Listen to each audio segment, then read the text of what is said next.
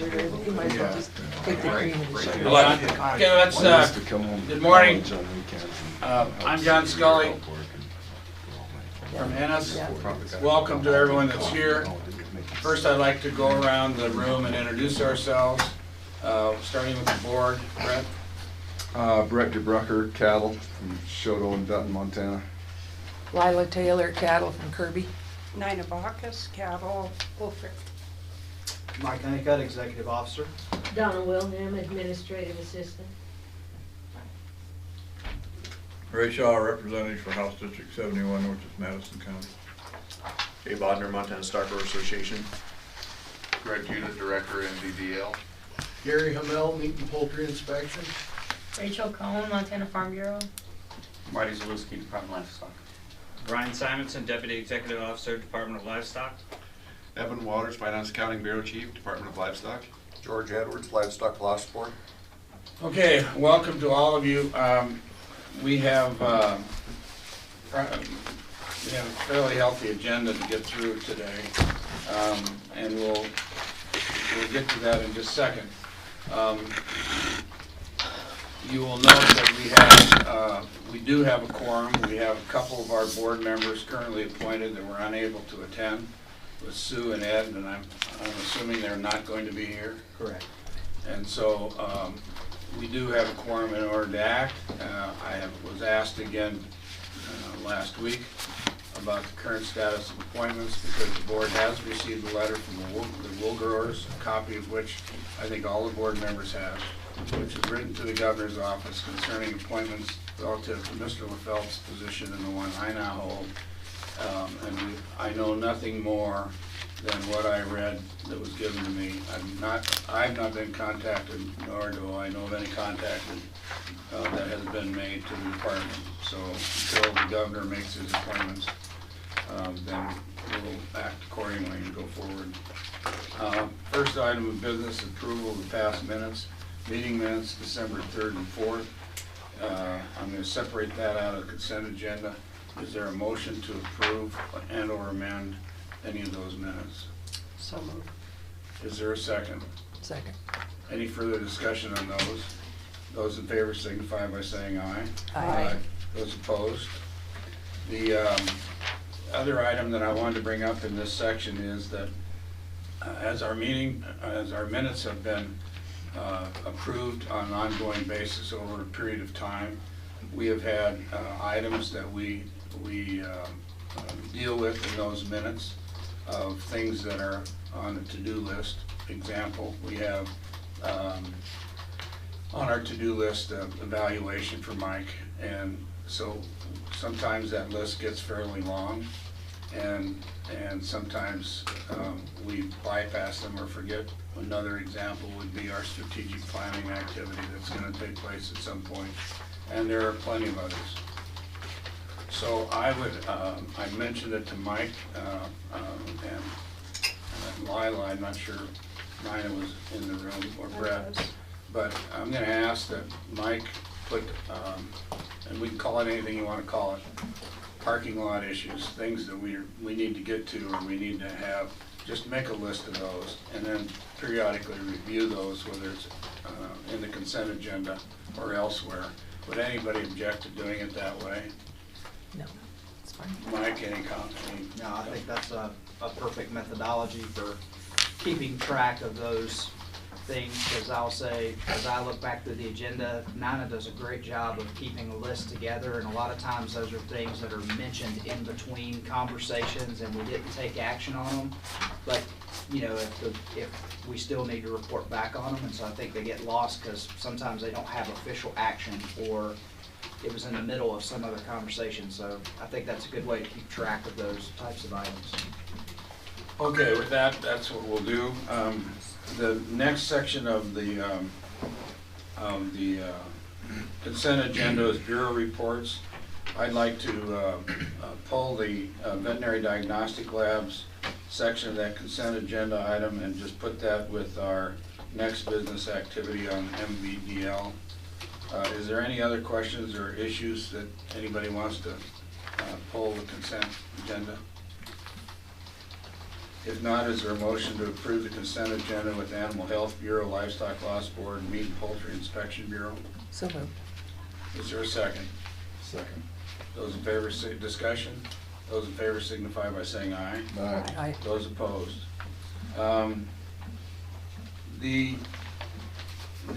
Before I get outside of this consent agenda, we have had a significant retirement with Dan Turcott. Significant from the standpoint that he has, over a long period of time, I think had extraordinary performance, and during very difficult periods of time he has had so. That has, when he needed to, he just did a lot of the work and the travel and the extra hours by himself. He did not want to be here. But I think it's our job to recognize what he's done. You know, Mike wasn't here the whole time when Dan had to deal with extraordinary pressures of growth in his operation and a lack of people in his operation. And I'd like to ask the board to consider doing something for Dan. I'm not wanting to embarrass him, but I am wanting to thank him for all those years and all those things that he did. We don't need to get into them all, but they were terrific. And I think we're not doing our job if we don't recognize him, even if he doesn't want it. I know he doesn't want it. That's the kind of guy he is. He just went off and did it all the time. So without objection, I'm going to ask Mike to come up with something that we can honor him with. And I suppose it will embarrass him to some degree, but you know, he earned it. Is there any issue with that from anybody? Because I know everybody's supportive of him. Okay, let's go ahead. I assume it's Dr. Judah that's going to give the veterinary diagnostic lab operations update. Because I think one of the issues, the dangling issues, was the brucellosis testing and the numbers. Maybe, I assume you're going to include part of that discussion, which is why I brought them sort of together. We don't, just from a testing standpoint, operations, as opposed to the other brucellosis activity.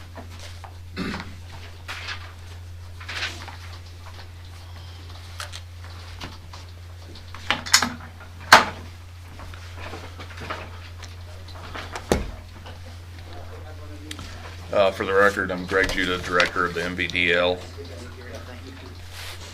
Mr. Chairman, so if I understand you correctly, you would like to dive straight into the brucellosis. Well, no, under the consent agenda, you had a bureau report that was for the veterinary diagnostic lab, and I just moved that out of there, so I'd like to dive into that. Just okay.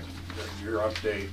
Sure. Keep everybody abreast of what. And why I said brucellosis is the last time we met, we had brucellosis activity that was fairly significant, and we didn't have numbers, and I don't know whether we have them now or not, but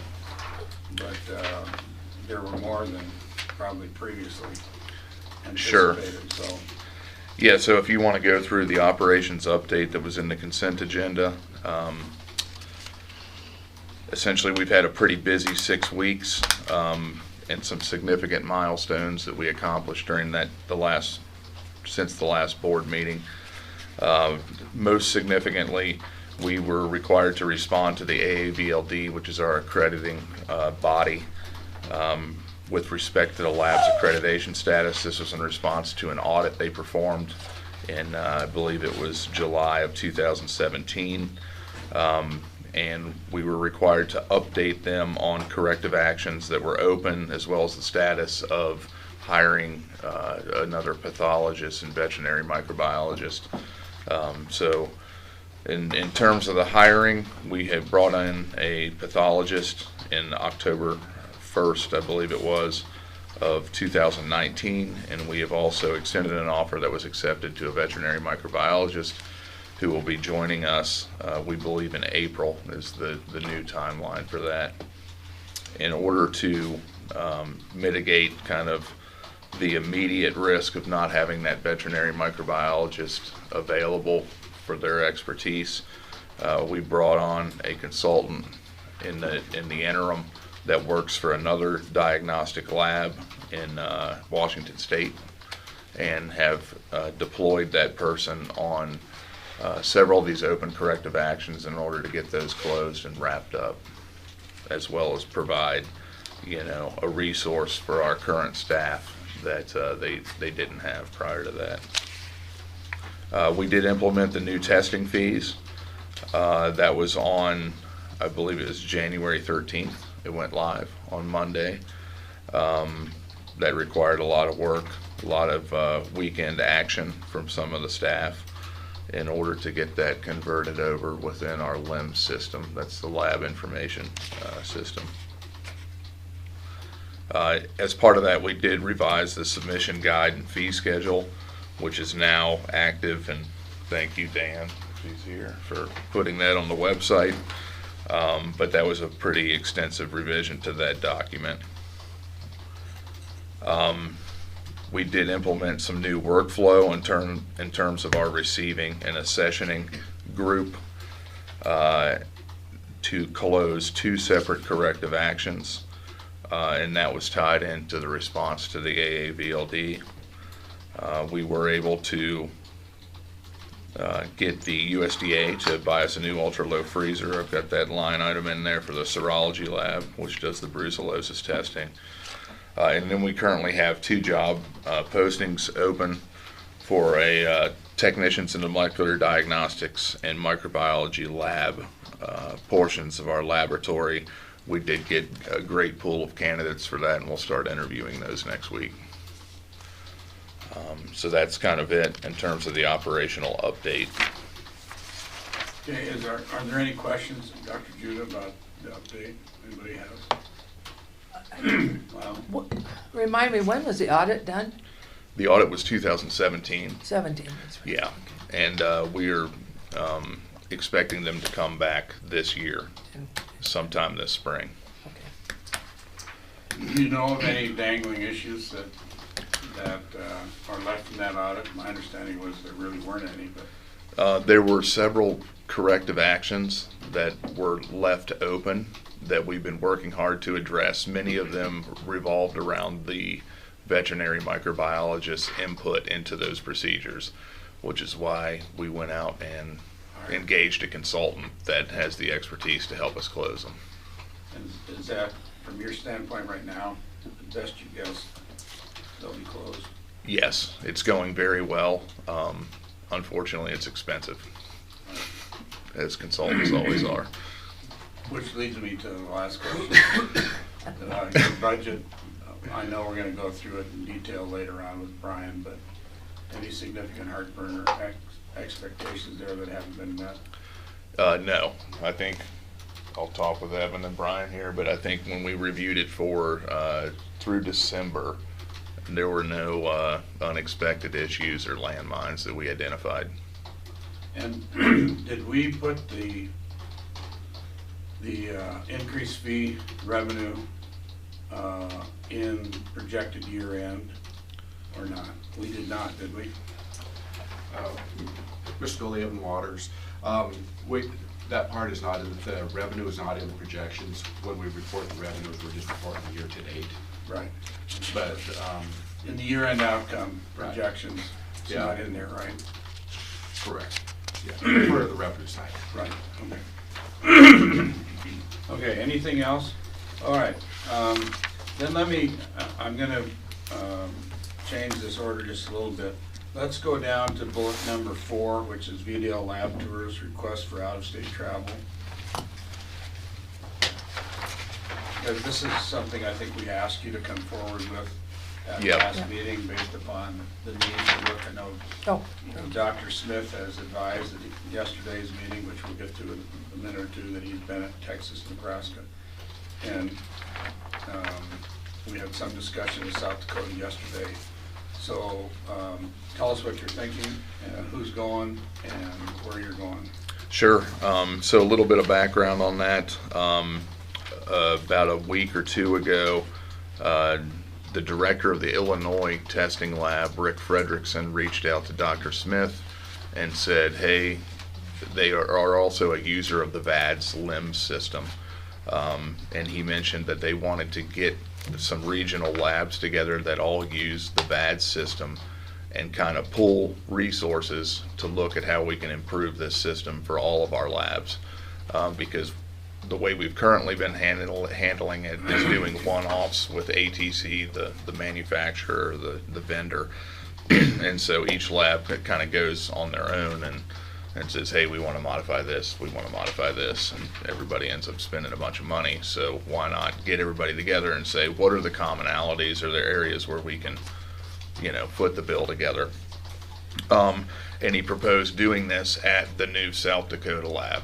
So that's how the conversation started, and that he mentioned the beginning of February. I believe it was somewhere around the 6th of February. So in talking with Steve, I was like, yes, that's a great idea. I think we should maybe look at participating in that.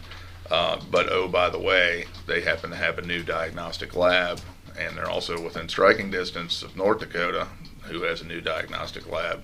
So why don't we just make this a road show and fly out to North Dakota, see their facility, take the road trip 3 hours south to Brookings, do the VADS meeting there as part of this, but also get a tour of their facility and see if we can brainstorm and get some ideas from those folks about their construction and what worked and what didn't. So that's kind of the concept. What I'm proposing is that Steve Smith, our lead pathologist, and I make that trip, fly to Fargo, see the facility, rent a car down to Brookings, make it about a 2-night type of deal. So you'd have the expense of airfare for 2 individuals, 2 nights in a hotel for 2 individuals, and a rental car. And when I priced tickets, it looked like it would be around $2,000 all in for that trip. So Okay, yesterday we also had a discussion about a date set for you, Brian, Dr. Zalewski, Dr. Smith, and maybe others, to meet with architects.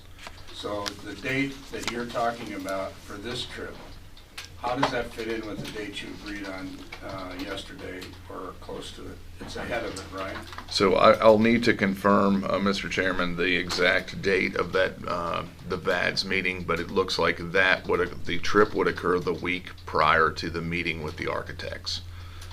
Okay, and I bring that up for the rest of the board because the meeting with the architects is going to deal with some of the, we'll get to that in a minute, the South Dakota architects and the building itself and comparative analysis, so that even timeliness of it is even better than it would have been absent yesterday's meeting. Okay, so I have one question. Is 2 days enough? Mr. Chairman, I believe Doesn't that sound like it to me. doesn't sound like it. No, and let me tell you why. It sounds to me like you've got a meeting all day in South Dakota, and you've got a meeting to go through North Dakota's. That'll take a day. So it sounds to me like you might be putting yourself up against the block of making sure you've got all the tour and tire kicking you need to get done or want to get done. So I just want to make sure that you don't feel crammed into a 2-day trip if you need it. That's a great point, and I think that it'll depend on the flight schedules.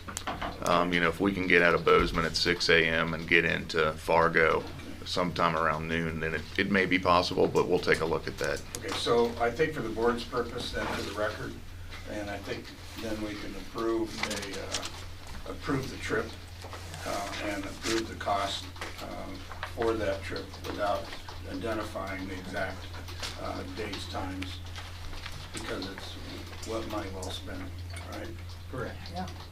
So would there be a motion from the committee, from the board, to approve that travel? So moved. Is there a second? Are there any questions you'd like to ask Dr. Judah about the trip or anybody else? Doesn't matter. Lots of pictures. We have some of those. Yeah. You sure do. We can do that. Mr. Go Chairman, ahead. after all the pictures we saw yesterday, one of the things I think would be very important for you guys to look at, and help me, Lila, if I say this wrong. Oh, just say it. Okay, is efficiency of space, which is one thing, but how a person moves through it. For instance, if you build a beautiful kitchen, it works great on the front of Architect magazine. But the stove's over there, and the sink's over here, and the fridge is over here, and there's a great big island in the middle, and all you're doing is walking around and around and around. And there's a term for it, and I don't know what it is. Flow? Huh? Flow? Yeah, flow, There. yes. So that Good work. I do what I can. what square footage you have is absolutely sufficient, but the people who work in that square footage, it's easy for them to work without having to walk forever, Brett? which will Oh, cut sorry. the amount of square footage you have to Yep. use. Brett? That's a great point. You may already know this, I don't know, but Doubtful. when you get out there, I'd be asking, how they raise the money to do it, Yep. who they're working with, are there other, are there other entities within their labs? What kind of agreements they had between them? That kind of stuff. Sure. Like whether there was a university contribution and, yeah. Wildlife and parks or Well, yeah. whatever, right? We had some of that yesterday, but we didn't have it in detail, so certainly we need to get it. Also, Okay, any, one more, if I may. One other thing, now that all of them worked in their labs a little bit, what would they do different? South Dakota Yeah. just moved in, right? yeah, they're just now, Moving in. okay, any other questions? Those in favor signify by saying aye. Aye. Those opposed? Okay, I'm gonna go to the second item, which is House Bill 586 committee meeting on January 17th. And report to the board about that committee meeting. I made a presentation to that committee. This is the committee dealing with the lease of the lease option with possible participation of Fish, Wildlife, and Parks, Department of Ag, Wool Lab, etc. The two focused areas were ours and Fish, Wildlife, and Parks. There wasn't any comments dealing with the Wool Lab. There was minimal comments from Department of Ag relative to the Board of Regents letter, which we can get to later if we need to, as to their the condition of the approval of space being available, conditioned upon them moving out of McCall Hall, the diagnostic analytical lab for Department of Ag. But it focused on, I think from our standpoint, we presented to them, gave them the list of things we were going through to get our information put together and grounded, and that you have, that's the same outline. I was also asked for that outline by Pat Murdo from Economic Affairs, gave her a copy of it, which I'm sure we'll have a chance to discuss later on, the contents of that with their committee. So they have it.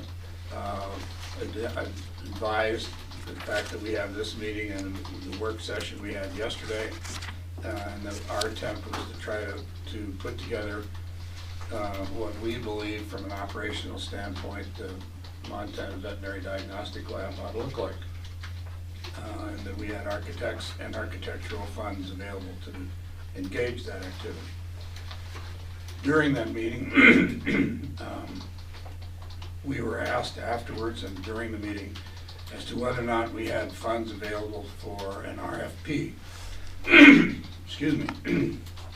And the RFP funds issue was interesting because by the time we got to it, Fish, Wildlife, and Parks has taken the position that they are not now interested in and I'm going to phrase it the way the committee phrased it. I'm not commenting any about whether they did it now or later or before or after. But they did advise they weren't interested in expending any funds for an RFP on a going forward basis because they had just spent $500,000 to upgrade their lab at Fish, Wildlife, and Parks. Pardon me. And that they didn't have any funds available and they were not going to be considered players. My observation is, and others can make their own and report to you, is that that was not well received by the committee, that they took the position that there was, they expected FWP to be a player in this whole activity. They asked the university what position they were to take, and Mr. Ellie, on their behalf, advised the committee that the letter from the Board of Regents would act as their report. Within that letter, the Board of Regents, which I think you all have now, there was a condition of the Department of Agriculture moving out of McCall Hall as a condition to space being available to be considered a lease. There was also a time limit on the university's letter of approval to us, which I believe was in 2022.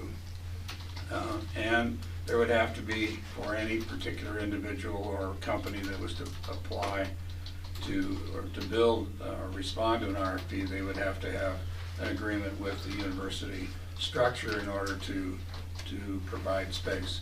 There was no designated location in that letter, and that remains the case. So some have assumed it's right where it is now. That's not so in the letter.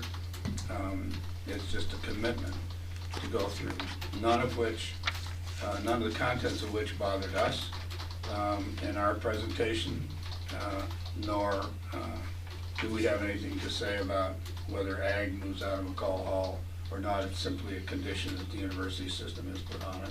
We just need to go home and do our homework. And that's what we're going to do. I did ask the university whether or not there were any fees or expenses that would be incremental to our current operational activity based upon that lease that would come from the university structure. And my understanding of that response of Mr. Ellig was that no, there would not be, that those matters would be taken up by the individual who responded to the RFP that was going to build a building that was for lease. Some of that has been reported in the Great Falls paper because the Great Falls paper covered it. There is a copy of that Great Falls report that's available if you'd like to have it. Mike has copies of it.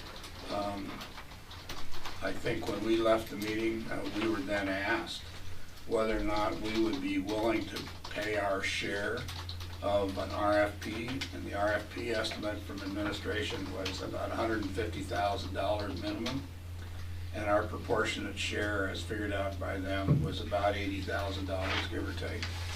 Obviously, the money we have was to be used to enhance the footprint and the design from the 1A design that was previously done of about 40,000 square feet during the interim of last session before last, and as recommended. So I responded that we have that money available, and we'll get into a little bit more of that in our report yesterday's meeting. But let me stop there and just say that no one else said they had money available. Ag said they had no money, Fish, Wild, and Park said they had no money, and the only money we have is the money we sought authority for last year through the per capita funds available to us. So as they say, we need to spend it wisely or not. My estimate, after all things are in, is that the legislature committee will have a difficult time arriving at any major conclusion prior to the session.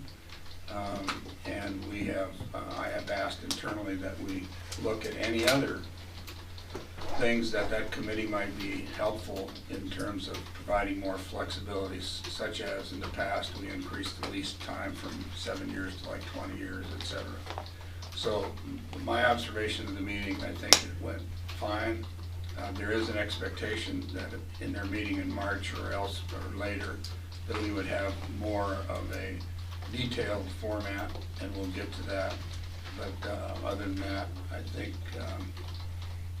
we're in step with what where they're headed, as long as we keep everything in balance. And so I know Mr. Bodner was there, and I'd like to start with Mike and have our staff who was there make any comments they'd like to make or observations about the circumstances we're in with that committee.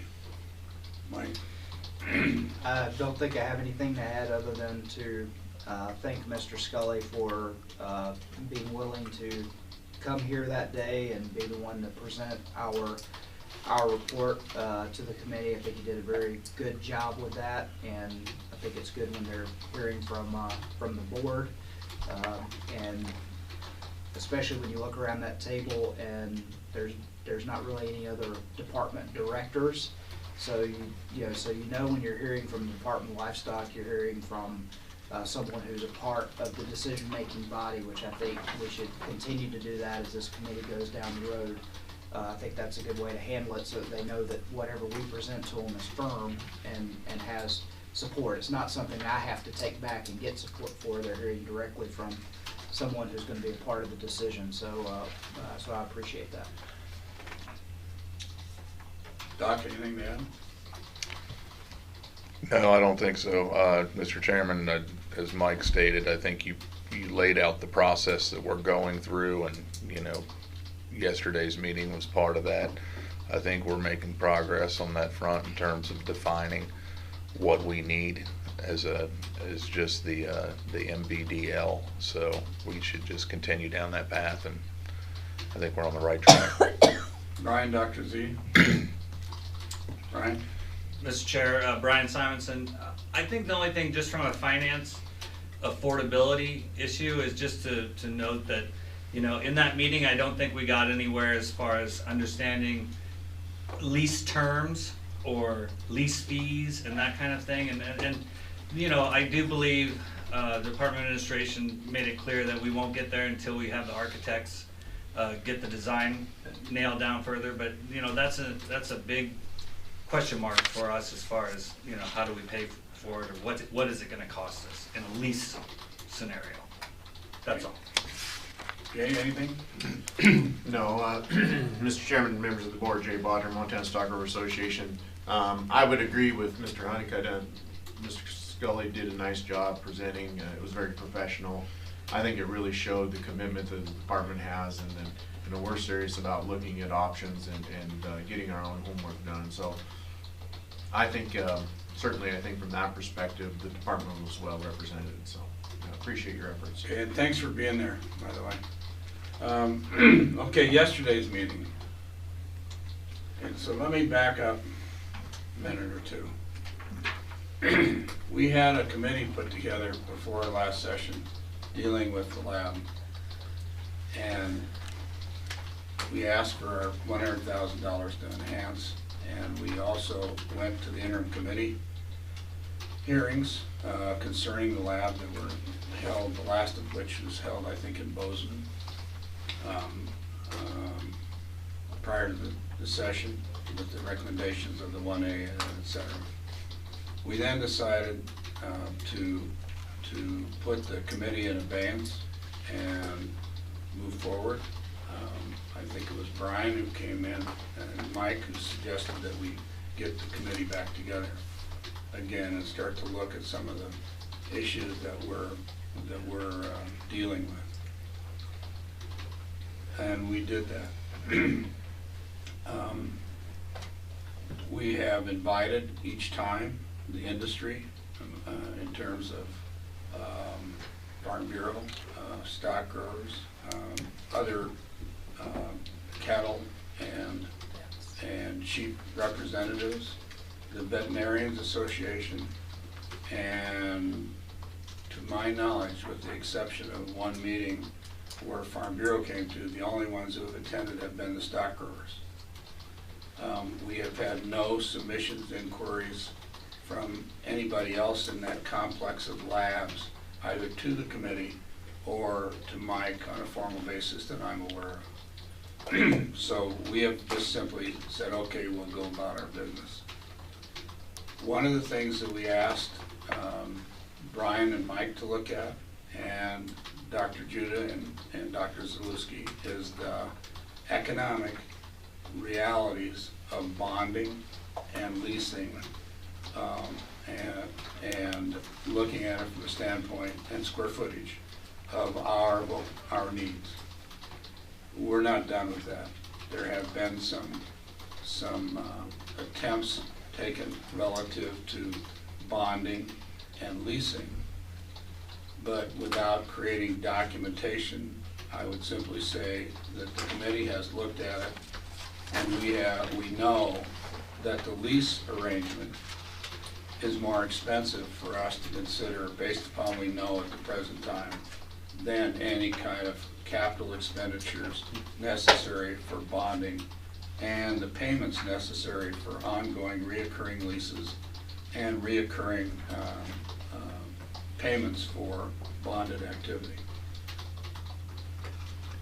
We also know that, yes, that we have, we may be standing alone, but one of the things that interim committee did was focus a great deal on chronic wasting disease. And we have a discussion about BSL 2 and BSL 3 that's still up in the air as to what and how that's going to operate. But the reason I raise it is that at that meeting and at our meeting yesterday, we had a discussion in our work session yesterday about the fact that it is more than appropriate for us to look at general fund requests dealing with this lab, because this lab serves not only the livestock industry, but is doing so in reaction to the management of brucellosis, chronic wasting disease, etc., in wildlife, which are public health issues. We asked for general fund 3 sessions ago. In doing so, we took the number of tests we did at the lab, identified which ones are public health zoonotic diseases, and then compared to the percentage of the total. And what we know is the brucellosis numbers have gone up exponentially. And at the meeting, the chronic wasting disease issue was handled a little bit like this, and I'll paraphrase. A few years ago, Montana used to have red dots, 1 or 2 at the state level. Now it looks like we have measles and on chronic wasting disease. And so those tests are coming, and there's no reason to believe that either brucellosis or chronic wasting disease is going to change significantly and lessen for any reason that we know of. And so the issue of maintaining an ability to ask for general fund money is probably critical for us going forward, so that we don't stand alone, and so that the industry doesn't have to foot the whole bill. Yesterday's meeting with the architects, they displayed the South Dakota lab by slide, and I think we had a discussion about our $100,000 authority we got this year. I was probably obstinate in the fact that I did not want to commit all our $100,000 yesterday immediately to the architectural design, and that would hold back because of the request from the legislative committee that was searching for money for the RFP. And so I think we came to a mutual understanding of how that operated, and the fact that if we spend the money for the architects now, we are not likely to get credit towards an RFP, cash payment in, but we will have done work that is valuable to and included in the RFP, if that makes sense. And I think we all finally understood that. So a date was set for the committee, for the architects to have a telephone, have a brief work session, and then a conference call work session whose players, I believe, will be Dr. Judah, Dr. Smith, Dr. Zalewski, Brian, and Mike, depending on schedules, etc. And I'll have them report on what they're going to do, because I asked Dr. Judah if he would do that at the end of yesterday's meeting. March is the next meeting for the interim committee, as we were told then. We may know in March whether or not the Tribune article is accurate, because it suggested that the committee's work probably is now going to be pushed into 2021 after the next legislative session, and RFP is unlikely.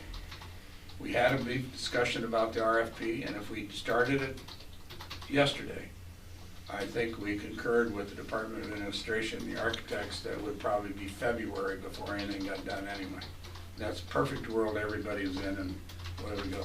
So the pressure to save some of the $100,000 is going to probably diminish over time, and that money would then rather be going towards an RFP, some or all of it would go more towards the architects.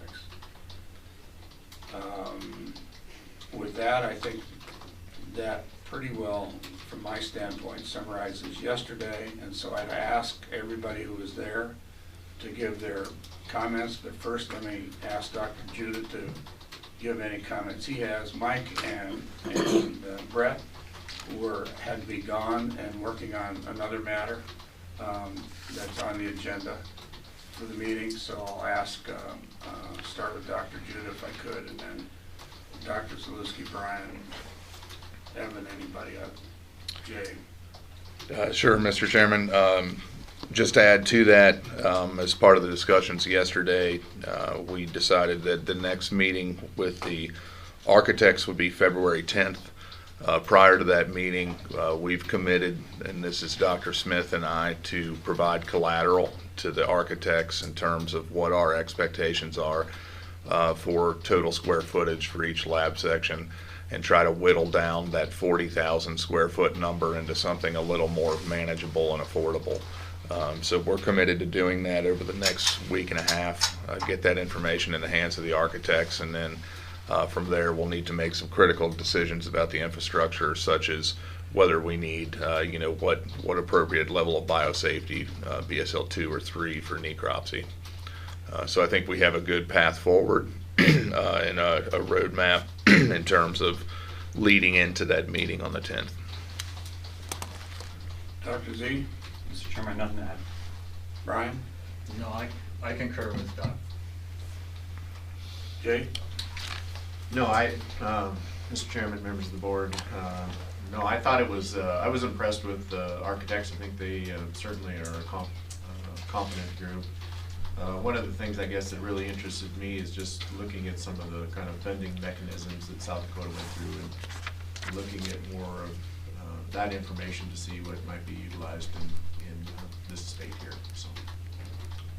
Okay, we asked about their knowledge base of the funding mechanism. They had some of it in their timeline, Brett. They showed 2 or 3 different segments of financial approval by the legislative process, and Mike is pretty well aware of what they went through.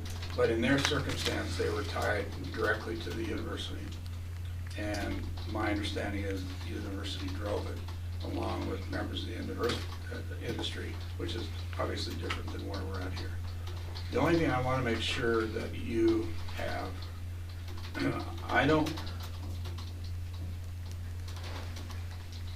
I for one believe we're relying on the professional judgment of you and Dr. Smith and Dr. Zalewski relative to what that lab needs to operate. If you come back here and you say it's 80,000 square feet, and you need, 12 more mugwumps in there and 34 more people, Goodbye. then the only issue that we have to deal with, and that's a fair thing for you to do. You professionally believe that. I don't want you to take it, and I don't think the board expects you to take a narrowing of your professional judgment just to make something happen. It needs to be done right and under the right conditions, which is why we have the growth plan in there. And so, on a going forward basis, I think you want to keep that in mind as we deal with it. Okay, any comments? Mr. Chairman, Dr. Judah, I found it very interesting that you told us Bio3, or that a Biosafety 3 is the way to go. And the architects sat there and said, oh, for heaven's sakes, 2 is all you need. As John just said, make sure you come back with what you feel you really need. Don't let somebody try and sell you on something you're not comfortable with. Thank you for that, and that's a point well taken. We're trying to get every data point we can, in terms of speaking with other lab directors as well as the architects, just to make sure that we make the right decision for us and with an eye towards the future. We don't know what we're going to be facing in 20, 30 years from now. So taking all that into consideration as well as what we can afford, I think. Well, and, those other labs deal with CWD and other things, but they don't have to deal with brucellosis as you're going to have to deal with here. And so, make sure you got what you want, what you need, what you need. What you want, what you need may not be the same thing. Agreed. Yeah, and I apologize for not being able to be in the meeting yesterday, which is why I'm asked the chair for a privilege to ask a question of my staff member in a public meeting. But based on that conversation and what I heard, reported back from the meeting yesterday, because I don't want to get us trapped in a thing here where if we have architects that have been contracted through the state process and they come back and say, you don't need BSL2 or BSL3, but you professionally, as Mr. Scully just encouraged you to do, come back and say, not only do we need some BSL3 space, but maybe the right way to go might be to make it all BSL3 space because of efficiencies you've identified. Is it safe to say, because I want to know this because I think it'll be a conversation we'll either have with the legislative committee and interim committee or with our industry at some point. Is it safe to say that those folks, as you mentioned the future, I kind of want to hem you in, and I'm sorry, but is it safe to say they don't maybe are not contemplating where you see AAVLD going with accreditation, or where NON is going, or National Animal Health Lab Network, I'll say that for folks listening that don't understand our acronyms, which is a funding source for us, that they don't see where they're going in the future and the requirements they're going to have, and that maybe it's not that we need that today, but if we're going to continue to get that federal funding, if we're going to continue to be accredited, that's why you've got to keep those things in there, because that may not be the cheapest option, but what I'm thinking is professionally, you're thinking broader than the architects. They're thinking today and how to get a building up. Is that a safe assumption for me to make? It's 100% safe, Mike, and a good point in that the landscape for how NOL rates these labs and appropriates money in terms of grant dollars each year is changing, and the requirement for BSL-3 necropsy for large animals wasn't revealed until last month.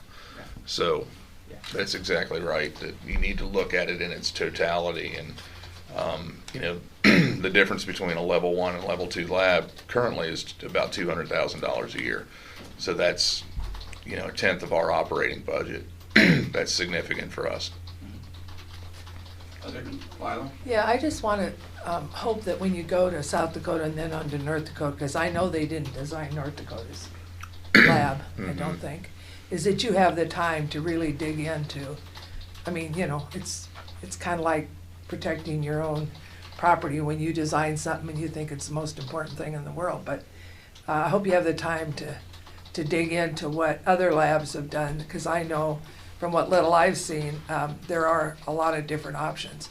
Yeah. And I know that I don't know, not everybody will have a building that can handle a giraffe, but I was a little appalled by the fact that the ceilings, it looked like we were in an amphitheater, looking at that picture. But I think, to me, that's really important to get what we need for where we are, not where South Dakota is. Yeah. So I'm excited that you're going. I think that'll be interesting to get the feedback from it.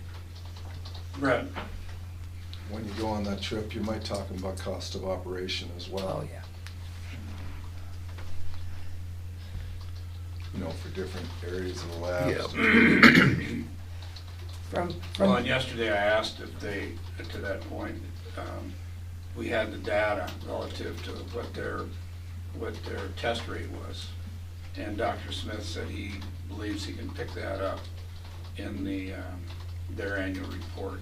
So he's going to try to do that, so that would be hand in glove with what you are suggesting relative to cost of operations. But I don't think South Dakota knows yet. When you see, I mean, they're just moving into that lab. When you see their mechanical facility, I mean, we don't have a clue with what operation and maintenance. When you see that compared to what we have, I mean, I think it's a difference between, oh, I mean, I was just sort of overwhelmed when I saw the systems. They should have projections on Yeah, that. oh, I would yeah. imagine Yeah. you could at least do, and then down the road, I'm sure we'll get realistic numbers against their projections before we get too Yeah. far. The other thing that Anyway. I don't think I mentioned this, that was brought up yesterday, is that in relationship to the university, they have a 2-2 plan with the University of Minnesota concerning veterinary medicine, and where ours is a 3-1, 1 year at MSU and 3 elsewhere, and theirs is a 2-2, which means there's more significant student participation at South Dakota. Okay, is there anything else on that except for the cost analysis item? Okay, so let me move to the cost analysis item. I had originally hoped that we could look at some cost analysis relative to what it would look like for 40,000 square feet, give or take, relative to cost of construction on a bonded basis, if it was at 100% and if it was shared and/or compare that to lease. And I don't think we're quite ready to be able to do that. What we know is, so far, what we've seen so far in our working session was that the lease option is more expensive on an operational run rate basis than is the bonded, capital construction. So over a period of time, it would cost us more money annually and in accumulated dollars on a lease basis, which would be a significant issue for us on a going forward run rate. So that agenda item we're not going to go through today, and hopefully we'll see what we have when we get to March, was sort of the targeted date I asked everybody to sort of look at to see what kind of cost analysis we can have. And that way we're not promoting some cost analysis that runs up red flags until we know exactly where we're at. Is that fair to describe it that way? Brian? Yes, sir. I think, you know, the range that is being, you know, spoken, not in the public, for lease terms is broad. And, you know, from 15 years to the legislators proposing new legislation for 30 years. I mean, that makes a big difference on a cost analysis. So. And so I guess for us, you know, we will probably not have a definitive answer by May as to what the exact cost might be, but we would have enough of an answer by May that would give us a view towards what we may ask the legislature for in getting ready for next session when they take their snapshot in the, second or third week of May. So that May meeting for the Board of Livestock, based upon the snapshot, we ought to have enough of an idea, not a finite one, but enough of an idea to at least suggest expenditures. And from my personal standpoint, we should not give up the notion that there should be some general fund participation. And when you think about that proposition, it's easier to deal with a general fund proposition of a smaller amount over a period of time than it is a big lump sum once. And so depending on what the structure might look like or what the options are, maybe that's an avenue that could be pursued this year. Don't know. We'll know more about it, but that would go sort of be on the to-do list as May comes around. Just a question to clear some, because I'm a little confused on something. Okay, we have the RFPs. And we have these other entities that originally were invited and they all said no. And somehow it seems like they keep getting rolled back in. But if they said no, they said no. And if the total amount needed for that is, what, 150, 185,000, whatever it is. If we have what we have, and it's not the full amount, and they don't want any part of it, but they're still kind of folded in of, we're gonna come along here. I'm not very happy about that. If you're gonna be a part of it, you need to step in and be a part of it. And they said they didn't want to, so why are they still being folded back in? And who will pay the difference between what livestock pays and what they're all supposed to pay? Okay, let me try to answer that. And I think my observation was at that committee hearing that there was some surprise by the committee itself that Fish, Wildlife, and Parks was not committing to be a player in that process and or pay their share for a future RFP. So there's no RFP yet, but the idea was, we were asked prior to the meeting, and I'm sure, I would assume others were, as to whether or not we would or could possibly pay for our share without knowing exactly what our share was. And at the meeting, we took the position, I took the position, that yes, we had some funds available that could do that on a standalone basis, but it wouldn't cover the whole thing. I think the legislative committee will have to decide who's in and who's out, and based upon who's in and who's out, whether or not they're going to go forward.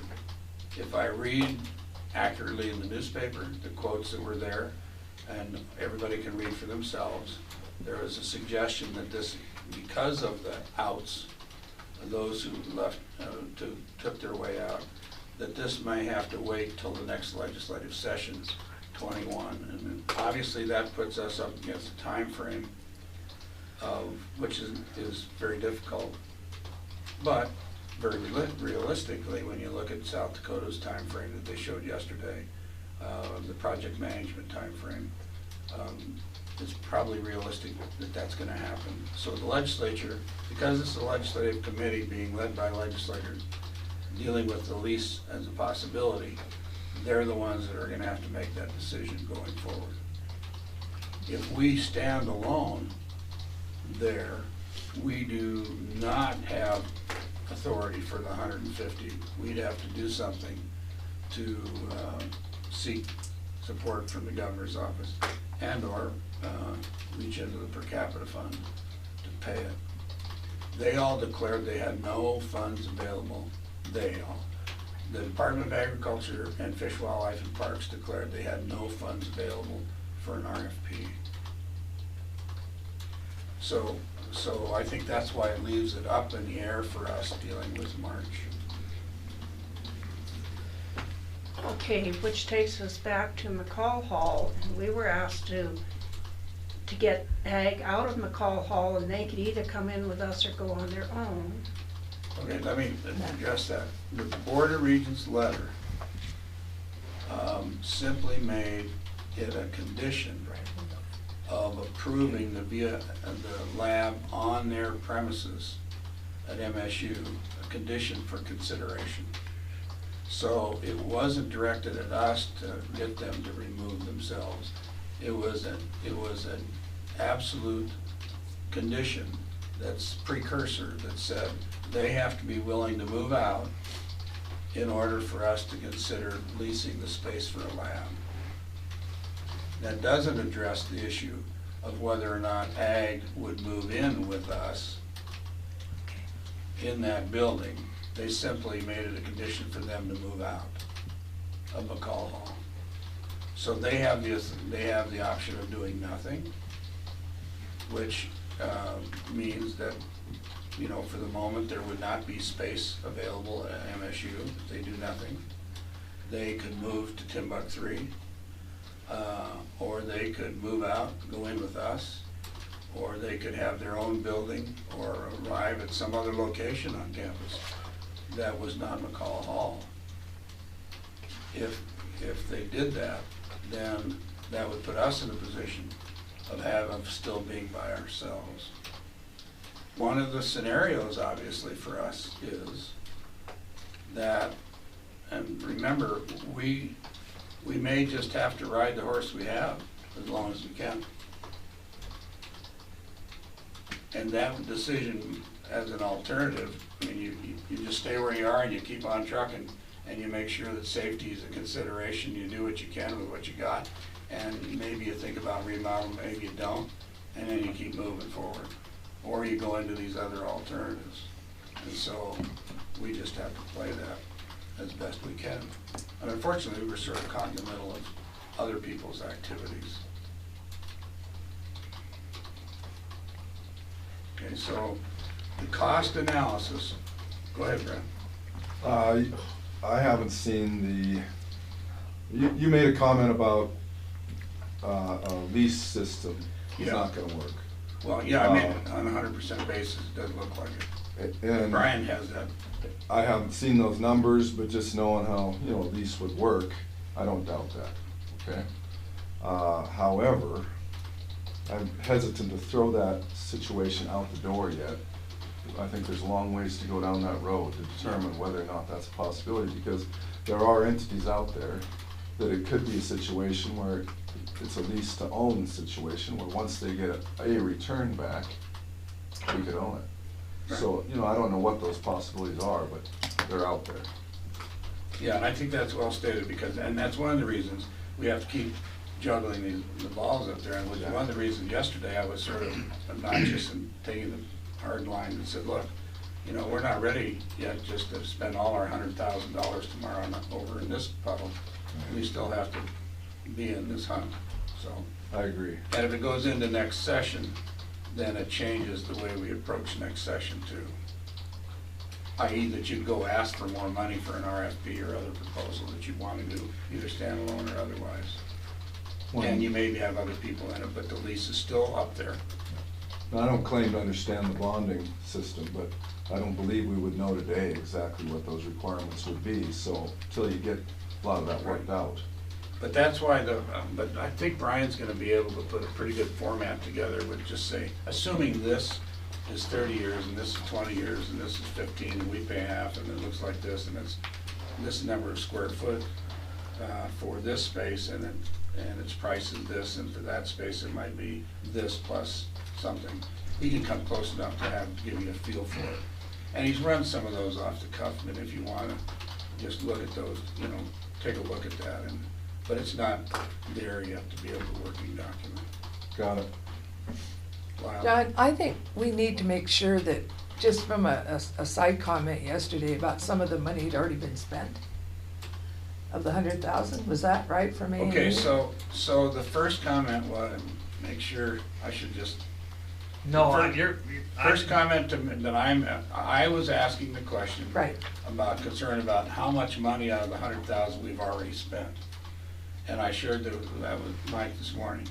And I got some pushback that said, oh yeah, you've already spent a bunch of that $100,000. And I said, well, okay, how much? Well, it wasn't much. Yeah. Okay, so at the end of the meeting, or towards the end of the meeting, Marina Little. yeah, thank you. She said, oh, correction, there hasn't been any of it spent yet, or billed yet, except for yesterday we spent some, right? So I don't know what that number is, but the group assumption was that, oh yes, you've been billed, and some of it's already been spent. At the end of the meeting, she said, no, none of it's been spent or billed. But yesterday we would have spent some. So there is no number Oh, out 'cause there the as to architect- how much of the 100,000 we spent. Because the architect, somebody said 4 to 5 or somewhere in there. Yeah. He said it might be a little more than that. I could hear him saying that, and I'm going, okay, have we or haven't we spent some of the money? So Well, that's why I that's asked the Brian's. question. When we get a bill in, we'll report Okay. Yeah. what our Thank you. balance is. So we'll know, he'll keep track of it. But as of the close of the meeting yesterday, it was nothing billed, and only yesterday spent. How much of that we know? Okay. There might be a large bill coming though. this Well, year. it's Yeah, interesting. There might be a quick. They were one coming stepping in soon. and out of it pretty quickly. But I would say this, though. They were very good about making the next meeting a working session, Yes. telephone session, so there wouldn't be any travel or anything extraordinary. So I think they understand the predicament we're in. Yeah. Okay, cost analysis. The last thing I want to bring up from these meetings that I don't expect us to make a decision right now, but one of the calculations we had yesterday off the cuff was a calculation that talked about, delays and how much it costs for a building of significant size. And I don't remember what the number was used in square footage, but the number of reoccurring expense on a daily basis that it's costing you when you have to delay construction. And then you overlay on top of that the issue of construction in Bozeman, which is significant. I mean, be very different construction costs depending on where you're at, and Bozeman's probably as high as they get, I suspect, right about now, without having a lot of proof, but other than comments from 2 builders that I know right in the throes of all of it. That as we look at this thing going forward, Dr. Zalewski suggested that maybe we ought to look for, think about a project manager. And so I don't expect us to act on it today, but I would expect it to be on the agenda next time. And I would invite Dr. Zalewski, Dr. Judah, Brian, anybody who wants to comment about that, to make a comment, and then I'll make a comment after they're done. Anything you want to comment about? Mr. Chair, Marty Zalewski. I just, the comment or suggestion originated from the fact that there are so many moving parts here, and obviously there are advantages, something that you brought up, there are advantages to completing the project earlier rather than later because of escalating construction costs, et cetera, that it seems like we may be well served by having somebody that can kind of keep everything in order, establish a timeline, report on progress, address, identify milestones that need to be reached based on a certain calendar. I think perhaps at this point, while we don't know that we don't know exactly what our ultimate kind of desired laboratory facility would look like, perhaps it's premature, but I think it's a complicated project with enough money on the line that I think we'd be well served by having somebody take full ownership with it, of it, and going forward. Mike, any comments on that? No, I think it's a good idea. Just the only question that immediately comes to my mind is what project are we managing? Because we don't have a project, and I guess the first thing that jumped into my head too is that depending upon how we pursue this, if we end up working with private industry, there's going to be that company will have a project manager, project engineers that will be tasking those things as they go through. But you're right, there has to be a reciprocal person on this side who is the contact The only thing I'd say at the present time is, usually we get those things done by assigning someone internally, and I'm having a hard time thinking of someone that doesn't have a full-time job already that would be able to dedicate enough time to this. So I don't know and that's what we maybe pull together for next agenda, is looking at consulting options or things of that nature out external to the department, to have that, and if we're comfortable with that, but because I just don't think we have the internal capacity to dedicate someone full-time to that, right? And maybe we could right now because there's so little happening, but when things start happening, you're right, it's going to take up a lot of an individual's time. Well, the comment I would make is that time is going to be an issue significant. Did you have something, Brian, that you want? Mr. Scully, I was just going to add that having gone through a major construction project up at the college with A&E, that I apologize. Holy cow. That A&E is going to charge us a fee, right?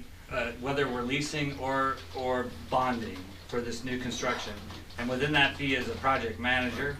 Now, so we will have another project manager out of A&E assigned to us whatever portion we need of him or her for that construction project. Now, the other thing I would add on top of that, though, is that, quite frankly, that person was good and stood opposed to the general contractor, that's doing the building, which is what you need. But you also still need somebody in-house, because nobody takes care of your own house like you do, right? And I think that's critical in the process. So even if we had a third party or a private, I think we're still involved heavily during the process. The additional comment I would make is that it will probably pay for itself. But the other issue that is left out of the whole equation is in our timeline and in our to-do list, which is funding options. And so there's going to be rabbit trails relative to federal activity, whether it's research or whether it's congressional offices, and methods and methodologies that might be, example, might be able to get a research grant that would pay for a lease but not give you a grant. There may be a grant that needs to be applied for. And A&E's not going to have somebody that's going to be doing that.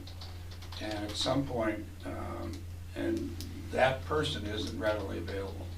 I mean, you have to have somebody that understands the mud puddles they're standing next to as they walk down the road, because they need to understand how it operates, how the university operates, by the way, was going to be a part and parcel to where we go, and how the legislature operates, and how construction on it. And finding somebody with those skill sets is probably not a student right out of MSU. But anyway, that's food for thought. Yep. But and we don't have authorization in the budget for it at this point. But it may be one of those things that, as you see it coming forward, we have to deal with in May, and for which we can look at House Bill 3 and other, depending on how everything unfolds, to reach back and fund it if it's an appropriate thing to do. Okay, so we'll put that on the agenda for later. Anything else relative now to the report on the committee, the report on the legislative committee, the work activity relative to MDOL? Okay. I'd just throw out that, for a little levity, Jerry Jones with his football stadium was only 30% over budget when it got built. Started out as $1 billion, ended up at 1.3 billion. So we'll be okay. So do we? I don't think we have a space for concessions at this lab. We might need it. We might have to help that. Or for levity, the better question is can good Jerry just send us the interest off his bank account for one day and we'll be fine? Yeah. There you go. Okay. The last thing I wanted to just put out for your consideration, I don't know whether there's any real substance to it or not, but my understanding is that Washington State University has been provided funds from a donor that will substantially either build new, add on, or do something relative to their lab as it relates to the veterinary medical school. It seems to me that that's a place, especially with the relationships that are necessary when you're on campus, that you probably ought to have some background in what Washington State is doing, plans to do with their new facility, and whether or not it's available. The only other thing is, I would just publicly ask again that the State Veterinarians Organization chime in and tell us what's in their head, because last thing I want to be involved in is standing up there being the piñata, and all of a sudden we have a whole profession who says they're just as well off mailing their specimens to Washington State, South Dakota, Colorado, wherever it's going to go. I agree with that 100%, John. If we don't have it yet, the State Veterinarian Association should be getting us some information on whether they support this project or not. Stuart Doggett, when he was in that role, kept up without a doubt, but has retired, and I know they've had some struggles, but I just wanted to make sure they're publicly invited. So. Yeah. Dr. Z. Mr. Chairman, Marty Sliski, the Montana Veterinary Medical Association is having a meeting tomorrow and Saturday in Bozeman. I'll attend that, and they do have a set of committees. One of them is kind of a public or regulatory practice committee. I believe tomorrow at lunchtime. I'll make sure and discuss that at that time. Terrific. I don't know if you have anything, Representative Shaw, is there anything you wanted to comment about the lab at this stage of the game? I have some comments. How long do I have? No. What's that? I said, how long do I have? Mr. Chairman, Committee, Representative Ray Shaw from Madison County. Thanks to everyone in this room for what you do. Now, I'll throw some thoughts out there. I'm termed out. When you look at the representatives and senators that are up here on the Hill, there are a handful, and Jay can attest to this, people that know anything about ag, or furthermore, care anything about ag. So that's a big concern to me. There are two of us that are termed out, Representative Redfield and I. I was chair of the Ag Committee, as many of the people in here know. That was a big challenge because how much of the committee was, you know, I sometimes speak when I shouldn't or say things, I go, oops, maybe I shouldn't have said that. But the first morning I sat in the committee, I said, you know, welcome, and this is how kind of things are going to go. And I looked around the table, I knew it was there, and I said, there are not very many people on this committee that know anything about ag, or, and I'll kind of end it there, and woo, the lid came off. But it was a challenge because people don't know. We live in a very changing, quickly, our world is changing, and people must understand that ag representation up here is getting smaller all the time. And I think that, you know, if you're gonna, Representative Redfield and I are gonna be up here all the time. We can't be registered as lobbyists, but we can sure as heck walk the halls and help ag and help you folks. Took what, 4 sessions to get bonding through. Yeah. So, are you gonna do that again? It's gonna be tough if you're gonna bond for this. So, I could go on, but must remember that's going to be a big challenge because people don't know, people don't care about ag, and it's such an important part of our state. You know, I live down in Brucellosis and CWD now. right outside of Sheridan. Just a quick story, and then I'll be quiet. I was meeting with the county commissioners from Madison and Jefferson County, and they were asking me, we were talking about brucellosis, and so they were asking me questions, and I said, and we have to remember that CWD is kind of in the eastern part of the state, but it's getting closer. And one of the commissioners from Jefferson County just stopped me, you know, good friends. He said, I just got a text that there's a CWD positive in Sheridan. And I went, oh God, you know, so yes, it's everywhere. Like John said, our state of Montana looks like measles now. So trust me, I will help any way I can. I know lots of people. I work with people. If I can work with FWP, and I can, to a point. But this is a huge challenge. We need the lab. But how do we get there? Should I say anything about the other thing we've talked about? Boulder? Or not? Probably not now. Okay, Probably not I'll leave it any alone. useful. But anyway, I'm right here. As many of you know, John and I have been friends since we were this big. And anything I can do to help, right here. One comment. We all know, we were talking about the size of the lab. We all know that we've built a shop, or we've built a garage on our house, or whatever. And when you get it done, you're going, my God, why didn't I build this bigger? You know, because it takes 2 days to build it up. But just thank you again to all of you.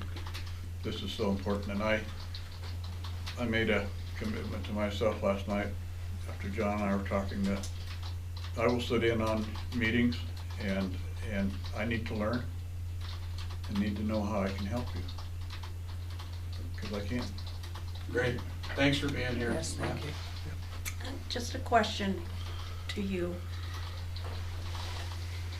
Having been at the legislature, and you've heard us sit here and kind of talk a little bit about, are we on campus at Bozeman or are we not? Do you have some feeling or what the thoughts are on that? Not from the point of, I have a building in my town or I have a building in my town, but where it needs to be. Do we need to push hard to keep it on campus? Or would it be in our best interest to put it where it needs to be, which may not be on campus? I've always been the proponent of keeping it on campus there. Let's face it, we're at Land Grant University, but at the same time, I think that if the university would step up, and correct me if I'm wrong, okay, that it would be advantageous for the students that are in pre-vet and other things to have that facility there. Maybe, you know, maybe you don't want them in there. But I think that would be a big advantage there. If you start, I guess, like John brought up, Bozeman is the most expensive place in the world at the moment to build anything. So dollars and cents always is enormously important. Would I love to see it stay in Bozeman? Yes. But when it comes to dollars and cents, folks, this is a huge undertaking. Maybe we need to go someplace else with it. Personally, I would just as soon see it there, but if we have to go someplace else with it, you have to go someplace else with it. And I think there are places that would work.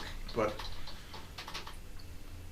I know the administration at MSU, and we have agreed to disagree on some, you know, let's say this, I guess it's publicly, I don't really care. I don't think they want it there. Those are my thoughts. I just really don't think that they want it there. And that to me is sad, but that's the world we live in. Because that changes, all of our campuses are changing on a daily basis, like I said, but yes, I would like to see it there. And if people think, there are other folks that think that also, but I wish the university was more involved in it, instead of just pushing us out the door. Fair enough. Thank you. Okay, we need to take a short break, or do you want to jump right in? Grab it? Would you like to? Whatever they want to do. Okay, let's just take a short break, and then we'll go. Pardon? Pardon? Yeah, I was. Yeah, and then what we're going to do is going to move into the brucellosis activity for those that are on the phone. We'll go into the various brucellosis concerning the updated information, plan reviews, etc. And along that line, there has been an issue that I will raise in that period of time for discussion, which is how we deal with, and Mike is aware of it already, how we deal with publication and how we notify, and why we notify the way we do relative to public because of the newspaper reports that came out. So that will be a part of the discussion. And we'll come back in at 9:45. Does that work for everybody? 15 minutes? Okay, great, thank you. You're on. Okay, let's call the meeting back to order. Next item on the agenda is dealing with brucellosis. I suppose we'll take it various directions, so let's go ahead and start with wherever you want to start. With the update, information request, USDA, whatever you want to start. Update's probably the best way to start. Okay, Mr. Chair, members of the board, I'm Eric Liska, the brucellosis program veterinarian for the Department of Livestock. Thank you for having me. Just excuse me, in your packet you have a document already? Yeah, so you have all this information. I duplicated it because I didn't realize it was in there this morning. One thing you might note is that the USDA review, when they sent it to us, it was somewhat in draft form. They had some notes, so it's very small type. I printed off a new one in here that's bigger. I got rid of that note that they had on the side, and so made the type type or the font bigger, so it's easier to read. Do you want a copy of it? I've got one right here. Well, you can read it. I've got a bunch of them. So today I'm here with a number of things. A couple of them, or a few of them, are homework, I understand. So I was in the field last meeting, if you recall, and I understand that I was told when I got back, Eric, you have some homework. So so a lot of what I'm reporting on is that. One of the things that, of course, that we are all aware of that I think is a good thing that I'm reporting on is that review, which, if you recall, a couple of meetings ago, I discussed kind of some overview of what the USDA found. They sent us a draft, and then they sent us another one after that initial draft for us to look at. That was the final we understood. Unfortunately, we did not get that final until recently. And then we were way behind the times on getting the response. So the response has been sent to them, and it is public information. It is on our website. So this review, of course, it's in your hands and in your packet from USDA is public information. It will be on the USDA website, and our response to that review is on our website and will be on their website as well shortly. Response? So the one that says response, that says 2019 USDA Review Montana's Brucellosis Management Program Montana Response. That is ours, yes. So we'll go over that, kind of an overview on some things that I think are important on there. The other portions of the homework were a side-by-side comparison of some changes that have happened in regulation and in handling of affected herds over the last number of years, as well as a protocol for potentially handing to producers for them to understand what steps we're going to go through once we find an infected animal and their herd is deemed infected. Right. So that's in here as well. We'll kind of go over that. That's in draft form, so I did not hand that out to everybody because again, it's in draft form and I wanted the board to look at it, tell me if I'm going in the right direction, see what we need to do or how you want it to change. So let's quickly start with an update on our, if you recall, the fluorescent polarization antibody, the FPA. We changed from the RAP test, and so we had a number of suspect animals and a number of herds that were under quarantine and under basically some hold orders for additional testing. It's nice to report that with a new protocol change and a new testing protocol and interpretation protocol from USDA, and a number of state animal health officials got together and worked that out. We only have 2 herds under quarantine. One herd is truly an affected herd, and so we are aware of that one in Madison County. The other herd is under quarantine while we work through the issues. They have a relatively high, one animal with a relatively high FP value that we need to run some more tests on. They just recently completed their herd test, and so now that we know that they don't have any additional ones, I'm going to go grab blood off of that one animal, and we need to confirm we have the correct animal and then work through the process on seeing if she's truly positive or negative. And that may include additional testing. It may include, there are going to be a lot of conversations on that one depending on on the values of that test. So that's the other herd under quarantine. We had throughout all of this, we had 56 total suspects and reactors. Could we just stop there a second? Sure. Okay, so last meeting, I think Dr. Szymanski went through the issues that created more negative results relative to the new test. And I think she covered that pretty thoroughly. Would you explain on the record where we sit now relative to what you do once you have a result that suggests brucellosis might be there under the new test? Because as we left the last meeting, we understood that all of you have worked very hard to mitigate the impact of that on a rancher landowner in that regard.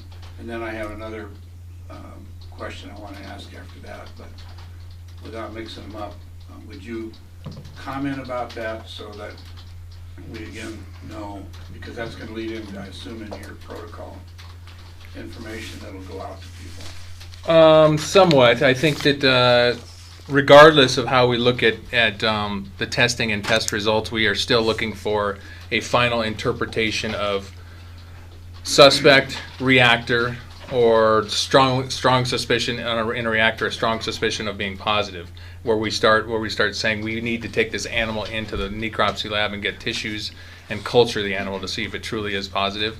So the serologic results, that protocol has changed somewhat in that with this FP test, we have seen a number of false positives, some relatively high values that would have been into the suspect or even reactor range at times prior to this protocol. What USDA has done and what we have done and worked together to do is to add on some additional tests with that test. So when we get a threshold level on the FP, we say, okay, if it's at 40, say, we need to run, or 20, we need to run anything other than 0. We need to run an additional test, a complement fixation, which I'm sure Tani went over, which was in the initial protocol, a BAPA, which was not necessarily in the initial protocol. So they added on a BAPA test, which is a screening test, but it's not one that we use for screening here in Montana, but it's an additional test, and those tests done in a series increase the specificity of that test. So we're much more comfortable if the BAPA is negative and the FP is in a certain level, at a certain level or below, that animal is truly negative. If the BAPA is positive, which we have not run into in Montana, But if the BAPA is positive and that FP is at a certain level or above, then we have to do some additional investigating because there is a stronger potential that animal is truly positive for brucellosis. So that's really, in essence, the change to the protocol is adding on some additional tests and then some additional discussions with epidemiologists, USDA epidemiologists, and as well as us, and then discussion with it may go to the point, and we do this often, of course, is we talk to the producer, find out what kind of risk they have. Certainly, if we have an animal that is suspect on any of these tests, we want to know, is this a herd that is at really high risk? Hey, Joe, did you see a whole bunch of elk on you this spring? Well, yes, I did, Doc. Oh, okay, well then we need to maybe do a little further investigating. So that's part of the protocol as well, is at certain levels that are a threshold of investigation. There's also certain levels that are a threshold where we send that sample to NVSL in Ames, Iowa for their confirmation, and then we use their level as the final end-all be-all. Whatever they get, that's what we go with, is that number. Our lab has been consistently right on the nose with NVSL, which is, I think, impressive.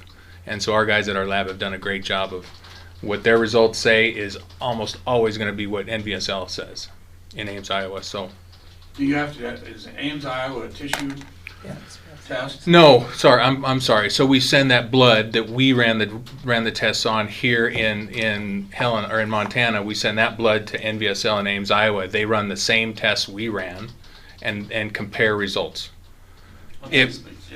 On suspects. If we have a reactor or one that we strongly suspect is a positive animal is infected, that's when we ask the producer, or we take that animal into the lab or to slaughter, and we collect tissues and send those tissues to the laboratory in Ames, Iowa, NVSL, for culture attempt.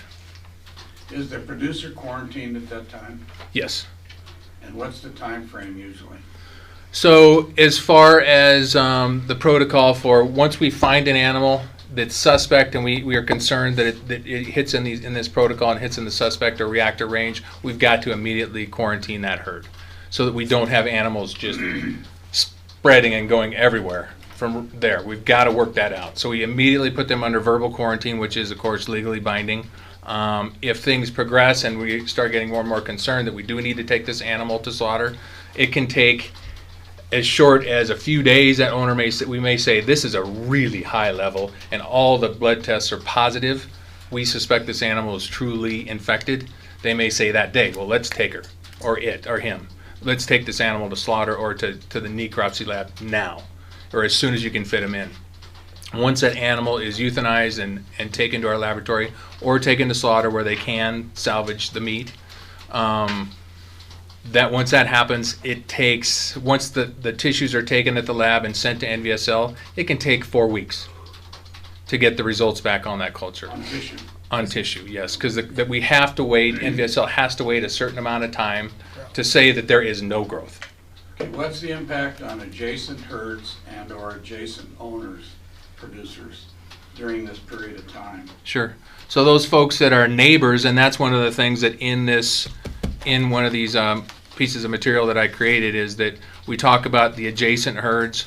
We used to say anything within a mile of their fence line, we had to put under quarantine and test everything 6 months of age and older, sexually intact. So that used to be the way it was. We now look at fence line neighbors, so those adjacents are considered those neighbors that were on the fence with them. Or even we have been able to even narrow some of these epidemiologic investigations down to impact fewer people by saying, okay, we know this one animal is positive, the rest are negative. Where was she or where was he during that time period, and what fences were they neighbors with, right? So we can narrow it down. Some people are, we can have records that are that good. She was grazing here for this time period, and we know she was negative last year because I ran a herd test. So we know for the spring period of maybe, let's just say 19, she was only neighbors to this ranch or these 2 ranches. And so those neighbors we've got to place under quarantine, we've got to test them. And so anything 6 months of age and older, sexually intact, has to be tested that's on their property when we put them under quarantine. That said, we have found an adjacent herd in the past that it just so happened to be running in a grazing association, and that herd had one animal that was positive in that herd.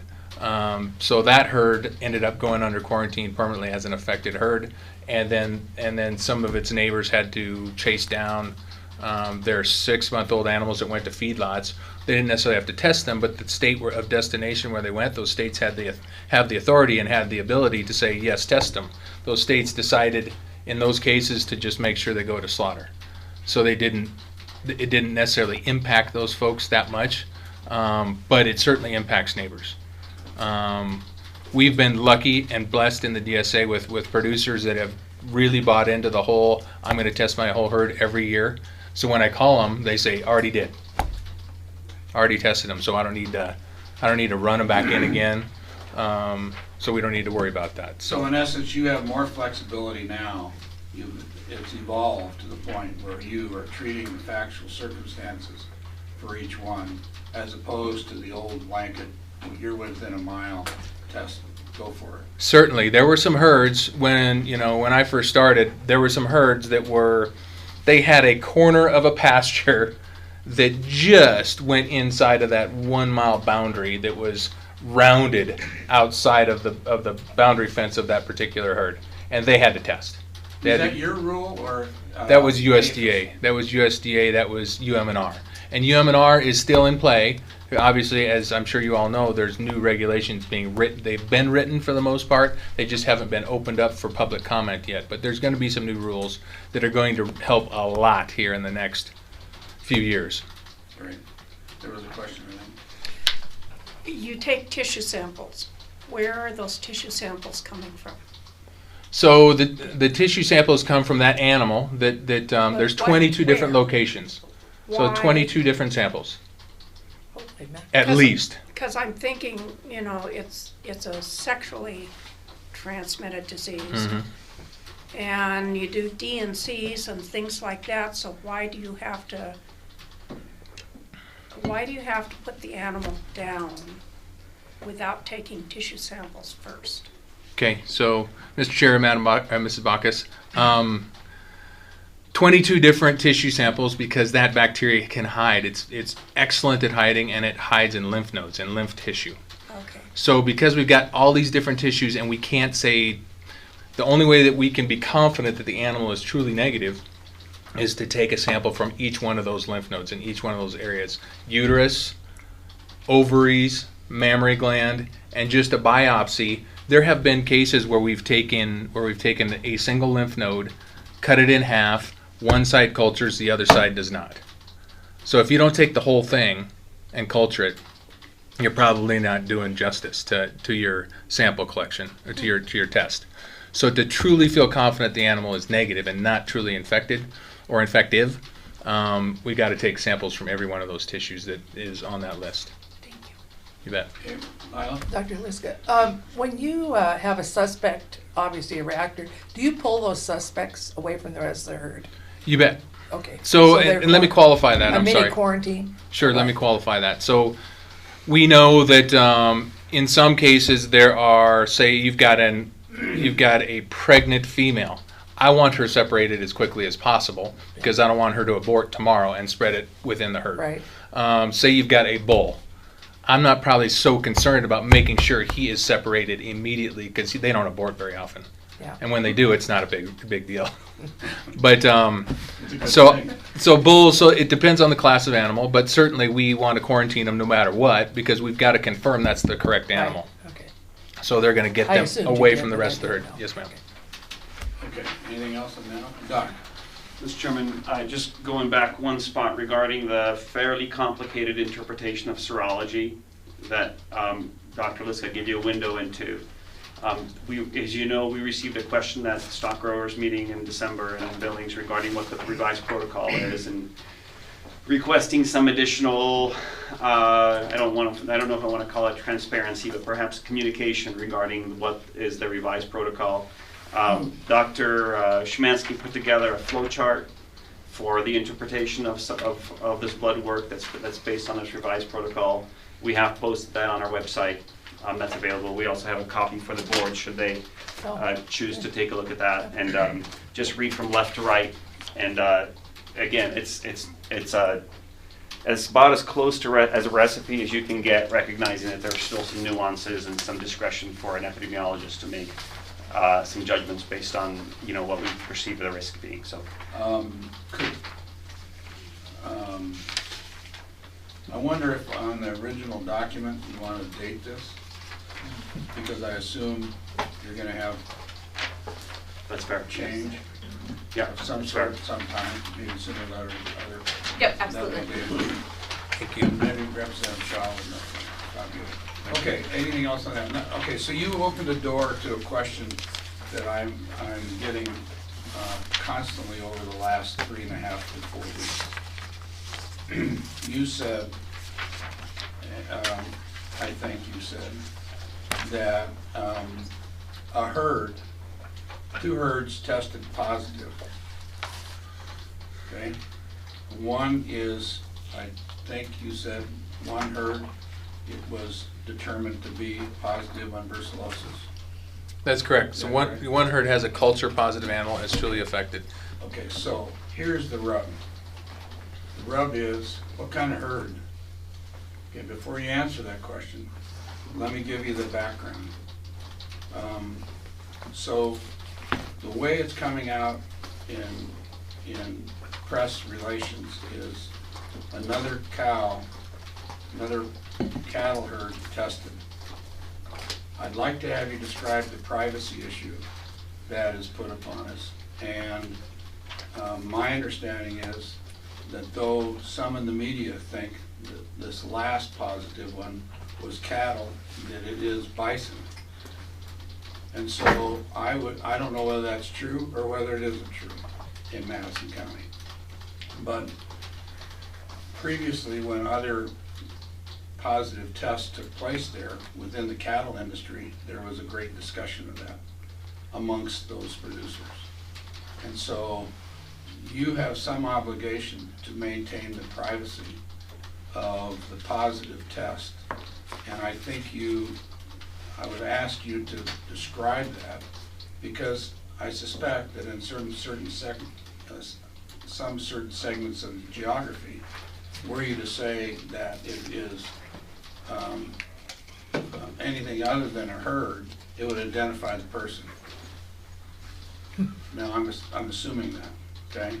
And so if in my side of the valley, in the Madison Valley on our side, you said it was bison, I don't know who it'd be. We don't have any except for clear around the corner. And then you'd say it was Turner's.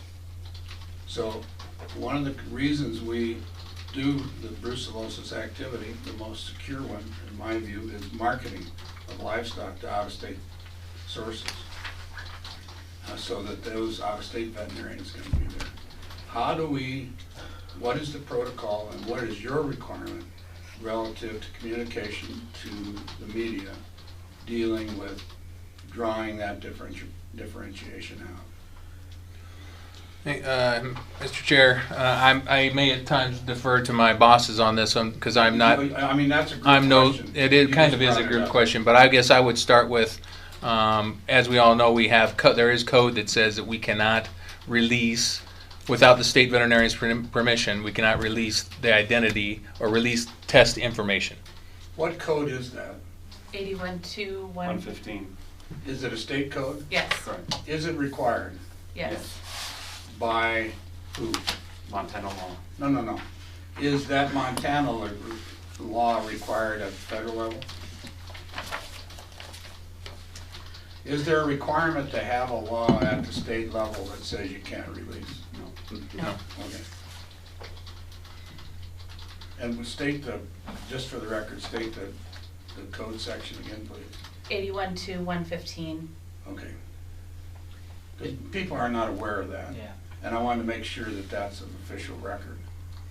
Right. And we one of the things we could do for the board, which I think might be helpful, is to go back into the recesses a little bit of when that code was developed and sort of put out the legislative intent.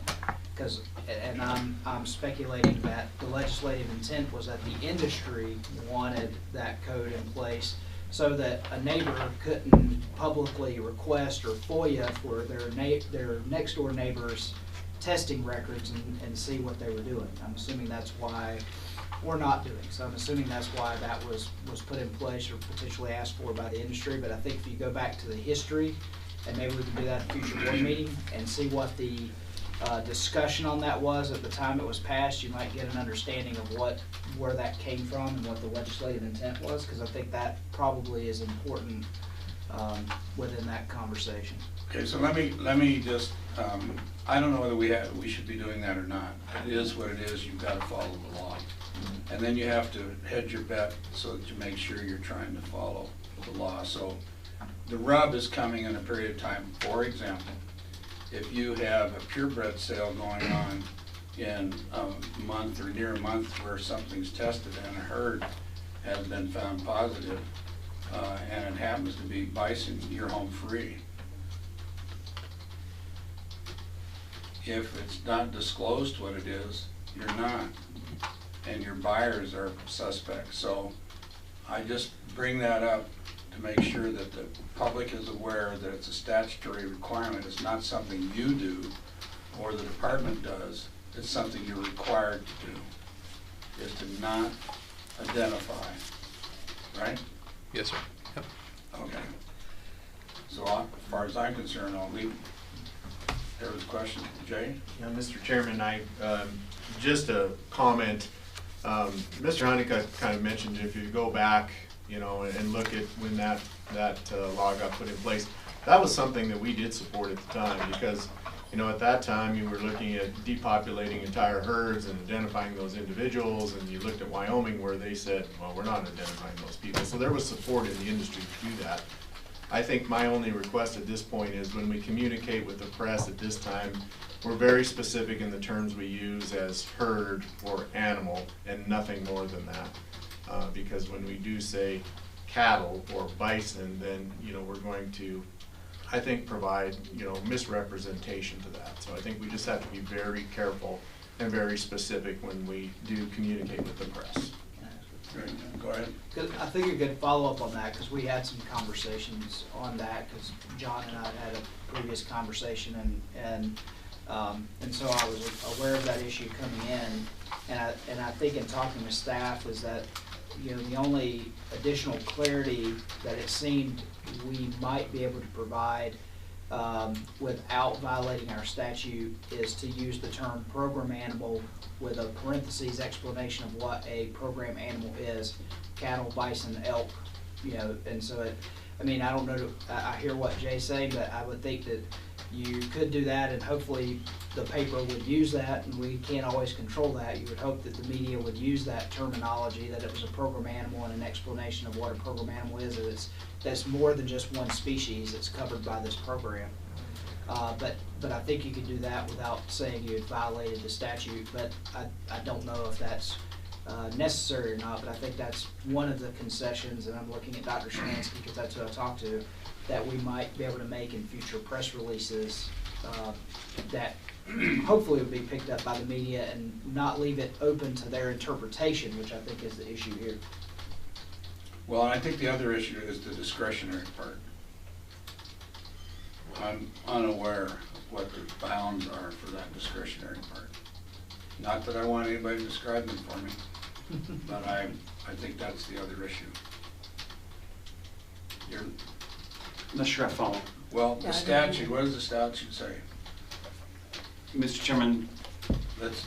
I'm not a lawyer, but from what my Should we recollection. bring it up? I think we should, yeah. I think it'll show you what I'm talking about. Yeah. I think. Maybe not. I think that the It statute won't go away. requires confidentiality except in several kind of circumstances. One is when the release of that information is required for animal health. Okay, so that's the part of the puzzle I'm just talking about, is the discretionary piece.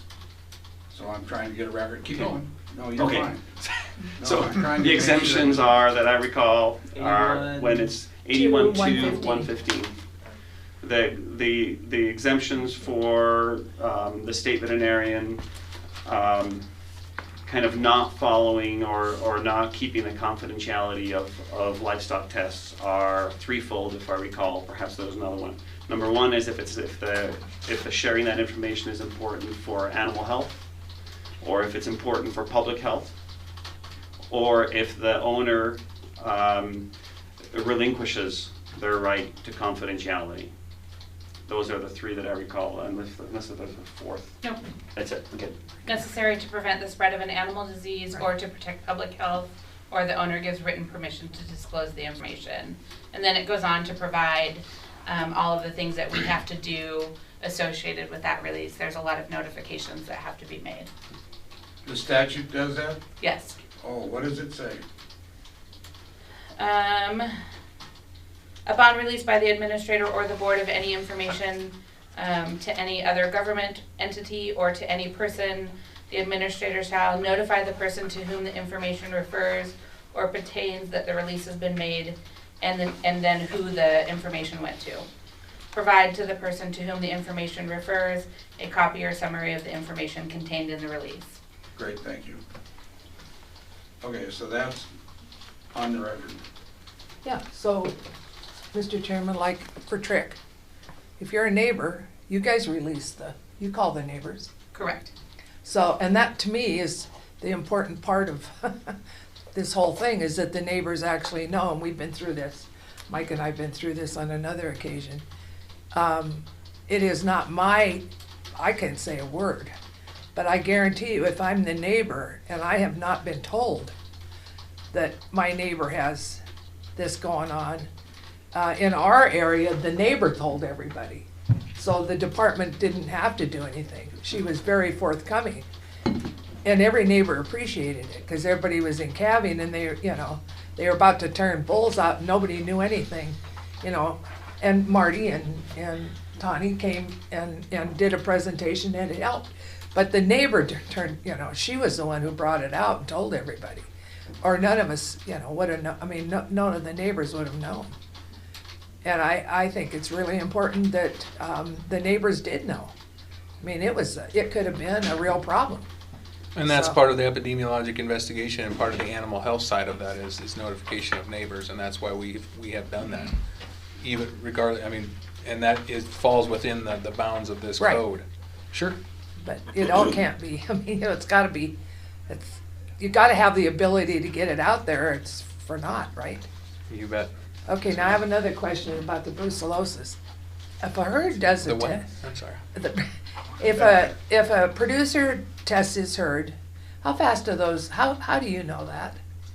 How do I know they tested their herd? Yeah. So what we do is we do a compliance assessment Yeah. annually, and we look at who's tested, but we have with the reimbursements, with those reimbursements, veterinarians don't miss. When they test a herd, they don't forget to send in for their reimbursement on that test. So we are aware that they tested a herd as soon as they send in for the reimbursement on those animals for So the Joe Schmo. producer, whoever, they don't have to notify the department that they've tested necessarily. They do not, no. Obviously, we are aware very quickly of any positives. But a They'll- producer can, right, They can't. apply for the reimbursement? Yes, But producers if can they get their don't- reimbursements But as if the well. vet and the producer don't, you have no idea if somebody tests their herd. No, we will find out, because with our compliance assessment, we look at all of our, We can search the VAB system for all brucellosis tests and see. Oh, okay. so our laboratory data system will be able to tell us And that. this is a question to follow up for, and I talked to Mike about it, but we bought bulls from the DSA, and when they were delivered, we just got a brand inspection. It says nothing on it, and I know the people, I don't question whether the herd's tested or clear or anything. I just think it's interesting, there's nothing on it, this animal came from the DSA, this herd's been tested, there's nothing. Yeah, If I may address that, Ms. Taylor, so that is And you by are? Marty Zalewski, Department of Livestock. Ms. Taylor, so that is by design. And I would say that we take full responsibility for enforcement of our DSA regulations. If we expect that animal movements are going to be somehow earmarked or somehow designated as originating from the DSA, there is going to be the perception that in fact that movement or those animals are more risky than the general population. And we have, as you know, we have worked extremely hard to prevent that association of that stigma in the past. So that is what we tell other states, and that is what we tell the rest of the state. If you buy cattle from the DSA, our enforcement, proven enforcement is sufficient, and compliance is high enough that those cattle originating from that area are at no greater risk than cattle from any other part of the state. So we're fairly... So how soon do you know those cattle left the DSA? So, Ms. Taylor, if they go through a market, we know right away, right? Because those markets are. If it's a country sale, then it may be several weeks before we are able to reconcile a brucellosis test with that movement inspection. But based on a retroactive, analysis, we know that the compliance is extremely high. You can tell I was looking for something to look at when I looked at the brand inspection. When those came in, it happened to be saying on the cover, and I thought, well, that's interesting. It doesn't say anything. So, okay, thank you. This brings up a whole discussion that I saw here and that we've had over the last several months. And that's when you're moving livestock. They're going to sale, they're going to a feedlot, they're going wherever they are, and your tests take X amount of days. And in X amount of days, a bunch of those livestock may be who knows where. And would it be prudent all the way around that livestock didn't get to go to sale, didn't get to go to a feed yard coming out of the DSA, or you've had a herd that tested positive, that everything had to stop for a few days until you proved negative, rather than getting them spread all over everywhere? Absolutely, and that's required. You nailed it, because we don't allow movement on a pending test. So when they draw blood, when they draw blood at that ranch, you don't get to just load them up and go. You have to wait until you get that negative result back.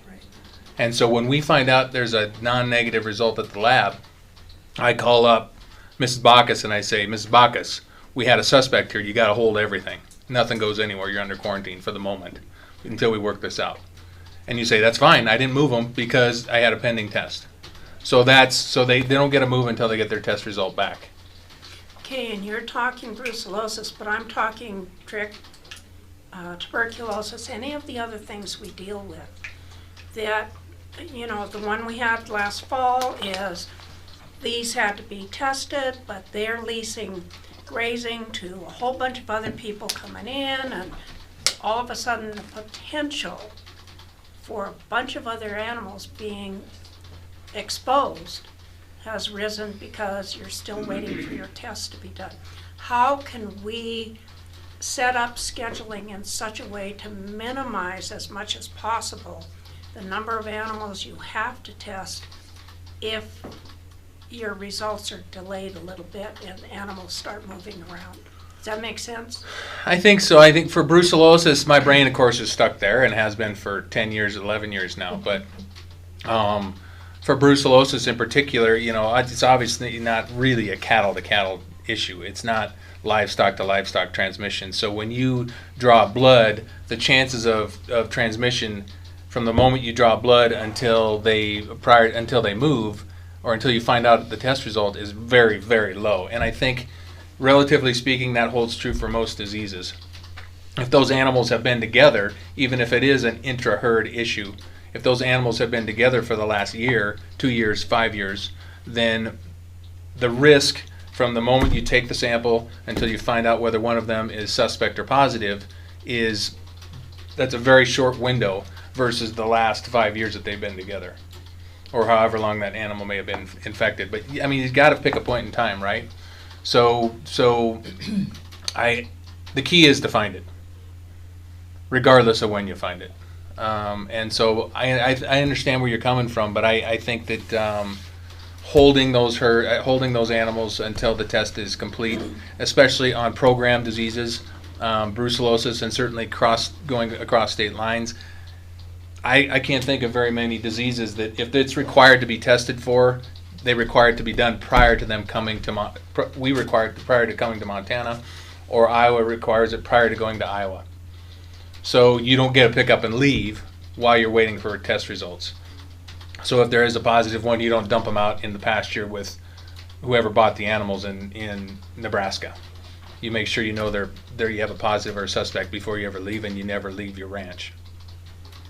I hope I answered your question. And I'll add to that when you're talking about the interstate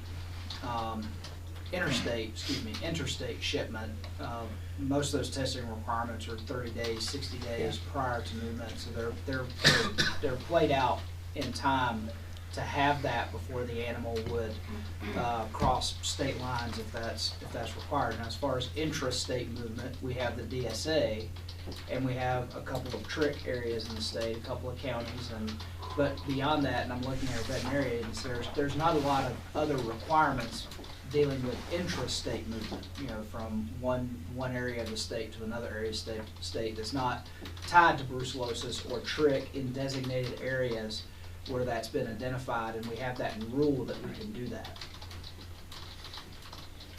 Okay, so I derailed you as a result of your comments you made concerning herd, etc. You were on the brucellosis.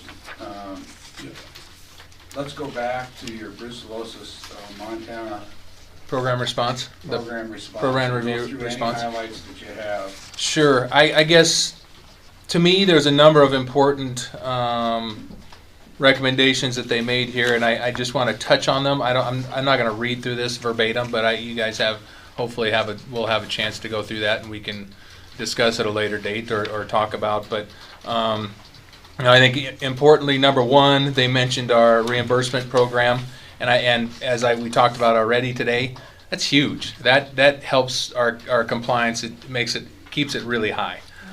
There is just not a program out there, like it or not, an eradication program where veterinarians didn't make money. That worked, an eradication program that worked, where veterinarians didn't make some money. And so reimbursement for that is important. I think reimbursement to the producers has helped them as well. I think that's added to the herd testing that we see in the DSA. Those producers are more willing to run their cows through every single year and draw blood on them when they're preg checking because they are getting some money back when they do that. And I think they also have some other reasons to do it. So that was mentioned. I think that's important. Before you go off of that, yes, sir. Let's just take them one at a time. Questions on that one? I have one. Sure. I just want to make sure that the recommendation is reimbursement rates may need updating. Your last paragraph in response says MDOL has recently changed the policy outlining reimbursement amounts and procedures. This change resulted in a small increase in that reimbursement amount for veterinarians. Is that the fee increase? What is that? So that was a change in how we reimburse veterinarians. Okay. Which is? So they no longer have to pay the laboratory fee. They can send in for reimbursement but do not pay the laboratory fee. We pay for that, similar to what Wyoming does and Idaho does. You pay that directly out of animal health / it would be out of either general fund, DSA, or the federal cooperative agreement. Whoops. Okay. Let me back up. Why do you say the federal cooperative agreement? Mr. Chair, members of the board, because we allocate for epi testing, so testing associated with positive herds, that's paid for out of the federal cooperative agreement. Okay, so it's, okay. Surveillance versus. Yeah, I got you now. Okay. in addition to some wild bison testing, so. Okay, so then, explain to me, I mean, to say this rhetorically, why a cow killed by brucellosis is worth less than a cow killed by a mountain lion Or TB. or TB. Yeah. Oh, and Mr. Chair, thank you. If you would like me to go back to that, that was on my list of things to go over, I did get that as a homework, the indemnity. All right, we can wait, we can wait. So, We'll just wait then. but if you want to wait on indemnity, my homework report is still I was just not taking complete, it in but. reimbursement section is all. No, I hear you. I appreciate Go that. ahead. And so I did not plan on going through these one at a time. I planned on picking out number 1 I thought was important. I think number 9 and 10 are also some pretty, and those are on the very last page, are some highlights, and I think that USDA felt they were highlights. Certainly the elk capture, as we all know, has been extremely important for us. They ask us to continue to do that with Fish, Wildlife, and Parks. That elk capture has helped us identify livestock, as you well know, and you guys have been great about moving the boundary when necessary, but it helps us identify cattle or livestock that are potentially at risk of exposure to infected or exposed elk. So that they do ask us to continue. We are capturing 150 elk. They are capturing, I believe, this week. 100 in the Ruby and 50 in near Livingston in the Bangtails. So we've got 150 elk that we're going to take a look at serologic status on. Should have those results a couple weeks. They continue to encourage herds to whole herd test in the fall. I think you can see those bolded points, and you guys have heard me say it before and heard a lot We're of on us. number 10 now? Yes, sir. I'm sorry, 10.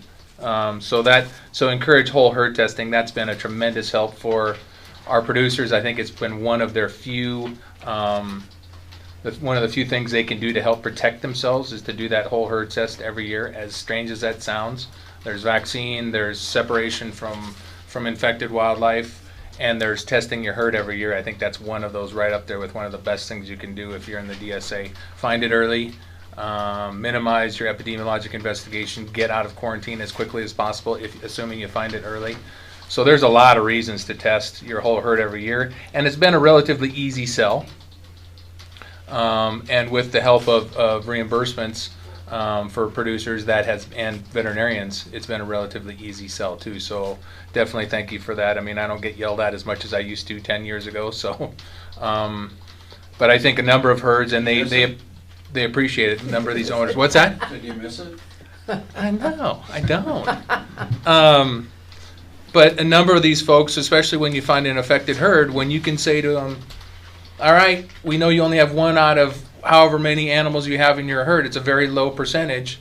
We hopefully should get this cleaned up. And that animal's still pregnant, so she didn't transmit it within your herd. We should be able to get this cleaned up hopefully very quickly. That's a great thing. And when you can call the neighbors and say, hey, you're adjacent, already tested, I'm done. So that's a benefit to doing it as well. So there's many benefits, and it's been an easy sell. And so those I think are the big highlights, but please go through those. I think that we went over these with a fine-tooth comb 25, 30 times, and I believe we've got very good responses to their recommendations. And as we talked about a few meetings ago, a lot of their recommendations are continue. Keep doing what you're doing. So. Questions on the document? And again, that document. Hold on just a second. Sorry. No, I don't have a question. I just hope the rest of the producers in this state realize what the DSA does for the rest of us. That keeps us from having to test all of our cattle. Right. And I just think that the producers in the DSA need to be thanked for that, because it is, no small feat that they do for the rest of us to be able to move our cattle pretty freely. Yeah, in the end, it's about approximately 5% of our Montana producers, and they protect the other 95% of our folks from having those regulations. So that review document is the one that's in your book is small. There was that was the one we received from USDA, and there was a note on the side, so it made the lettering very small. when it printed out, so I got you another one. That's much better. That's a little easier to Could read. we go to number 5? Yes, sir. Please. And so he just stepped out of the room, but you can pick it up later. Number 5 says Idaho and Wyoming GSA brands or producers should be loaded onto Archer electronic database system for handheld devices used at markets to ensure DSA cattle identification. Mm-hmm. Interesting recommendation, and especially in light of our state statute, and in light of the Archer system that's in here. And so I assume that at the federal level, that's what they're going to continue to support is the Archer system within markets and elsewhere. And I guess come back to it some other time.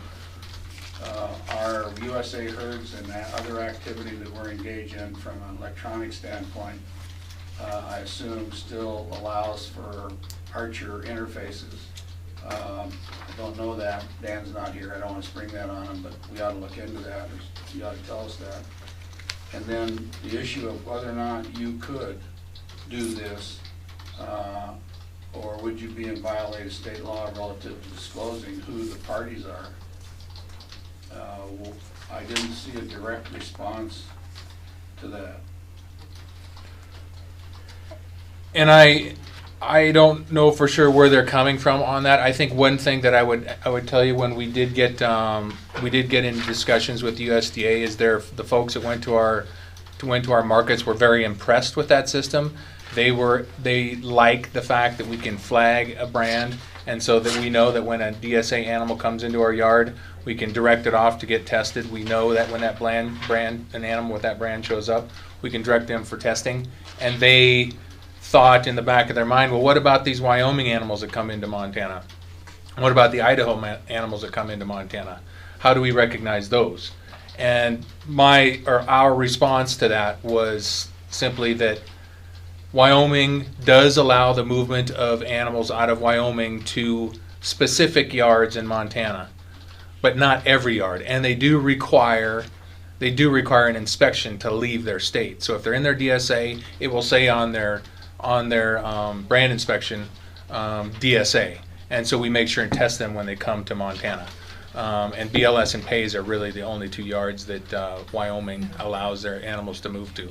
That said, our answer to that was simply that if your concern is that they're going to sneak out of Wyoming's DSA or they're going to sneak out of Idaho's DSA, here's what their regulations state, which it seems a little unfortunate that they're telling us to help protect Wyoming or help protect the country from other states' animals leaving. But that said, they have regulations, just as we do, that don't allow the movement of DSA animals to just anywhere and without some regulation. So Wyoming requires a brand inspection that says DSA on it. We don't allow our DSA cattle to go outside of Montana to a market. Idaho doesn't either. So those animals will stay in state and get tested there. So that was the answer to that. It maybe wasn't the most direct answer, other than, what's the problem, man?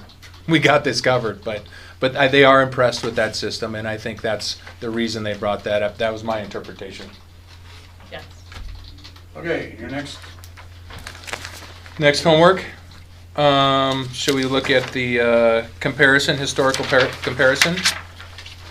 Or do you want to look at? That's fine. Okay. Go for it. So this was a draft of a historical comparison, and we can I think we can zip through these pretty quickly. My understanding was you were looking at the last 5 years. It was a gray area, so honestly. Well, I brought up 2008 at the time, I think. Okay.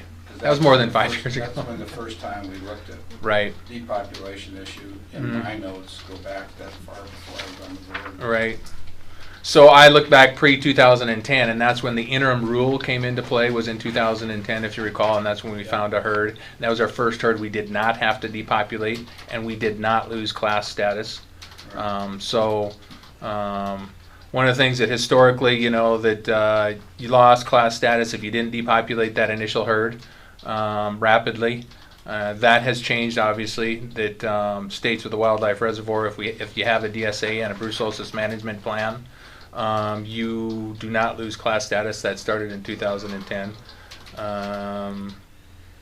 Quarantine, we talked a little bit about that, but quarantine as an affected herd due to discovery of a reactor animal or a serologic positive did occur pre-2010. We still quarantine them, but they don't necessarily have to go through the whole gamut of testing as an affected herd. In other words, if we don't prove with the gold standard that they did have a truly infected culture positive animal, we generally speaking release them from quarantine. And I think one of the reasons that we have the ability to do that is our DSA. We know that we can tell USDA and we can tell the rest of the country, hey, they're released from quarantine, but we all know that they still have some testing and surveillance requirements on them. They're in our DSA, so we're still going to test everything moving, test everything they sell. So release of quarantine is not that big of an issue. We still have them, we still have surveillance on that herd, if that makes sense. Yep. So that has relaxed quite a bit. Quarantine release, it used to be cookbook. This is how you do it. This is how many days apart you test, and period. And this is how many negative tests you need to have. We all know that everybody's system and everybody's ranch and the way you manage is different. And every single affected herd that I've dealt with and I've worked with, and I'm sure Marty, who's much, much older than I am, can say that, again, every herd is different, and every single positive herd that I've worked with has been very different. And when you sit down with them and you try and figure out how can we get through this without putting you out of business, we can now do that. Whereas before, I don't know that I think it was really hard on them when it was strict and you were going to test them right now, these many days apart, pregnant or not, heavy or not, this is what you're going to do. It was tough. It was very stringent, very strict. We have the ability now to say, the most important test in the end, I think one of the most important tests to us and to other state animal health officials is that test around calving, just post-calving or just pre-calving. If they're negative then, brucellosis does not hide at that time. So if they're negative then, you're confident they're still negative. So that has helped us looking at the disease scientifically and at a more logically, and so that's allowed for easier quarantine release of these herds and quicker quarantine release. Certainly DSAs have helped because we can find these herds earlier, and we can find them rapidly before they're heavily infected and before there's intra-herd transmission. Have you had the opportunity to send this out? I have not. This is in draft, and I don't know that I ever feel like there's a perfect document, but I feel like I'd like to try and simplify it a little bit for some producers or for people. But we do have a standard operating procedure or a protocol that I base this off of in a way. It's still relatively complicated, and I don't know you direct me. Is this something that you feel every DSA producer should have in their hands? Is this something that we should give to folks that are involved in epidemiologic investigations? Is this the direction you were looking at? Is this kind of what you wanted to see on a side-by-side comparison? Yeah, this is exactly, and I can remember when Dr. Zaleski was a lot younger as well, back in 07 and 08. I don't. I was too young to remember him being young. By ourselves, trying to figure out how to get some flexibility to all this before Board of Livestock issues ever came into my head. We were just trying to do it out of the Madison Valley, and he was great then at trying to work on that, and still is, but people forget this, and I would like to see that at least the Stock Growers, Farm Bureau, Cattlemen's Association have copies of this that their members can look at or their boards can look at. And individual producers can now contact people here if they want it, but it's available so they can see how far you've come and how much flexibility you have and how it's compared to prior years. It's extraordinary what you all have done in the interest of that. And it's just one of the producers the other day that stopped in my yard who has gone through this whole thing made it very clear. They're very difficult for those who get quarantined the first time to understand even when they've been paying attention supposedly for the last 10 years. And I think it helps to have something to hand out to them, and it's still the same battle, and still the same anxiety, but it's a lot better than it used to was, and the end benefits, as Lila said earlier, are huge for us in Madison County. The one about identification of neighbors and notification of Are you neighbors. on the procedure? Yep. Okay, why don't you? Oh, on this Yep. one? Well, Okay. before, let's just, anything else on this document? I would encourage, I don't think everybody in the DSA needs to have a copy of it, but the industry leadership ought to have copies of it so they can clearly understand what's gone on in the past. I would mention one more thing, just to throw a wrench in it, because that's what I do. Remember, we're going to have some new regulations.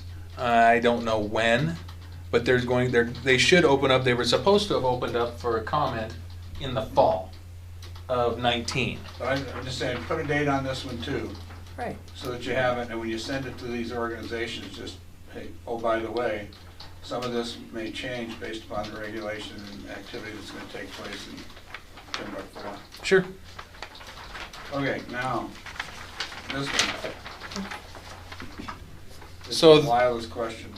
I mean, Nina. Nina's question. Okay. On this document. Well, the neighbor notification, I see you've got 7 to 60 days. All Right. right, if it's left hanging out there that long, gossip starts and things get all convoluted. Is it better to shorten that down if possible, so that people get actual facts rather than a bunch of gossip? Right. Putting the number of days on there is difficult. It's very difficult because a couple of things. Initially, to notify neighbors, generally speaking, if I truly suspect an animal is going to be positive, again, I can't necessarily call the neighbor, say, we're still waiting on culture results. We don't know if it's positive yet. That can take 4 weeks. Generally what I do is I will talk to the veterinarians that test or that work on the ranches next door, and I say, hey doc, are you guys planning to do a herd test on Frank's cows this year? No, I'm not. Well, could you let me give him a call, or could you give him a call and see if he'll do one this year? Does that make sense? I'm trying to get them to do that herd test so I don't have to call them too late and say, gotta run them back. And I've been very successful at even calling those neighbors and not saying anything except that, Bob, I really want you to do a herd test this year. There's been some you know, this is the DSA, and it could protect you in these ways. And I've been successful in getting them to do that. But it's hard to put the dates on it because I don't know how long until I can legally, with a culture positive, tell them you are truly a neighbor to an affected herd. And if I have to tell somebody, you've got to test, you missed out, I gave you hints, I kept trying to tell you, please test this year, and you didn't, you're under quarantine, we're going to have to run them back through. Sorry. I'm really sorry. I have not had to do that. I don't want to do that. So I do try and work that in earlier, and in our SOP, our standard operating procedure that we worked on in 2015 with USDA. A couple years old, yeah. It was 12 maybe. It was in 2012 that we created with USDA. Part of that is neighbor notification, is defining who the neighbors are immediately, right off the bat. Let's figure out who they are. I talk to the owner and say, who are your neighbors? And then I try and attempt to contact them early to hopefully get them to test, because I know it may take weeks before we have a true positive or a result. Does that make sense? Does that help? Yeah. Yeah. So you're absolutely right. I don't ever want to wait 60 days. But just whatever can be done to avoid the gossip. Because that gets us into trouble. Right. And and we don't want to, and the other thing we don't ever do is release a press release saying that we have a positive herd when we don't yet. Yeah. We don't want to say we've got a positive herd when we don't have the culture back. Right? So if we don't have the culture back saying this herd is truly positive, we're not going to send it out there to the world saying we have a positive and cause gossip and panic. Hopefully never panic, but gossip. Okay, any other questions that you might have on this one?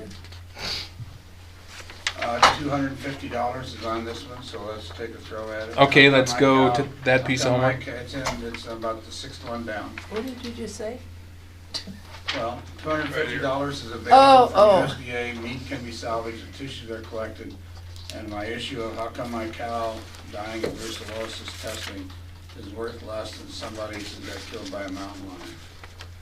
And there's a couple different answers to that question, but, and some of it you have in here. Right. So, I can answer part of it, but I just want to make sure it's on the record so people understand why. right, so I put that in there because we have had a number of producers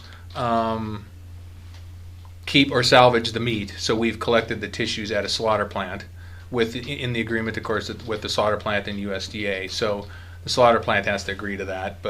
And oftentimes those folks, they take a hit if they're going to try and sell the meat.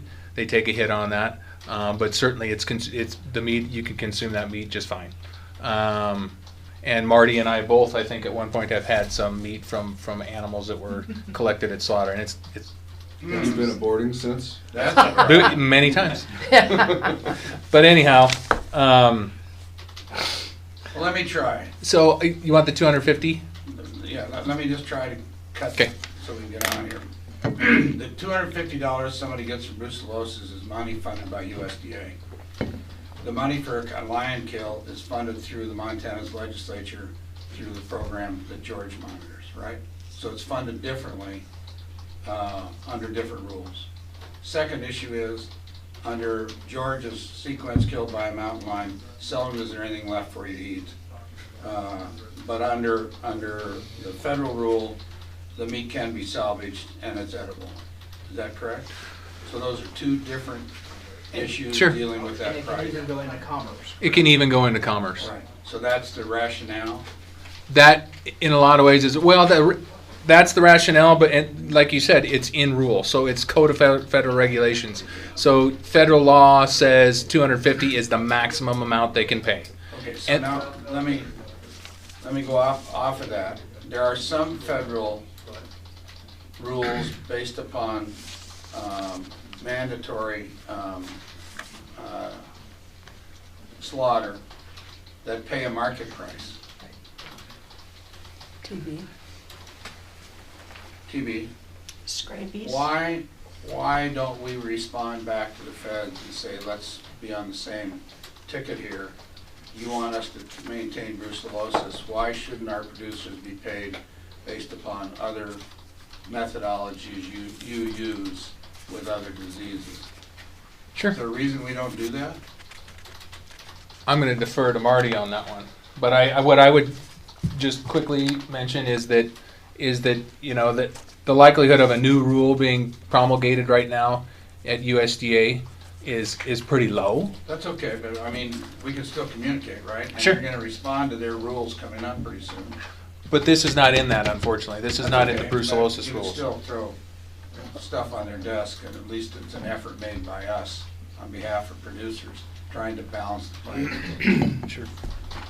Yeah, all I was gonna say, Mr. Chairman, is Marty Zaluski, what USDA has said previously to us is that there is not money, appropriated for that purpose, while there is for TB. Indemnity has come up on numerous conversations, because it's actually a problem for regarding avian influenza, tuberculosis, and other diseases. But what I will maybe share with you is that we have been discussing internally maybe asking for a legislative change and maybe asking for an indemnity fund that we'd be able to contribute to on an annual basis until it gets to a certain level. Okay, so at least it's in the hopper for us to either communicate at the USDA level and/or any legislative change. We'll certainly do that on the communication. Okay, so that'd probably go on our parking lot list. Okay, there's nothing more to be said there. No. Okay, anything else on this sheet? Great sheet, by the way. Okay, how about this one? Any comments you want to make on this one? It's an eye chart. And the only thing that worries me about this chart, when I look at it, is the far right-hand upper corner. It attracts your attention immediately. almost like it's a goal. Classification. Or it says herd disposition. No action required. I don't know how you, I'm not sure how you deal with that, because it doesn't appear anywhere else. I'm just wondering if you highlight, I mean, I'm wondering if it's necessary. The only comment I'd make on this chart. Yeah, Mr. Chair. Because I think it just said, well, you know, you're trying to get rid of my herd, but we're not. So I took Mr. Chair, Tanya Szymanski, Animal Health. USDA published their version of this new interpretation protocol. And it, in our opinion, was not easy to follow. And so this is our version of digesting that. And they have a column in there that talks about herd disposition. And so that last, if you will, column of cells is no longer talking about just the individual animal and the testing that you're doing, but how you're handling the herd in response to all of the testing on the individual animal that has been done up to that point. Well, let me ask it a different way then. Is there a set of circumstances for brucellosis that requires whole herd disposition like it used to? I thought the answer to that was no. Mr. Chair, so disposition does not mean depopulation. Oh, I'm just, okay. It sort of does to me when I read it. Yeah, let's speak English, so, And so 'cause I'm we just, can't understand it. okay, so I just want to make sure. What does it mean to you? It means, Mr. Chair, Mrs. Bacchus, it means how we handle the herd. And that's the same I know, way that they headed their column, so I borrowed their language. Okay. I don't know whether it's helpful to have that, you know, the herd disposition, because it sounds to me like you're disposing of the whole herd as opposed to pieces of it. But anyway, that's my input. Anybody else have input on this chart? That's good to write down, though. Dispose doesn't mean disposition. Disposition doesn't mean dispose, right? I don't understand that dilemma here, but. Well, to me, when I read herd disposition, means that I'm taking the whole herd and disposing of it. Well, I'm just saying, I understand what you're saying. Disposition is, you know, place. Could be a lot of things. Status. Status. Oh, yeah, it could be a lot of things. Dispose is disposal. But I think what she said doesn't I mean got just depopulation is I gathering. just got depopulation, you know, I'm just Gotcha. saying. Are we moving on to a new subject, or? Unless you want to. No, I just had one comment when we were done with this whole brucellosis discussion. Go for it. Are you sure? As far as I know, we're done with the brucellosis. All I would say, and rear view is always not that much fun to look into, but I, for one, remember sitting downstairs in the big auditorium. You were at a meeting or two like that were there. And I remember quite well getting a lot of fireballs thrown our way as a board and as a department. Yep. Not by John, thankfully. John was always pretty helpful, I felt. And those days were not that easy to sit through for the board, because we knew we were trying to do the right thing in creating this DSA. And I know they were hard to sit through for the state veterinarian and his crew. But I just want to say, I think that the board was making the right decision at that time, along with decisions being made above and below us. And it's taken us 10 years here, roughly, to get to the point where we're realizing that the state vet and his people have done a really good job of making this an industry-friendly program and a producer-friendly program, trying to weave through all the intricacies and all the difficulties of trying to satisfy everybody involved, which, as we all know, is very difficult. And I just want to say kudos to Dr. Zalewski and his people for doing such a good job creating a program that it does seem to be working fairly well for most everybody involved. Brett, I think you're right on the money. This guy that just walked in the room here, Mr. Graham, when I look back at my files, he was running a working group back in '07 and '08. And Southwest Dockers did a great job, but I think the board did as well. And it was because of Dr. Zalusky's attitude towards the whole thing, as far as I'm concerned, that made it possible. But, as we learned this fall, we still have people that need to be re-educated and run around, and that's why I want to make sure this stuff goes out, because you're right on the money. And that was a pretty big change. Change is difficult, It's but, huge. you know, change is necessary as well. Yep. So, anyway, I just wanted to say nice work. Thank you. Representative Shaw? Mr. Chairman, and everyone, thank you for clearing. If you can only imagine that my phone at home fell off the hook. When the newspaper, they're reporting, said that there was a positive brucellosis in my area. Every producer there was calling me and hollering at me and wondering where it was and so on and so forth. And I thank you for clarifying the steps that you have to go through. Now I have, I think, part of the right answer. But when we finally sat down and, you know, there wasn't one of them that did not call me, and it wasn't them, it didn't take us long to figure out probably where it was at. So, but anyway, thank you for the clarification of the hoops you guys have to jump through. Okay, anything else on that? Legal counsel update.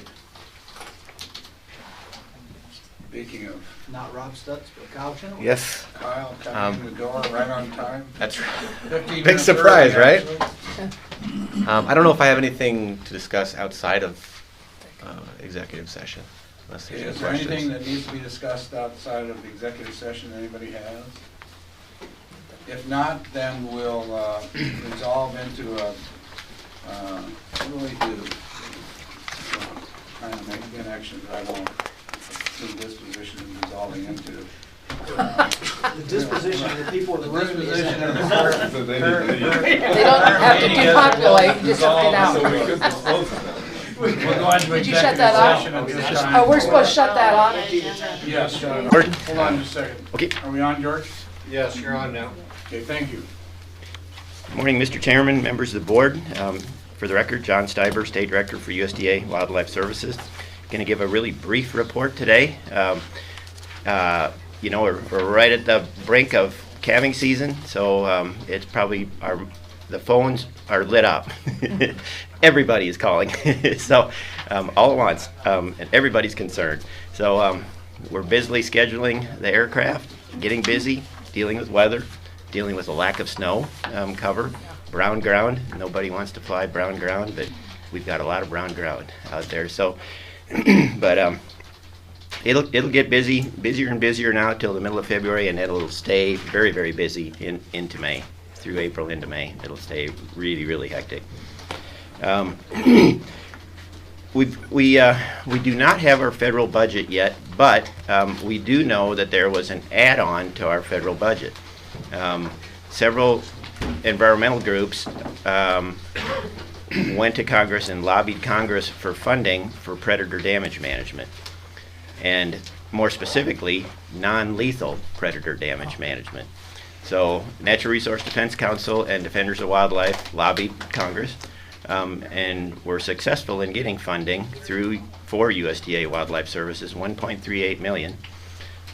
That's going to a number of states, mostly in the West, mostly grizzly bear and wolf states, some lion and black bear states too, and then some states in the Midwest, Michigan, Wisconsin, and Minnesota. We did get some of that funding. That funding is very specific. It's only for non-lethal predator damage management work. It cannot be used for any lethal work. But as you know, we have a person in Missoula that is, I call him a fencing technician.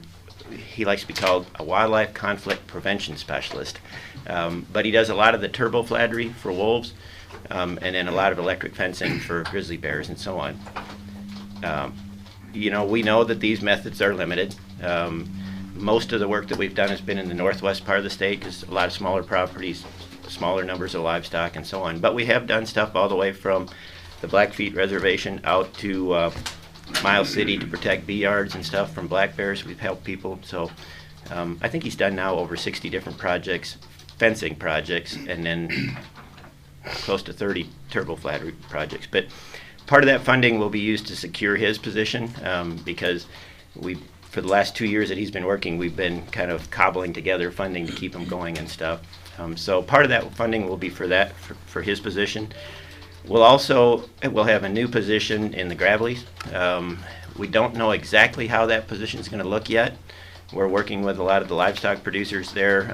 We're talking to different folks, Fish, Wildlife and Parks, and U.S. Fish and Wildlife Service, trying to figure out how best to utilize that position.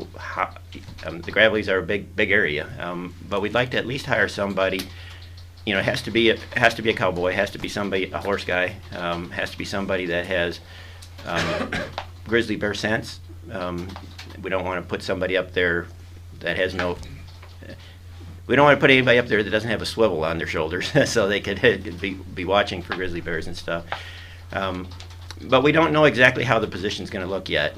It'll be a type of range rider position, trying to identify where most of the predators are, maybe putting most of their effort into riding those areas where they see a lot of sign. Similar to our range rider up in Trago, who did the same thing.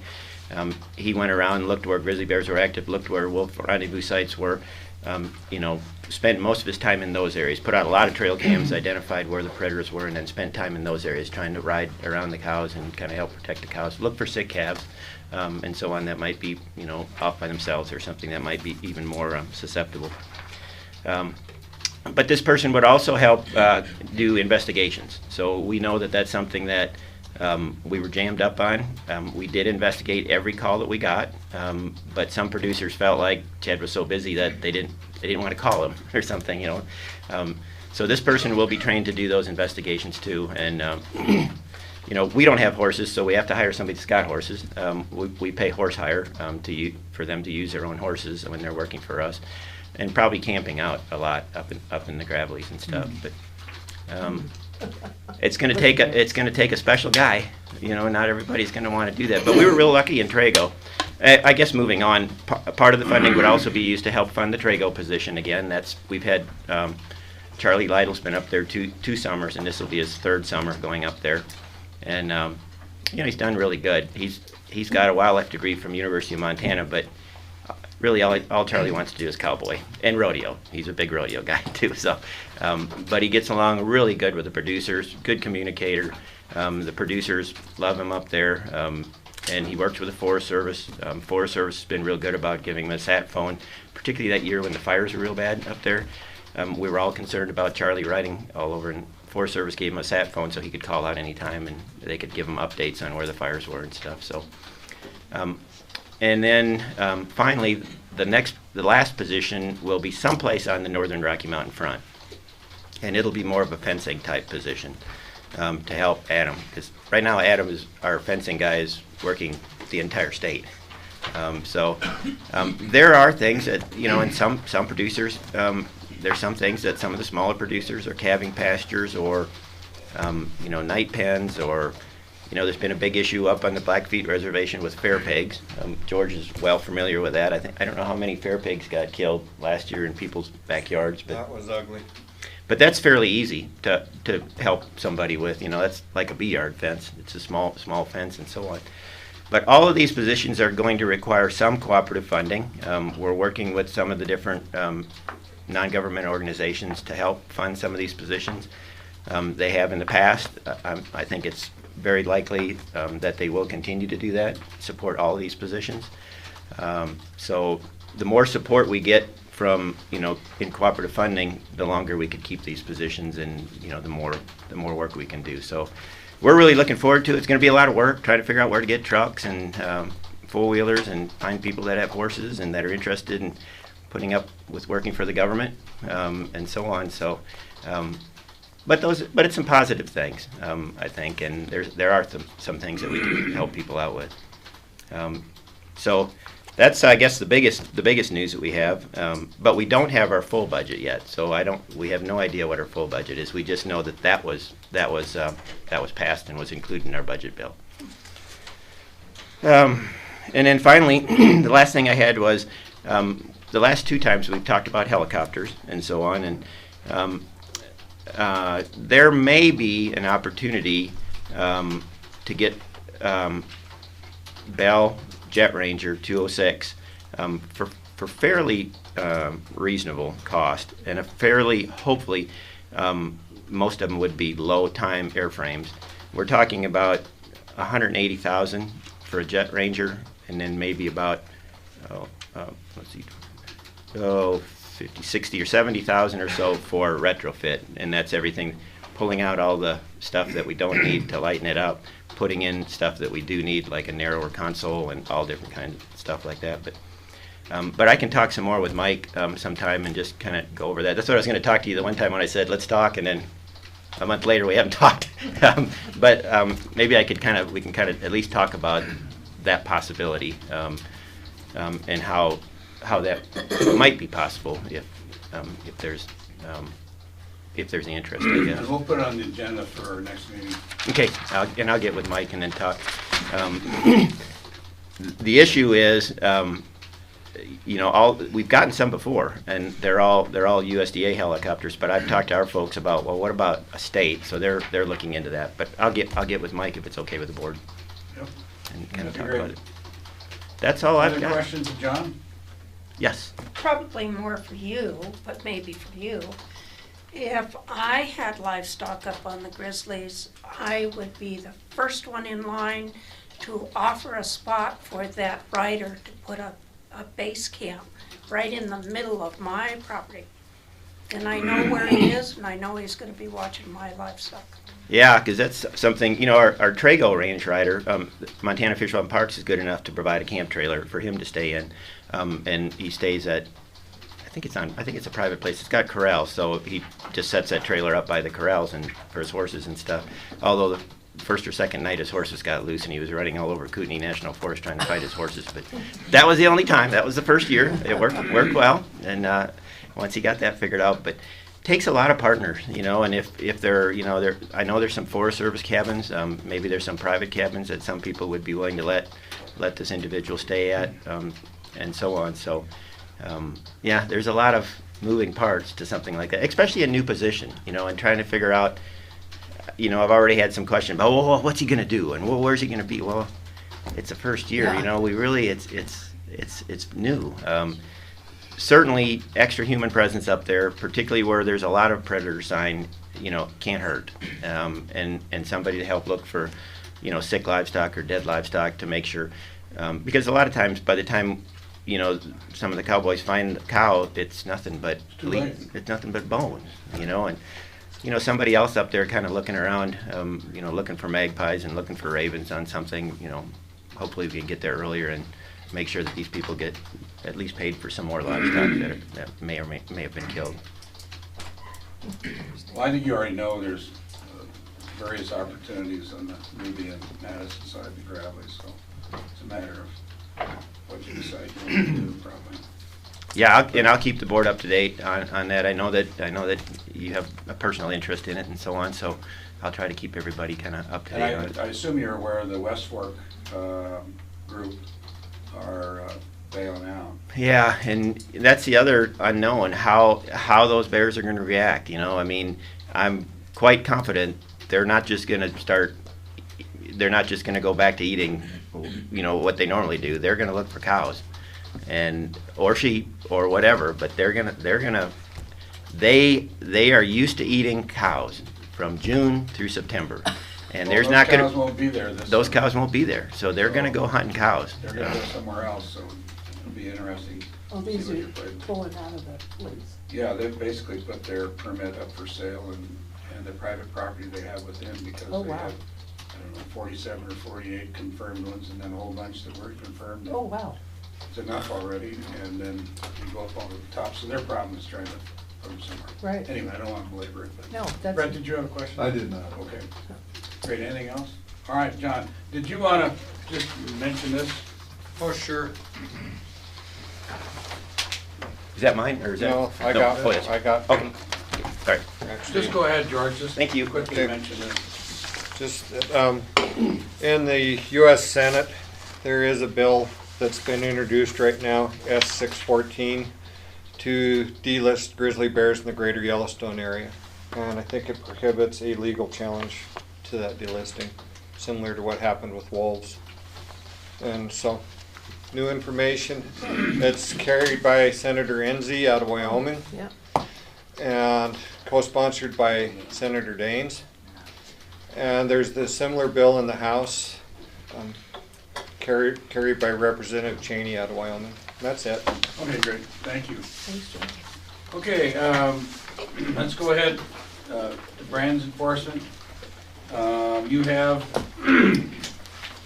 at your place a letter from McCoy Cattle LLC and Beaverhead Livestock Auction LLC, and I know they are here. Fundamentally, what our obligation is at this stage in the game is similar to what we did, Choto? Glasgow. And so we have the opportunity of, an obligation to form a hearing date. There's a fairly short time frame that we need to engage that. We can have a hearings officer, which we have chosen to do in the past, or we can have it heard by the board relative to the statute. I think Brian has received sufficient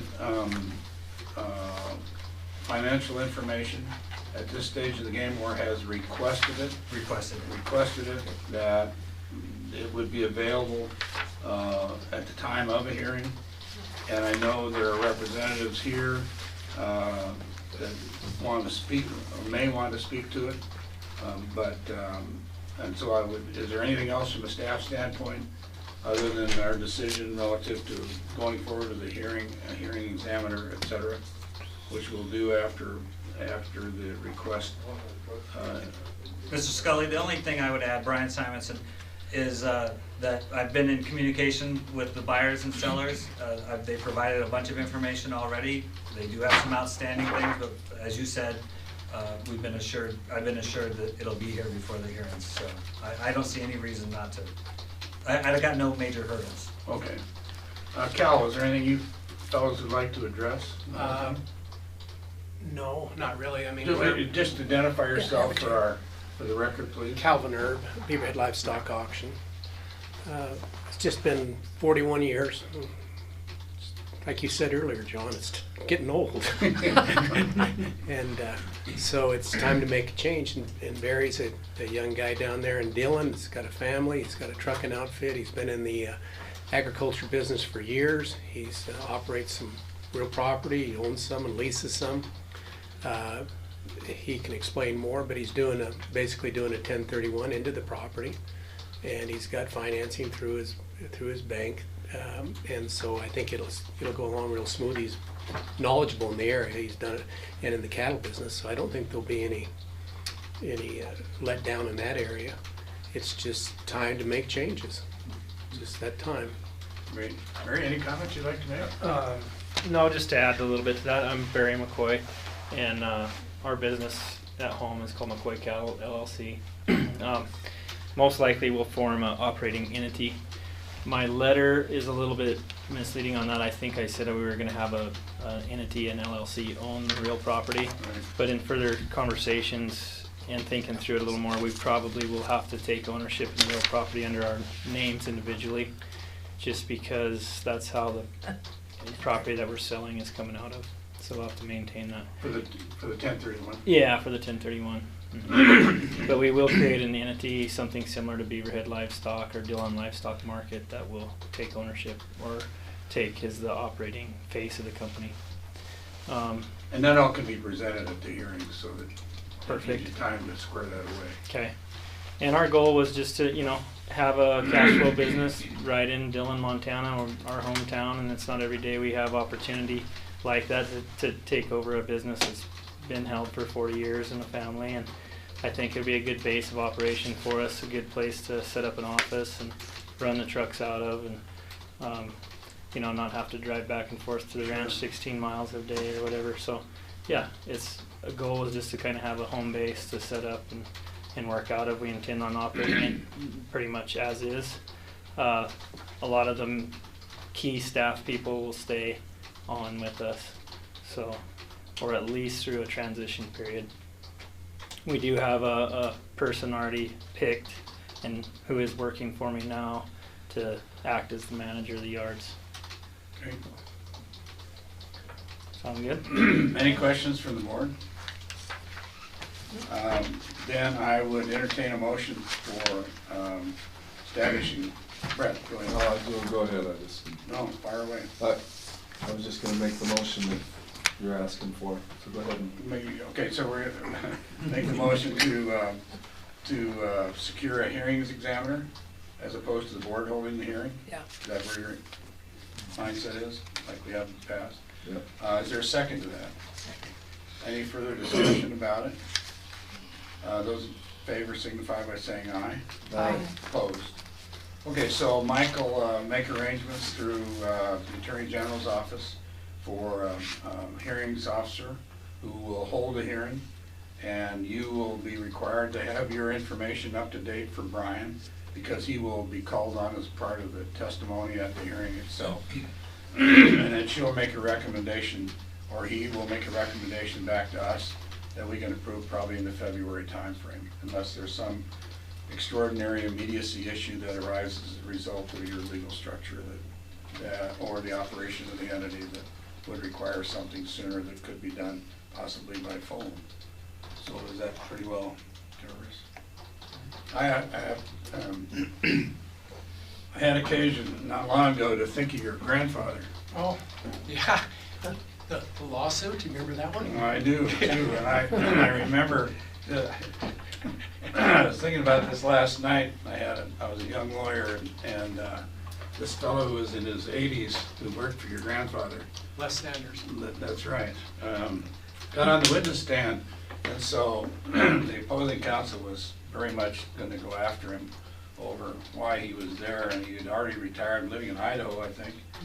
And he's there to testify, and the counsel said something to the effect, "Sir, why in the world would you travel all this far and come out of retirement to make this testimony?" And he said, "Sir, it's simple, I ride for the brand." That's great. And I sort of go, oh, ooh. I forgot about it. That was a long time ago. That was, yeah. That was when they were trying to move that water. That's right. Yeah. Geez. And I ride for the brand, you know, and I started thinking, well, that guy really stepped on his foot because the judge said it was over them. So. Am I in? Jeff? No, can we be notified as board members? We can go if we want, right? Absolutely. Okay. Yeah. So- Public hearing required. So you'll let us know, yeah. Yeah. Yeah, I ride for the brand. That's great. Okay, so we're all set. If there's any issues, talk to Mike. Okay. As it comes up, and I'm sure he'll identify the hearings examiner, and Good. we'll go from there. Sounds good. Okay, congratulations. Huh? Thank you, guys. Thank you. Yeah. Thanks for coming. See you, Jerry. See ya. Yeah, John can remember way back then. I can't remember if we voted. Okay, now, we have two job descriptions we need to deal with.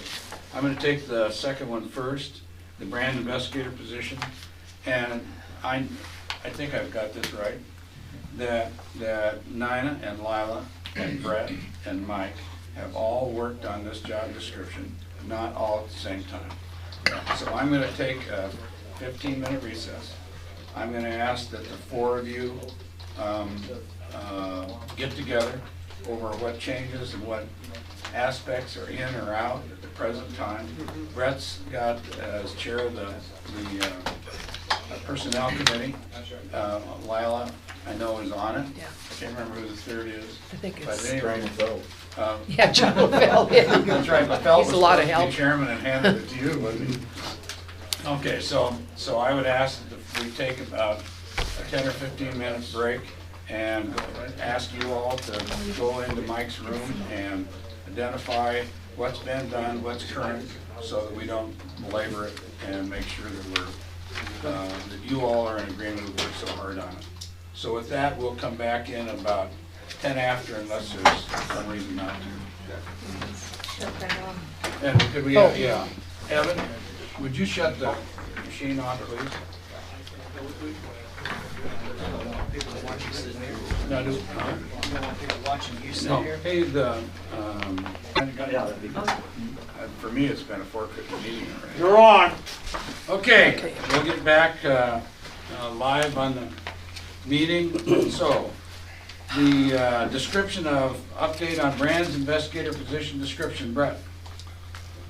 All I can really say is that, like you alluded to before the meeting, we'd each worked on it to some degree amongst the committee members, not together, but separately. And I think we've come up with, you know, what small corrections needed to be made, and I think we've got everybody on board. Hopefully Mike can present it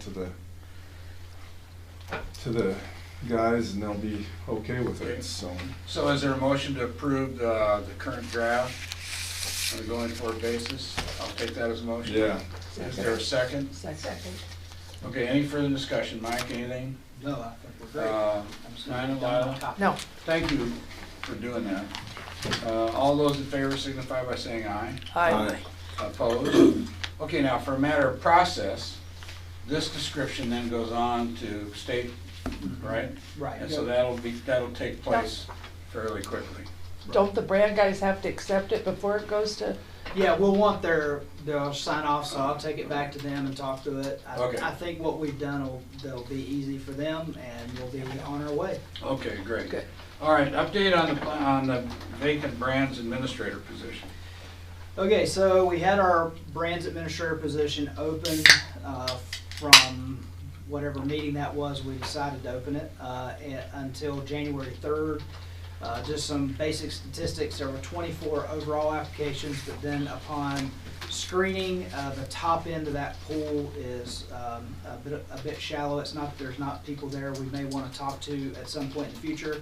But my recommendation for the board today, given how important this position is to the department, we want to make sure that we have a competitive process for that job, and that we've done everything we can, is that I would like to ask the board to consider, as opposed to moving forward what we have. I'm not saying we'll take those people out. They've applied, they're still in the process. We'll communicate to them, if you decide to do this, that we've just extended.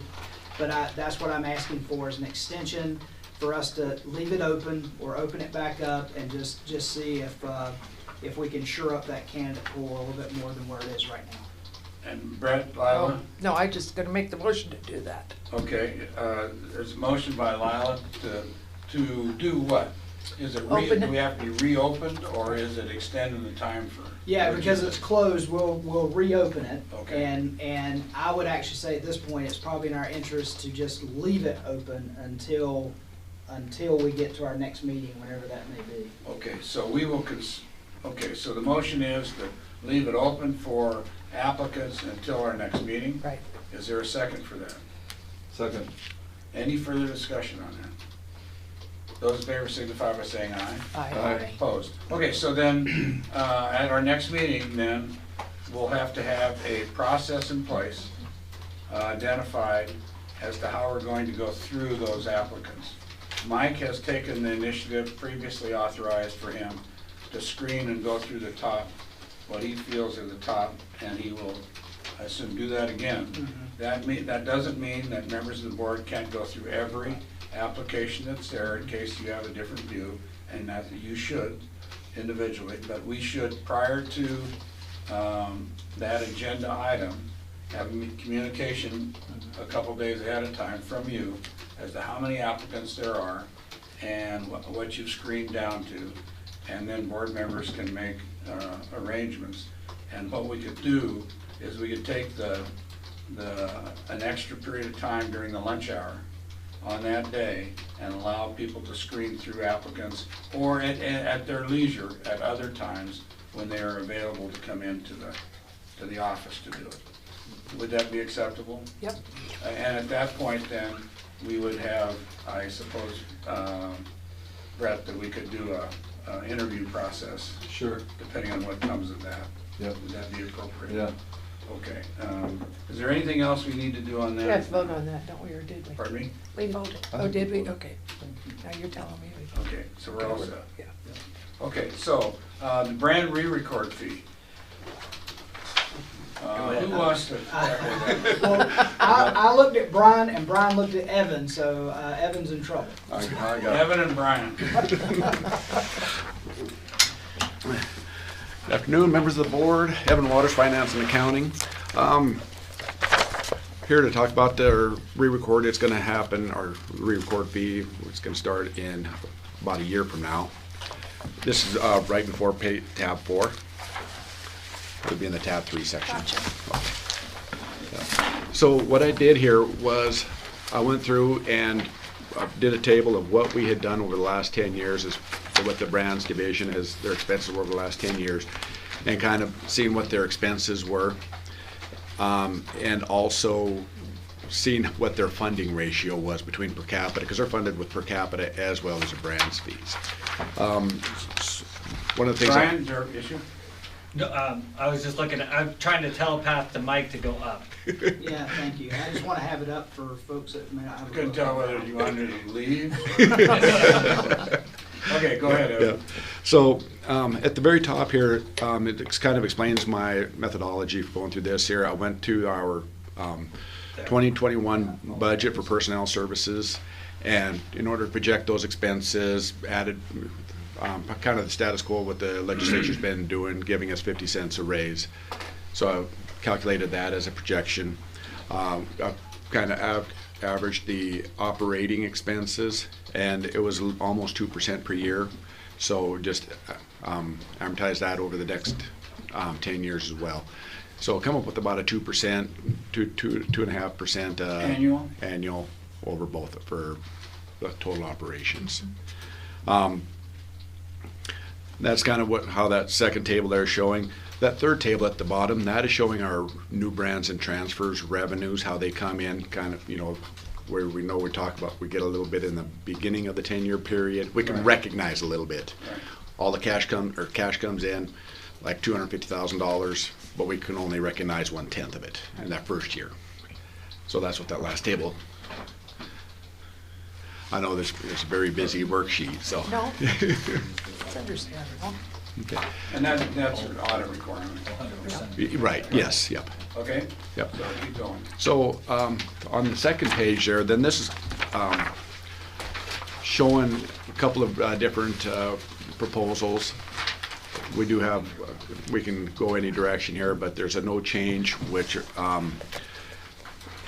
we don't raise our fee, what this is showing is that brands fees will pay for about 65 to 68% of the brands division. Per capita fee would pick up 30 to 35, 37% during that 10-year period.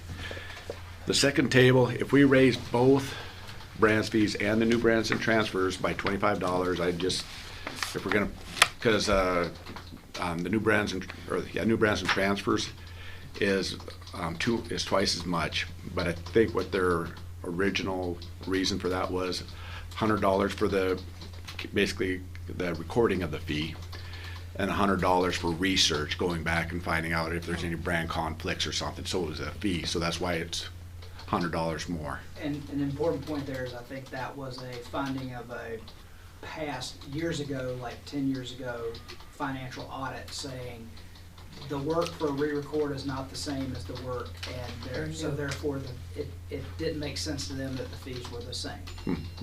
Okay. So with this scenario here, I just added $25 to both of them, just to keep that recording of the brand for a new brand the same as a re-record. That's the only reason I did it. And then, so what that one there scenario shows is we would, the new brands, or the brands fees, all the brands fees would be paying for about 65% of the brands divisions. And so then per capita fee would pay just a little bit less, obviously. And then I did the same thing with that third table down there with the $50 increase for both new brands and transfers and the re-record. So you did it for $25 and $50? Yeah. Yes, and at the $50 one, the per capita fee would pay for about 30% of the branch division expenses. Okay. Would suggest that you have to be at least that far, You think we'd need? $50. More than that. Yeah. Well, I think I would say Is that. there a recommendation from Brett? Do you have any? You guys heard my recommendation in October. Yeah, I was just gonna point out that if you look at the work from the previous table, and so you see I'm right in here, that where we are today in terms of ratio of brands fees to per capita is about 77% to 23%. That's what I said, that's what I said. It's a lot. And so, It so used to that have to one be is $50. keeping it the same by 2031, because the reality is that if you begin to lose buying power of your brand fee, per capita is what's gonna have to step Right. into that gap. Right. Or nothing. I What's guess your- that's an option too.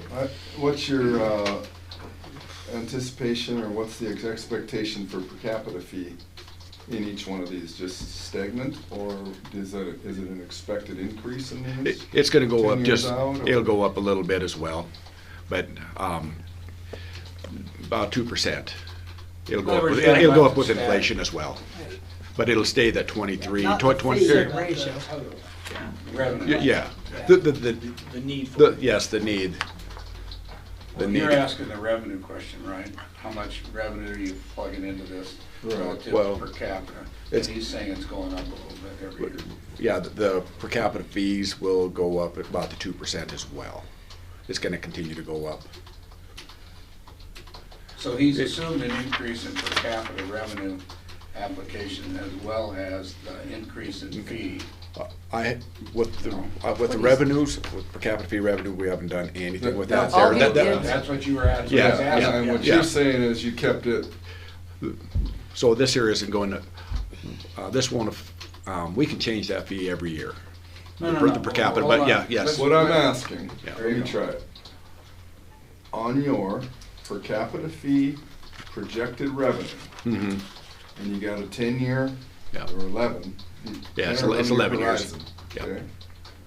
Are you using the same per capita fee, not revenue, fee, each of those years? That, in brands, it's gonna go up as well. But as Well, he's far as asking revenue. just on That's per not what I capita. mean. The Yeah, fee but part, not in the in per total. capita. No. Are you anticipating a per capita fee increase Okay. in here at all by this board? Yeah, Or yes. are you anticipating a straight line of this is what we're gonna charge for per capita fee for the next 10 years? Yeah.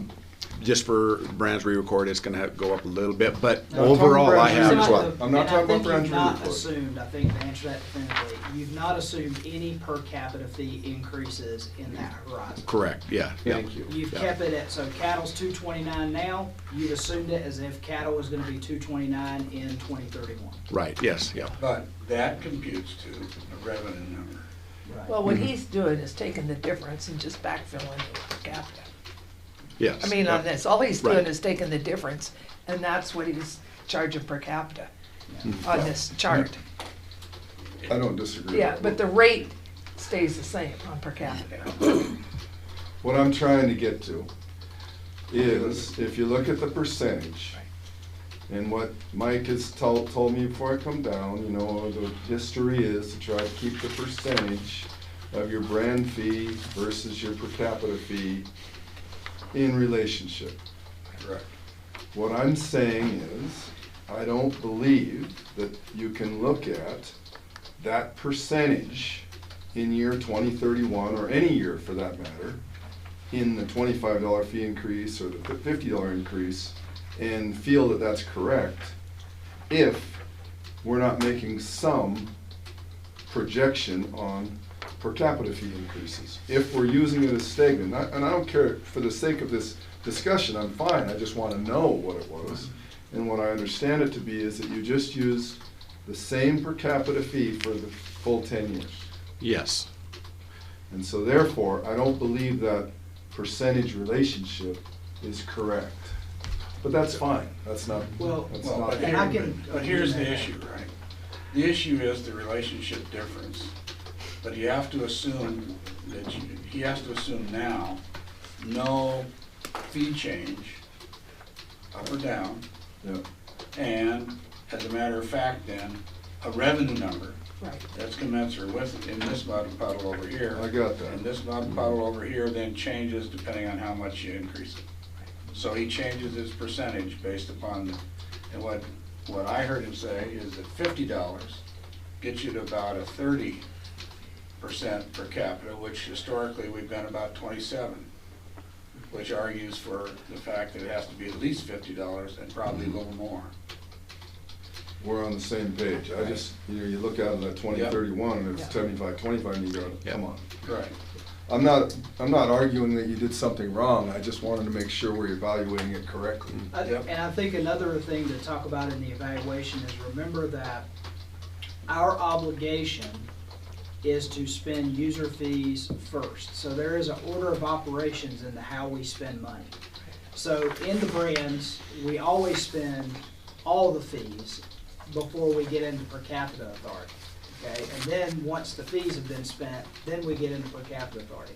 And if it's a program that has general fund, then when all the per capita is gone, then you go to your general fund authority. You sort of have to spend it in that order. Yeah. And so what I would say is when you look at this, if you look at the no fee change, I think is the important one to look at.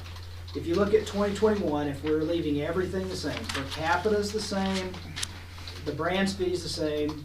So for 2021, we would be putting just under $1.3 million of per capita into brands to cover all expenses. Fees would cover the rest. But if you look at 2031, to cover all the costs, you would need to put $1.6 million of per capita in. So a $400,000 difference. So I think to your question is what's coming down the pike if you do nothing, is at some point the board will have to consider, wow, we've got a lot larger per capita fee obligation we had in the past. Now we need to look at per capita fee increases, right? That's how that relationship or scenario can work together over time. And which is going to have a much greater effect on producers than a grant fee. Potentially, yes. But so operationally, you need to try to maintain the ratio. So to do that, you have to increase the fee on the front end in order to have the ratio maintained over a period of time, assuming no change in per capita fee structure, which is all you can assume. That's fair. And so that directs it right back to the operational impact of the fee structure. So again, you wind up with a minimum of $50 increase, and it suggests you're still not meeting the historical, so you probably have to go a little higher than that. Unless I read the numbers wrong. No, you're right. I feel like you're reading right. Just if I read it, so it's hair splitting somewhere between, $50 increase or 75, depending on how you look at it. I do have $100 here, just on my own here, but it shows about 27%. 27 is 100? Yeah. So that gets you almost historically right to where it was earlier. Yeah. I didn't understand what he just said. Can you Well, explain? he's saying that when he ran a $100 fee increase, that it got the ratio down to about 27. I was guessing it's probably at least $25, but he's saying it's closer to 100. So that Which is the historical ratio. Which is the historical ratio of operational cost coverage based upon non-coverage. And that assumes that you have not lost revenue in per capita, right? And so he's taken the risk both ways. He didn't increase it, but he didn't decrease it either if there are less livestock or whatever around. In inspection fees, one thing with the re-record and the new brands and transfers, that is roughly a quarter to a third of the brand's fee revenues, because you got all your inspection fees and those licensing fees and other ones like that too. So that's why it doesn't change as much when you double that, this re-record fee. So it seems to me I thought that was mine. No, I thought I shut it off. So it seems to me that we're in that you got two different increases that we're looking at, right? The fee structure on transfers, transit transfers, and re-record. Correct. Okay? So now let's separate out those two. What's the data tell us relative to data to re-record? It says you have to be somewhere between 175 and 200 to maintain historical relationships in the past, right? Over a period of 10 years. Right. Right? What does it say on the fee structure on the other side of the puzzle palace? I didn't run it with just doing the re-record, or the new branch transfer. I ran it with just doing the $50, just a $50 increase on the re-record, and it runs about 32%. Okay, so in order to reduce that down, you still have to be somewhere around 175 to get the job done, right? Right. Brian's jumping in his chair there. Mr. Scully, members of the board, I just want to add maybe a little bit different perspective, because maybe what I'm advocating for is something lower than $75 or $100, in the sense that there, and I heard Evan say it too, so it's already been out there, but re-record in that new brands and transfers is a much smaller piece of the pie of the total brands fees, right? So trying to have it carry all of the brands fees weight is maybe a little bit misguided, whereas in his $25 and $50 range there, what he's trying to do is make sure that the new brands and transfers and the re-record keeps up with inflation, now till 10 years from now. So, so it's carrying its water, not the whole brands fee section, weight. Here's the difference, the hair splitter that I would throw back on top of that is that what we've already been told by audit is the operational cost of one is different than the operational cost of the other. That's why I was splitting them. And the operational cost of fees and transfers is higher, relatively speaking, than shot at re-record. Which makes sense because you do one for a period of 10 years and you do the other constantly over time. Yeah. I think another one to look at though is like, what about inspection fees? Can we raise them a quarter, 25 cents Well, in later? that's a whole nother discussion. Right. So that's what I'm saying to help with this here, rather than the new brands and transfers trying to keep. And when that discussion's being held, likely I won't be on the board, but it'll need to be discussed about how we're handling our local inspectors. And I think to help, I'm sorry. Okay, what does it cost? Okay, go ahead. What does it cost to have our folks downstairs do all the research and paperwork for this stuff? Per brand? That is, Please step on your banana peel now. Right. And the reason I ask that is if this is a service, then the service should be paid for. There it is. The rest of it is whatever it is, but if you have that service, you go in someplace and ask them to do some consulting for you, you pay for the whole thing. Yeah, absolutely. And that's what that other $100 are for, is on that new brands and transfers. So but that's the old fee. From 8 years ago, I think it was 2014 is when that one was changed. 2013, 2014 is when they changed the new brands and transfers. We could go back to adding that extra money. So, and that is an old number too. That is not one number that we have not. And without getting into specifics, I think what we can say is definitively today is it's different between, there's a difference between John Scully has asked to re-record a brand that he's had in time immemorial and all we gotta do is check him off the list and he's recorded, versus a new brand which requires research, conflict check, multiple communications back and forth, or a transfer, which means you've got to get, if it's an estate situation, there's all kinds of other information you have to get, check for liens. So there is a difference in work between those two activities. Then why? But we don't know the precise Well, we don't know the difference. precise difference. That's why I hiccuped when you asked me that question. Well, this Made the one costs wisecrack this, about and this banana. costs this, and this costs But this. they can't, I mean. That doesn't work quite. It's kind of an. I know, what does it cost you to drive to town? Too much. Some days it costs this, some days it costs that. It some days depends on, others. it depends on if I mean, it I changes have a my little list bit. or if John has a list. A comment. Anyway, Oh, sorry. let's go ahead. We just need I was just people- gonna say, a comment I was gonna make for the board is that, and I think these guys were wise to do their analysis looking at the new brands and transfers in addition, because there's reasons you should. However, I do wanna make sure that you realize that you can divide, and I think that's what John said, you can divide those two. You don't have to make an immediate decision, new brands and transfers, that's something you can take your time with. The re-record fee is something that at some point, and it doesn't have to be today, but at some point it's gonna have to be set so we can get the rule changed in time for January. So the pressing issue is what you wanna do with re-record. Right, that's why I split the two.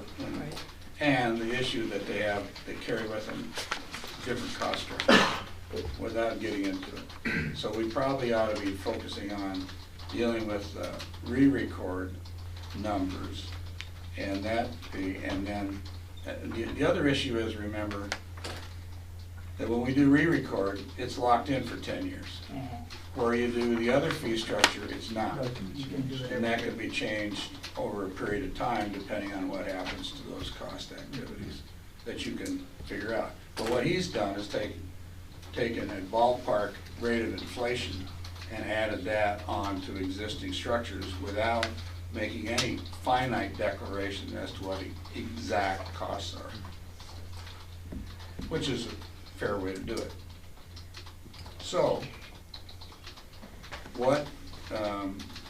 it sounded to me like Brian had a figure in mind. No, So Mr. Scully, what figure I do you concur have with in mind? Evan's $50 figure that he's advocating for here today. Okay. And that would leave, from a percentage standpoint, a bit of a gap still, right? Correct. Brett, do you have a? I'm ready to make a motion, so. Go ahead. You finish your discussion, No. please. Make a motion, and we'll have it during your discussion, your motion. In our discussion, John, looking at the paperwork, as I expressed last time, I think it should be at 200. Is that a hill I'm gonna die on? No, okay? I don't believe the 150 is enough. Just looking at those numbers and, visiting about it here, I'll move that we make it 175. Okay. Is there a second? Second. Lila seconded that. Okay, discussion. Brian? Just clarification, is that just Re-record. just re-record? Just the Just re-record. re-record. Thank you very much. Thank you. Pardon? Comment? Mr. Chairman, members of the board, I just wanted to know, and I'm not speaking for the entire industry, but this came up as an issue at our Farm Bureau convention in November. And our policy on that now is we would support anything up to a $200 fee increase per 10-year periods. And the Okay. caveat to that also being that you not require a separate recording for individual animal species. All in one. Yeah, we killed that I once. didn't catch that. What did you say? Well, our members indicated that they didn't think there should be, you have to register a brand for every species that you have it on. So if you have your brand on Gotcha. horses and cows, you just We register. killed We got rid of that. We canceled that last meeting, but I Right. understand now. Yeah. Thank you. Okay. Right. Now, I just want to make sure everybody's comfortable with voting on it from a timing standpoint now. Everybody seems to be? Okay, we got to get on with it. Yeah. Tonight it looks like time. I just want to make sure that whatever expenses are incurred are actually covered by the fee. I think from what he, yeah. Well, I think Evan's tried to do that, Yeah. right? Yeah. You don't know. I'm not saying his numbers are wrong, I'm just saying we need to make sure we've evaluated it correctly, and I appreciate that, and I feel like we have. Yeah. I think one thing I can say is for the re-record fee, this is just kind of we'll have one employee covering that, and I think it is a fairly simple process. We don't spend 4 hours per brand. Right. Okay. And I was just gonna say, we're currently, what I think this information shows, we're currently covering expenses. We've projected out to the best of our abilities what we expect our expenses will be 10 years from today. And, you know, based on Brian's and Evan's recommendation, they felt that we would be okay where we're at. And of course, the proposal that's on the floor is even better than that recommendation from a revenue standpoint. So I think that we're not concerned that we will be able to meet our expense obligations with that type of action. So maybe that gives you comfort that we're covering the expenses today, and what's been proposed we feel will put us in a good position to cover what we project 10 years from now. Right.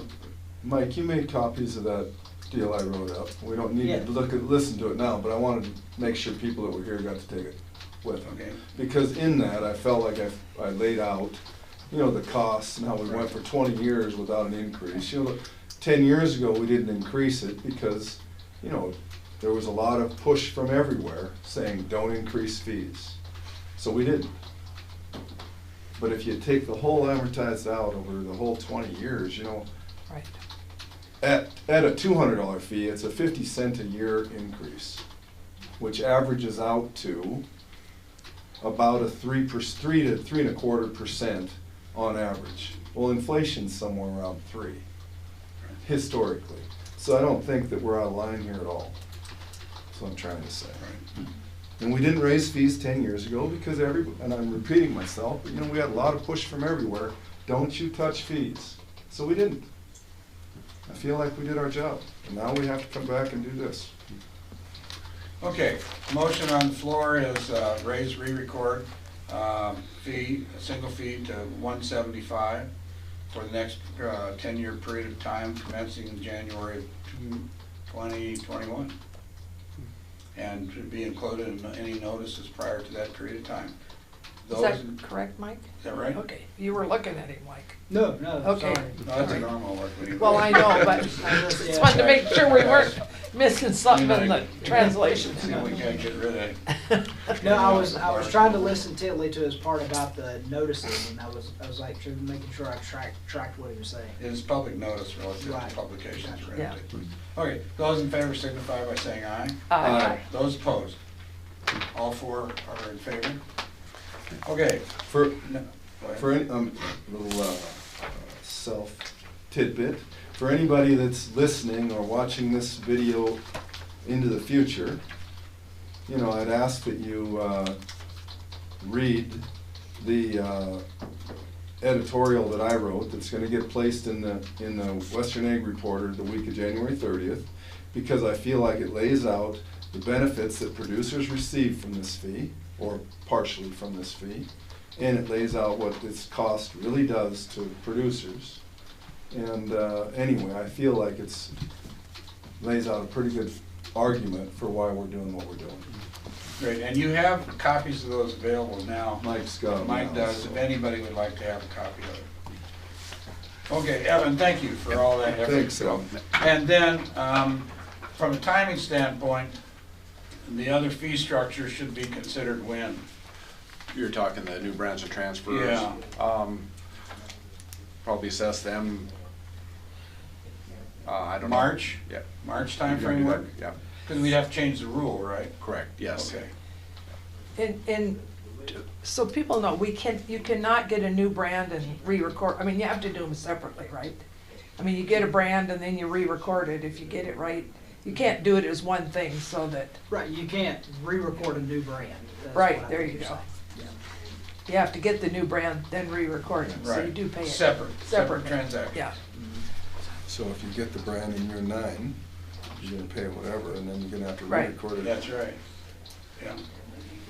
Okay, Well, some people try to. enforcement, update on per To me, capita it's fee collection enforcement.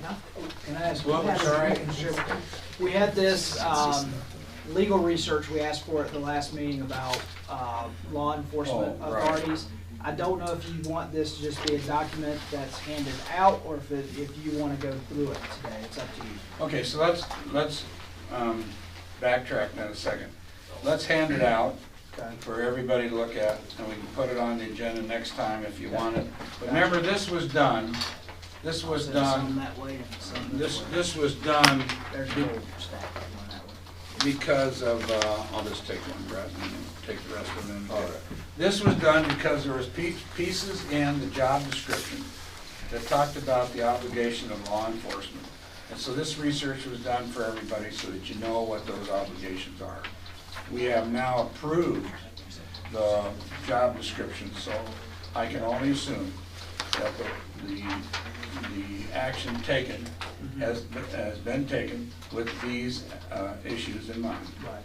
Okay, so that's why it was done, because there was pieces of the puzzle in here of the job description that was suggesting that there's a role to be played that may be different than what the statutes allow for. And you've already worked on that. Okay, so if there's any issue that you have in that, any heartburn over that, it's not too late to raise it later on, because you can contact Mike, and he has to have this approved by the investigators anyway, and then it goes off to the state. So we're not railroading anything, it's just information for you to make you feel more comfortable, especially for those who have worked on that description, the three of you. Okay, update on per capita fee collection and enforcement. It says staff research, and part of the staff snuck out. Yeah, where did Brian go? He must know us.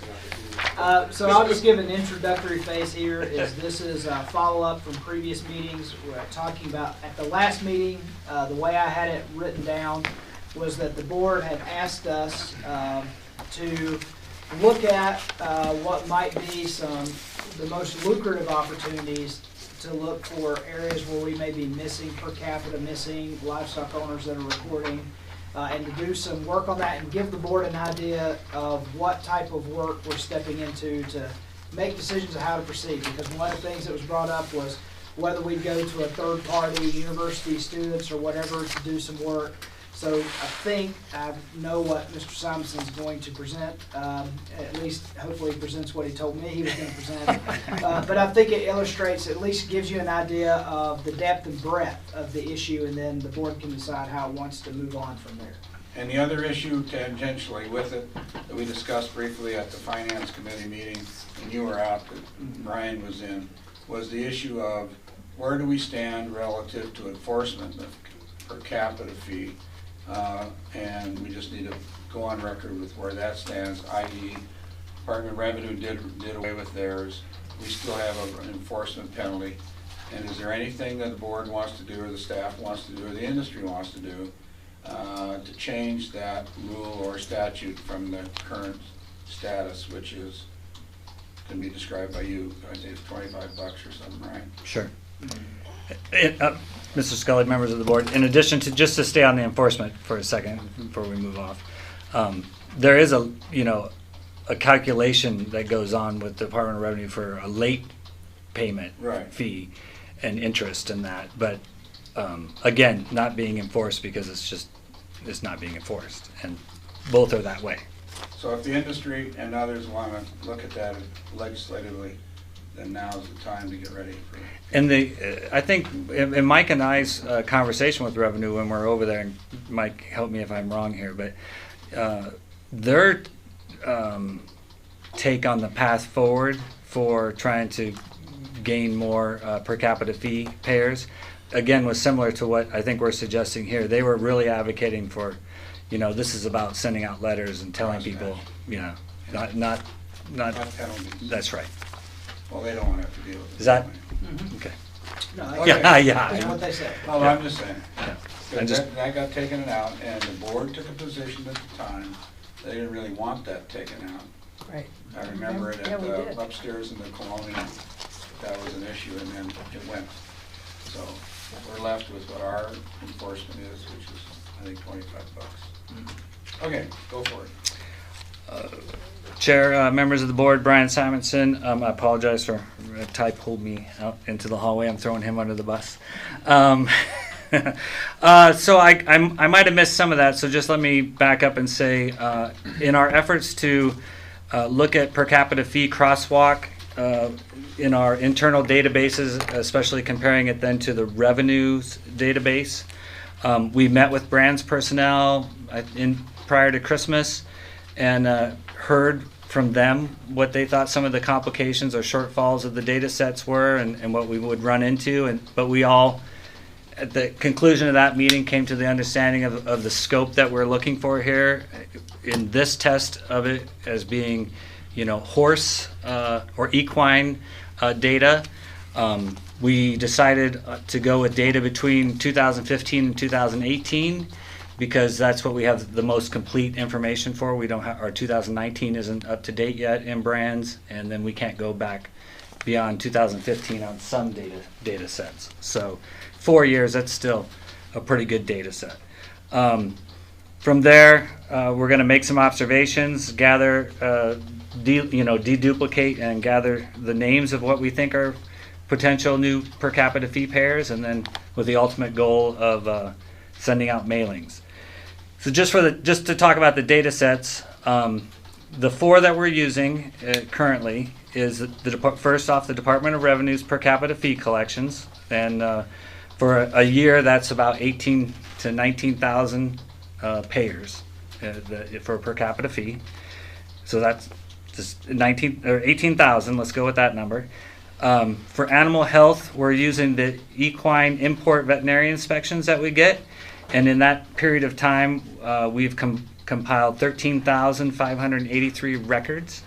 So 13,000 records from, import inspections. In the brands area, we're using the market data for that period of time, and that's 31,000 records.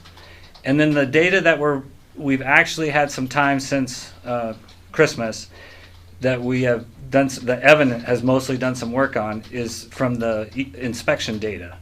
Okay, that's 74,484 records. And that's movement data and lifetime inspections. Because once you get in horses, once you get a lifetime inspection, you don't have movement data after that. So one of the limitations that we have, some of us that have more skills than others in Excel spreadsheets, but you correct me if I'm wrong here, right? I feel like I'm throwing you under the bus here, but I'm not. Is it really, we can only compare 2 data sets at a time right here. So it'd be nice if we could throw them all together, but it doesn't really help us out too much. So in the first section that I'm reporting on, that we've got done so far, we're comparing that 74,000 records to the 18,000 revenue records. Evan was able, from there, comparing the 2 data sets together, to remove 13,000 records from the 75. So we're going to reduce this 74,000 down, right? That's the goal here. He at first blush could remove 13,000 records that were perfectly duplicated, between revenue and the inspection records. Then within the inspection records, Brian, sorry. Go ahead. That would be, out of those 75,000, a lot of those are the same people getting the inspections on different horses. So that's what we So you got down to condensed. 61,000 unique records. Right. From there, we did some more scrubbing inside of the inspection records and getting rid of duplications, and we got it down another 38,000 records. Okay, I'm waiting for you to say something behind me now. So at this point, what we're looking at is 25,000 records, and we didn't want to put them up on the screen because those records are basically just names and addresses. Okay, so but when we as the 3 of us, Dan, Evan, and myself, looked at those records, you could still see 3 different Marty Zalewskis, with a different address, with a wrong address or a different spelling, a Y instead of an I, or there was still a lot of cleanup that we're expecting to do within that 25,000 records. Okay, so done manually. Yes, there's no more automation in Excel helping us out here. So that's why we're kind of we're not at a stopping point, but we pause from there. So now I'm going to just make speculation here. All right, what are we going to find from here on forward? So I'm going to speculate, just to give you some kind of magnitude of what I think we're looking at. I'm going to speculate that we get rid of, having gone up and down on that spreadsheet a bunch, I'm going to speculate that we're going to get rid of a third. Right? And then I'm going to say that when we Right. And so I'm going to say that when we go and take those other two data sets and mix those in there, that we're going to get a few more, maybe a couple more thousand out of that are going to be unique identifiers. Okay, so I'm going to just throw out the number 10,000. I think we're going to have 10,000 records that are unique, okay, that we're going to send out to people. Okay. Now then from there it's also, this is all just guesswork, but I'm going to stop you there for a second? Mm-hmm. Those 10,000 records are names, right? They are. They're not how many? Horses. Not how many horses, right? Yeah. The individual names. There's 10,000 individuals. So they're individuals. Who can have more than one horse. So if it's me and I currently have 3 horses, Right. I show up there as an individual, I don't show up there 3 times. That's right. We won't have. So one of my assumptions down here toward just a couple steps was that I got to assume and I'm just going to use children, but I threw 2.5, is the number of horses. Yeah. You have one horse, you're bound to have. Gotta have They're kind of like members of the household, right? Right. So I just threw that number in there. I'm sorry. Now we're all of a sudden up to 25 or 30. Huh? Okay, so. Pretty soon it's real money. So I'm gonna assume that of that 10,000 that we send out, that 25% of those are gonna come back as they did pay per capita fee under a corporate name, or my cousin's name, my dad's name, my wife's name. Per capita fee was covered. You're assuming 25%. Yeah. No. No, I'm just saying it Oh. could be 50. It could be. Total assumptions. And then I'm going to assume that of those that should pay, let's just assume we only get 70% compliance, right? Because our letters are going to be very stern, right? We're gonna tell people they need to pay, and we're gonna instead of turning in 2.5 horses, they're going to turn in 1.9. So that gets us down to maybe, I'm just saying, I'm trying to be optimistic here and say of our equine out there, we may end up with, let's say, 5,250 new per capita fee pairs. And that's not just 1 year, right? Because once they're on the rolls, then it's every year. So we need to keep that in mind. And then if I just take that 2.5 horses per pair, I end up with a number that's somewhere around $75,000 of revenue. And I just wanted to get to that point, as far as that might be the order of magnitude we're talking about from horse, just based on what we've looked at in the records so far. You can do it, see? Well. Okay, so one of the things that I would, having just gotten my notice and gone through the per capita notice from Department of Revenue, that postcard happened again this year relative to your ability to print off, and it's not easy. You still got to download and go through that hoopla. I would suggest that you throw a reporting form in with this mailing when it goes out, as opposed to trying to push these people through the knothole of credit cards and electronic filing. And that card you can't miss Green that card. card, but if you're gonna send them something like we mean it. Yeah, so just copy the form and. So as far as a goal goes, I've got it written down. Next Board of Livestock meeting, we want to have a mailing. I'm not going to call it a postcard, but something, right, that with language in there for the board to review and decide on going forward. That's a goal. And then, hopefully we've got 5,000 names on there. So. Great. Okay, questions for Brian, Evan, Dan? That's great. Yep. Good start. Started. The great for a some. question I would have, Brian, I'm sorry I'm hitting you with it here. I should have asked it yesterday when we were talking about a conversation Brett and I had yesterday afternoon made me think of this. But when you say 18,000 in revenue, is that 18,000 equine payers, or is that 18,000 total payers, all species? Total. Okay. Because I'd be curious to know what the number of people reporting. Because as you think about this, if we have some success on the equine side, I'm looking around at the board members here, people are probably going to want us to take this out to the next much harder step, which is cattle, because we're talking millions of records at that point that we're doing this process through. But the conversation I was reminded of Brett is, I'd love to know what the number of payers are for cattle Because I think on the cattle side, the issue may not be, I mean, I'm sure we have some non-reporting, non-payment issues, but the issue is if you had 6,000 cattle payers and all of them were 5 short, that's a significant number. They've reported, they've paid. This process you're doing is not going to tease that out. But if Just they're go through the math for a minute. Yeah. He just said we'd come up with, hopefully through the horse deal, around 75 grand additional. Right. Yeah. So go through that math. Yeah, so if we you- just compare apples to apples. Yeah, if you were saying 6,000 people underreported, right? Underreported by 5 head apiece, not much, right? You would come up with just $75,000 of revenue just off that, Yeah, just it'd be off being 30,000 short. head times 2 something, then it'd be 70,000. So. Yeah. And so if you're 10 short That's or been my 50 whole short, argument. the number starts to get big if it's 10, 20, 30, 40, underreported per, and I'm not saying every payer is underreported, but, if you have, so underreporting, when you get to cattle, underreporting may be much more of an issue than just not paying at all.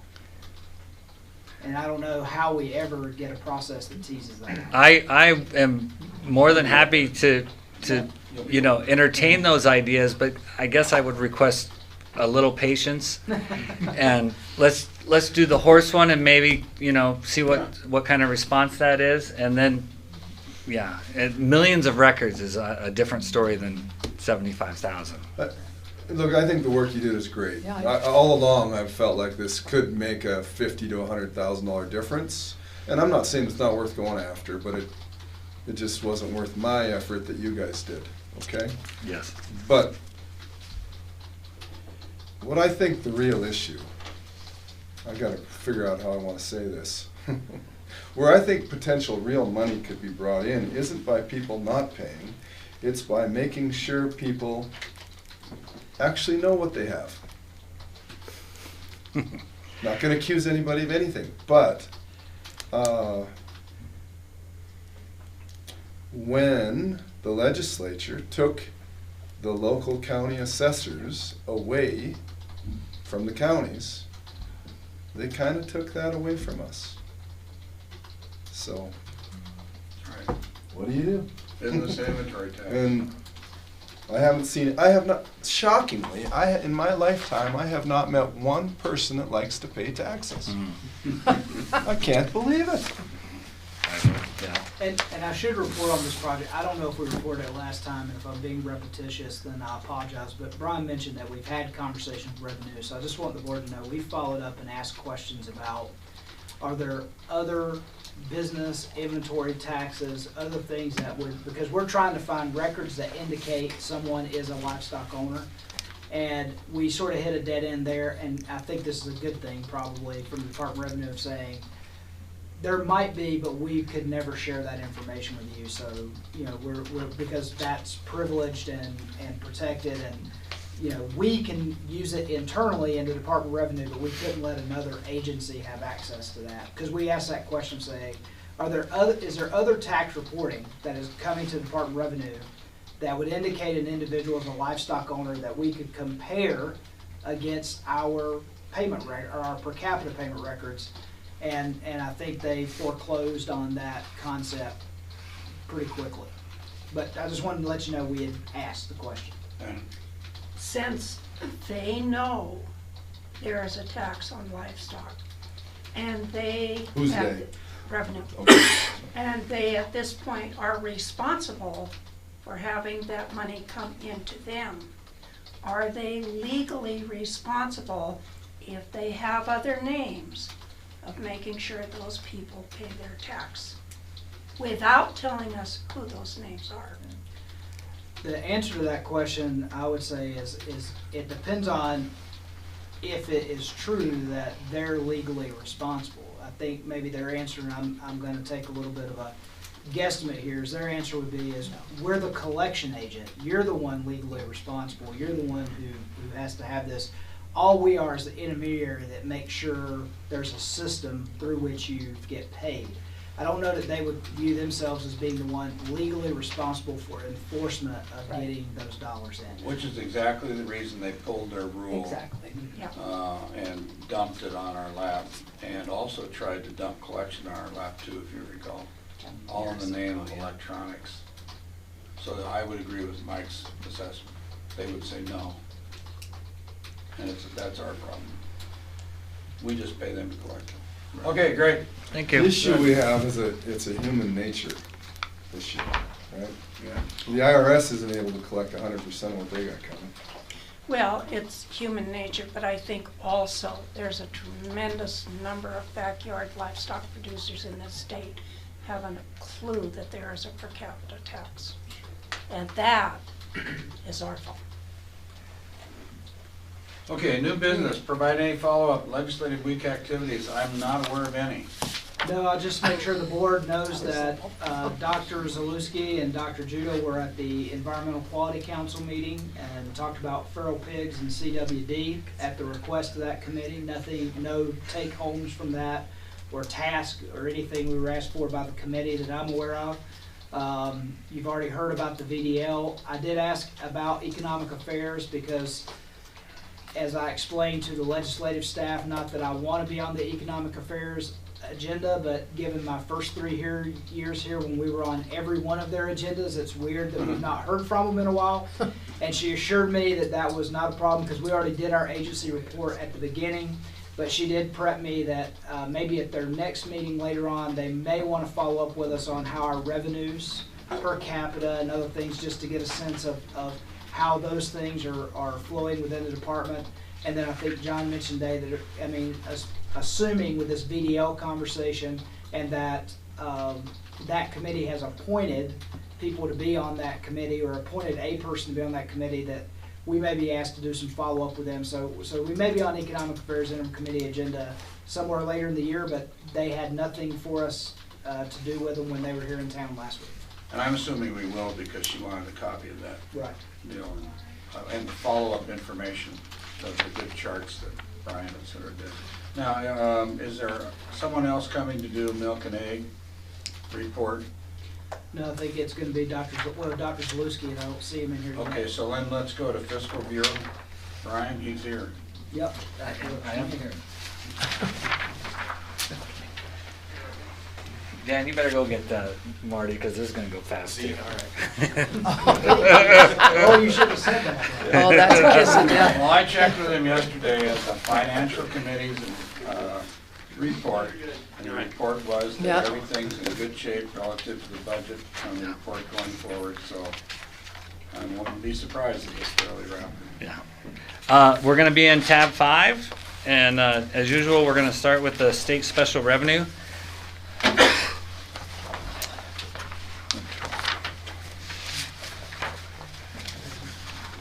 The multicolored sheet.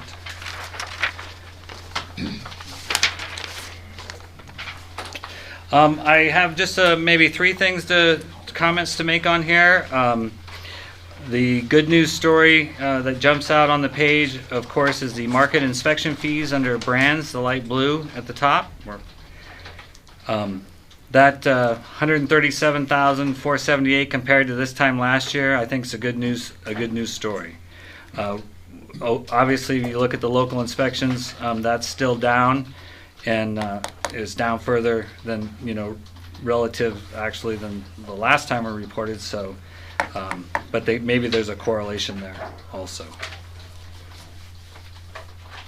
Okay, per capita fee is holding steady. No real changes there. As Mr. Scully alluded to, the postcards have gone out, and we have received some dollars in, but that'll start in earnest here in the next couple months. Everything else in here looks pretty good, or within tolerances. There are some ups and downs, and the only one that is significant enough to say something about is that last time we reported that the lab was really up in revenue and fees comparison to the year before. Now they're down, but we've talked about it in our bureau meetings with the lab, and we pretty much think that's just a timing thing, that we're still within a relatively good sine wave as far as operations. There's nothing standing out operationally that is accounting for being down. So. Well, other than, I don't know if Dr. Jeter or Dr. Zaluski will weigh in, is that, and we won't know until a few more months pass if the FP issue, which we have talked about a lot, maybe cause some people to skip a year in testing and brucellosis, and look, that it'll take a while to see if that is why we saw a change here this fall, right? And we don't know yet. But we do know, which we didn't push it earlier, I didn't anyway, but I did ask the question relative to data dealing with brucellosis and what the number of tests look like. And we're on a calendar year, right? Right. On that report? Or are we July to July in that report? July to July. And so have we looked at the last 2 months on brucellosis and compared those back? That might be worth looking at. Yeah, just to see if that's an issue. Yeah, to see if it pops up. Because that's a big deal relative to our general fund, right? The relationship relative to the number of tests performed in a period of time. You've gone through the hot season, one of them. So that would probably be worth looking at. The last thing on that form, not to. No, go right okay. ahead. The last thing on that form is that Evan, in this cycle, has added the Wolf donation funds down there just for your awareness. So that very bottom one is how much FWP's recorded. Remember what that is? That's new legislation that came about from the stock growers over in, across the hill for wolf donation as an option. And Stiver's not here anymore, but he and I have agreed that with the way those collections, maybe next year will be better, but with the way those collections are coming in, and especially with the way federal takes indirects on dollars, we want to let that build up before we transfer any over. So we're going to hold on to that for a while until we have enough that it can go over there and actually make a difference for them. Make a report out on doing something. Yeah. But in the event that anybody from that organization wants to inquire relative to what's going on, we have the data at this point, right? Such as it is. Their lobbyist or their, was it stock growers over by Deer Lodge? I would say they've Put the been, bill in place. yeah, they've been pretty religious about asking every month. And so that's why we're now putting it in the report. Yeah. I just want to make sure publicly that it's there for them. We're not. Okay. hiding anything. I'll move on to the projection report if there aren't any other questions. Okay. As I reported yesterday, and Mr. Scully alluded to, the projections continued in a positive trend as they have done all year. We gained about, I mean, if it's not really material, but about $11,000. We're a little bit more positive than we were the last go around. So that you can see that right now we're projecting $581,699 is the amount for all funds at year end. The only fund, if you look on that just above that last number there, that you see that runs negative is the milk inspection fee authority is projecting negative for the budget year. We've had some payouts, retirements that we talked about earlier in there. We're projecting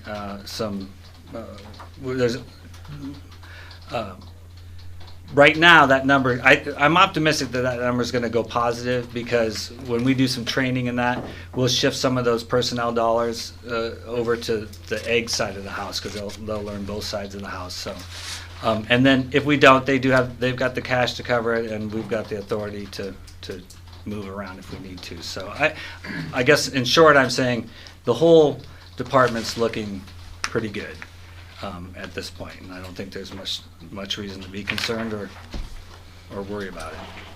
Questions from anybody concerning any portion of the report on centralized services?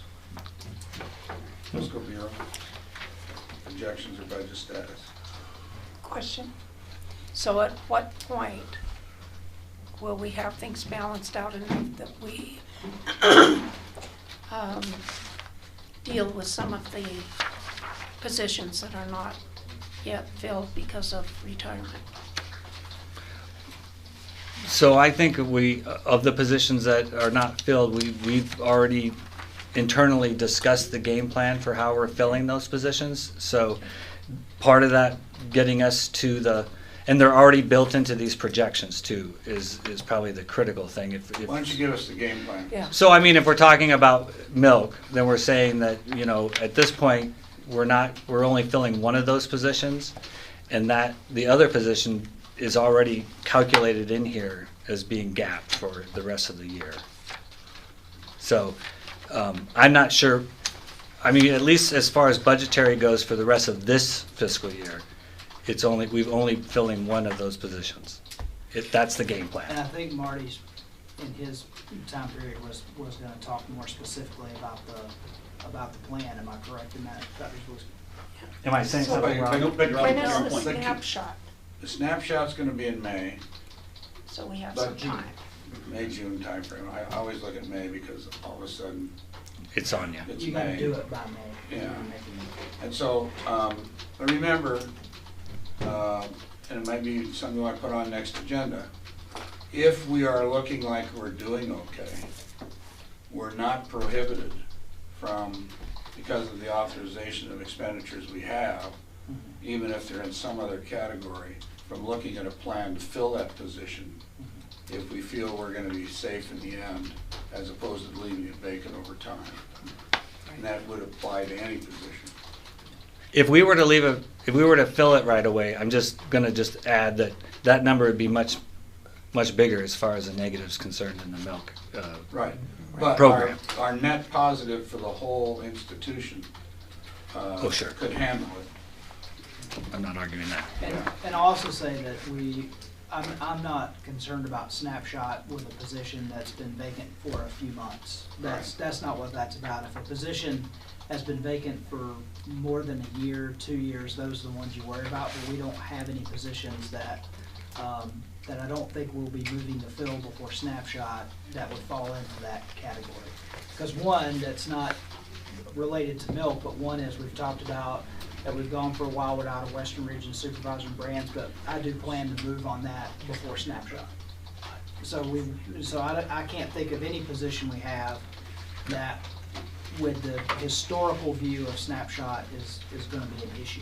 We just don't have any positions that have been vacant that long, or what they consider a long-term vacancy. Well, and we've got rationale for why they're vacant also. Right. So in other words, we're not gonna lose an FTE during snapshot, but we still have the prerogative if our operating expense activity is net positive, we think we can cover it. We have the option of doing other things with funds we have that might cover one or two of those positions.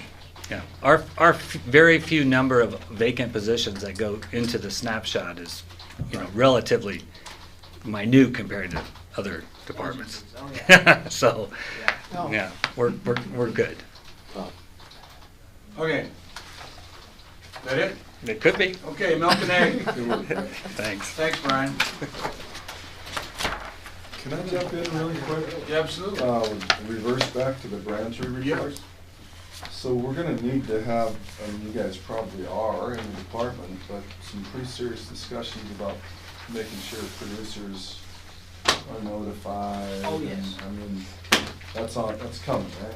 Yeah. Yeah, okay. Because I believe, and Brian, tell me if I'm wrong, we have to institute a rule change on the re-report fee, right? So we're gonna have to go You're out looking for- at the wrong person Well, to a we're gonna certain have to degree. go out for public comment, I mean, So hopefully and we'll interested have parties will that. be notified. In addition to, I'm sure it'll be reported on by others, and so I think we'll have plenty of time to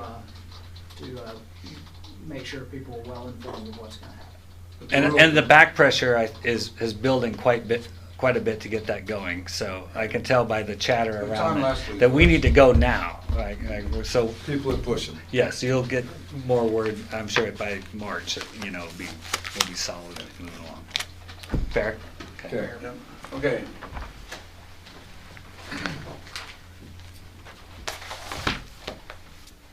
You're good. Just take your time, guys. Yeah, we got all day. Thank you, sir. Is that eggnog? Well, I'm thinking of something else. I won't reveal what's in the cup, but it was very important that I have it. Members of the board, Mr. Chair, 3 items for you on the Milk and Egg Bureau. I'll just start with, let me go to your agenda. I'll just start with a new fee rule. As the board is aware,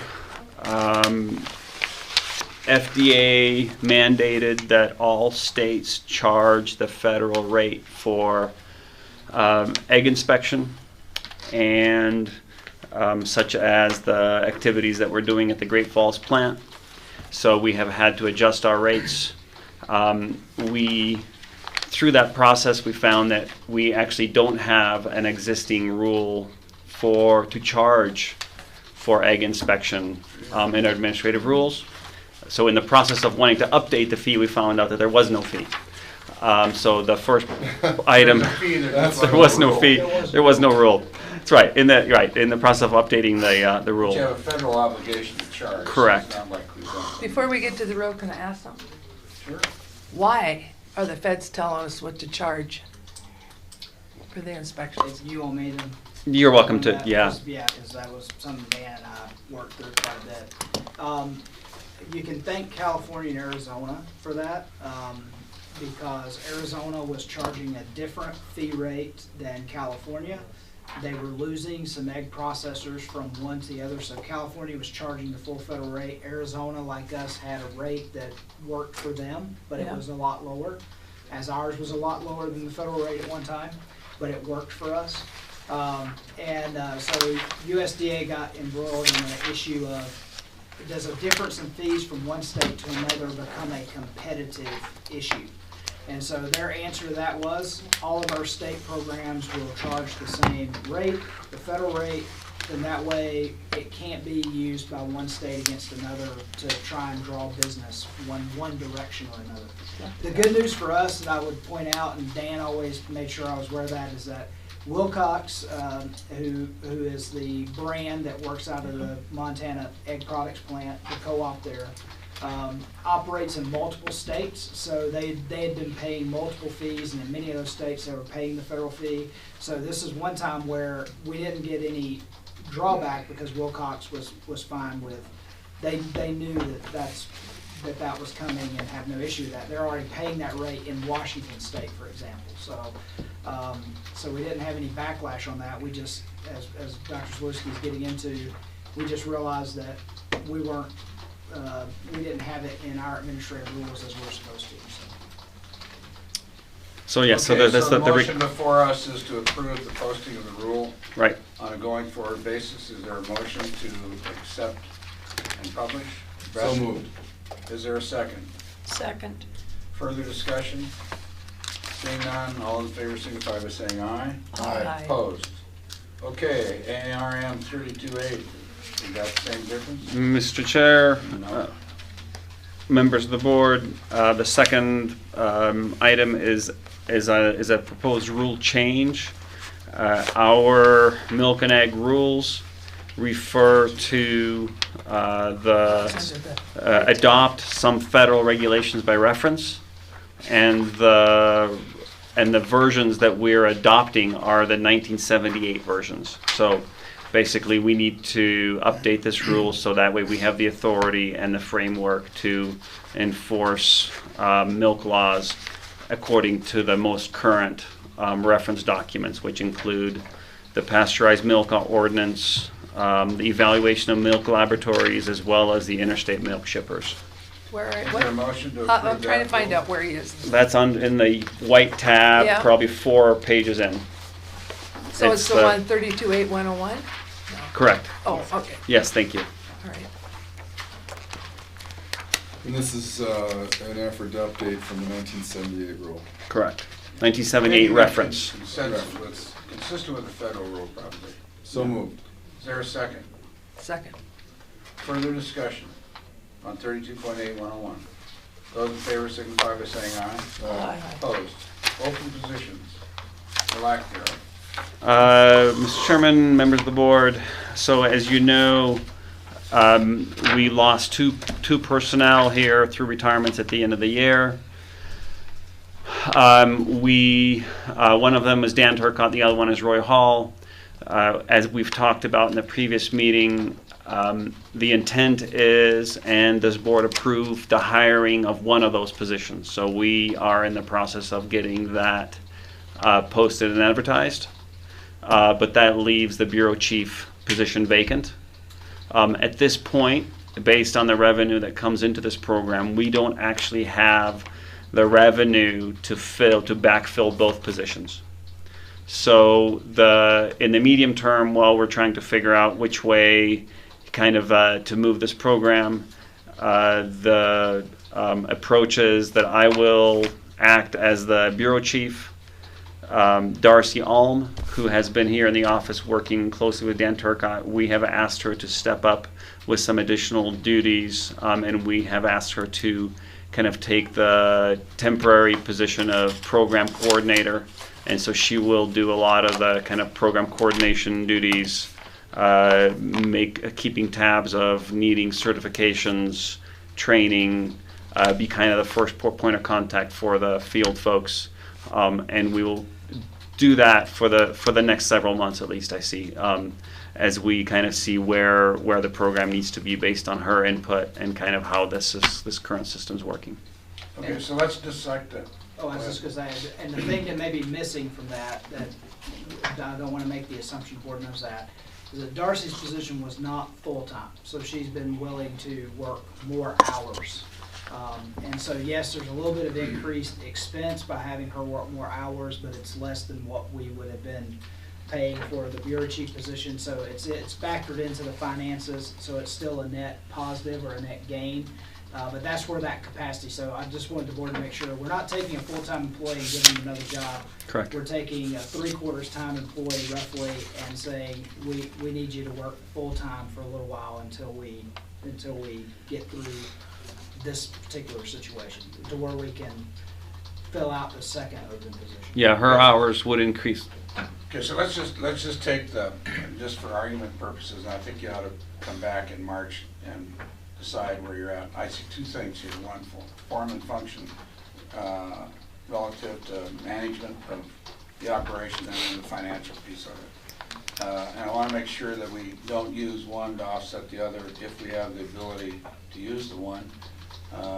So, meaning that if we are profitable, which it appears we are, I'll use that term, for year-end projection at the tune of $581,000 or more, the lack of funds should not preclude us from looking at magical ways to deal with that, to fund a position that we think is required to meet the conditions of the marketplace.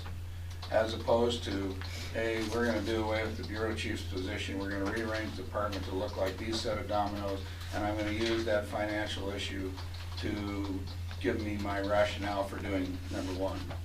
So we've had to do, unfortunately, over the past years on the board, a lot of things in June and July that rearranged funds from one department to the next. And so I think we just need to be careful that we don't step in our own bucket by saying we don't have any money over here and yet we got a lot of money over here. Right.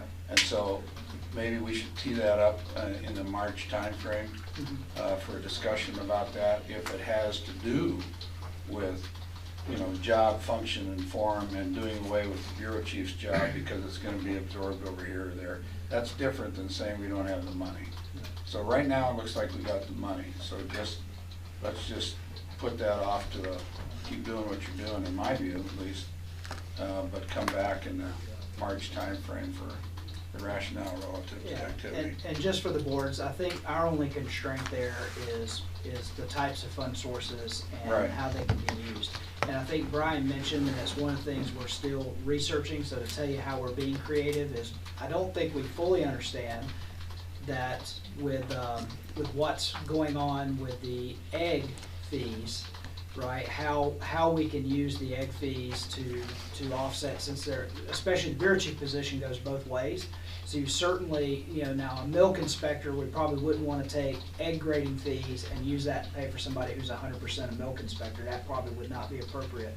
But for the bureau chief, and we're still researching into that, and if we figure something out there, it may open up opportunities sooner than we think. But for right now, we're trying to be prudent until we fully understand how we can use those fund sources in different ways to make sure we don't run into any sort of issue there. Yeah, well, I just don't want to be, I don't want to have one being used to offset another. Just deal with them both straight up, and if we need to fill it to make our, we need to do it. So I would put that on the March timeframe. Can I ask? Because I'm hearing the message on both sides of that. When I hear it, we talk about it. Is that because we don't have the money to do it right now, because we are paying retire, I mean, Yeah, we so have what- those two yeah. positions, and they were at the end, they were at the top of their. Right, so So- large payouts to the 2 retiring employees, and when I say large, I want to be careful about that, but Unbudgeted. unbudgeted expenses, and it kicked us into the situation you saw when Brian went through the financials Okay. when you do your projections. That's what we're trying to even back up. Okay. And we've done that before with vacancy savings. Yeah, I know that. I just wanted to make sure I was getting the reason you said it, because I'm thinking, Yeah. this is one place, usually we're not too worried. But there also could be an issue that I'm hearing, that there may be an issue dealing with structure, form, and function within the department, so let's just team up and deal Yeah. with them. They are. Okay, anything else on that one? That's it. Okay, then we got, Milk Bureau. Yeah, and I don't see, and we're about an hour and a half ahead of Chad. I doubt you want to wait for him. He's not listening, maybe. Maybe he'd be running over here if he was. He's out of the office right at the moment. He could be here in probably 15 or 20 minutes. That's what he's trying to get back. He's trying to get back right now. Okay. Well, but I don't see any sense in. He can No. send me a written report that I can send to the Right, board. just no provide a reason for general him to- update on the bullet points. Yeah. Is there anything from a public comment standpoint that anyone would like to make on non-agenda items, or for that matter, anything on agenda items? If not, then the next item of business is the next board meeting. Brett? Are we already at that point? Yes, we are. Okay, so before we get to that point, the one thing we haven't discussed this meeting is evaluations. Yes, We skipped over that part. well, I brought up the evaluation. Did I miss something? Was I asleep when you did? I think so, you were on the second cookie. And I think what I said is that you were gonna have an evaluation, I thought we said we were gonna have an Okay. evaluation plan for the next meeting. Yes. As to go through Mike's evaluation, have the form ready and all that stuff. That must have been when I was out of the room. Yeah, no, you and I were talking anyway, that's, You're okay. but would you like to do it differently? No, I think that sounds great. I just wanted to make sure we We're touched on on it, it. because I was asleep. So- On that topic, I just want to say what we talked about yesterday and what I'll leave with the board as they leave today is a form from 2017 we used, and then the most recent form we used. The behaviors, obviously, we keep that pretty stagnant across all of state government. Excuse me, the competencies is what they call it, stagnant across state government. So the competencies that are in here are what all supervisors are evaluated on in state government. And then, of course, the objectives, goals is related to this. So, you can take this and say, these are the things we've evaluated in the past, and you can decide between now and next meeting what different things you want to add or subtract. So So between you now have and two next versions. meeting, maybe I went through it too quickly, but you would decide from a personnel standpoint which format you want to use and bring it forward with a time frame of when you're going to do it. Okay, well, that's even more, less aggressive than I thought we We were. got more done yesterday than we thought. Yeah. Which basically suggests you'd have a form for us to fill out in February, and then you'd have to establish a review period, whether that's March or whatever.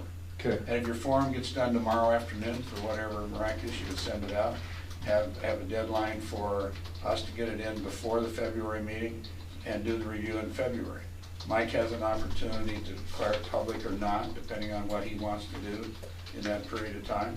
And we'd either have a public agenda item then, if you get the form ready ahead of time and out to us, or we approve the form and do it later.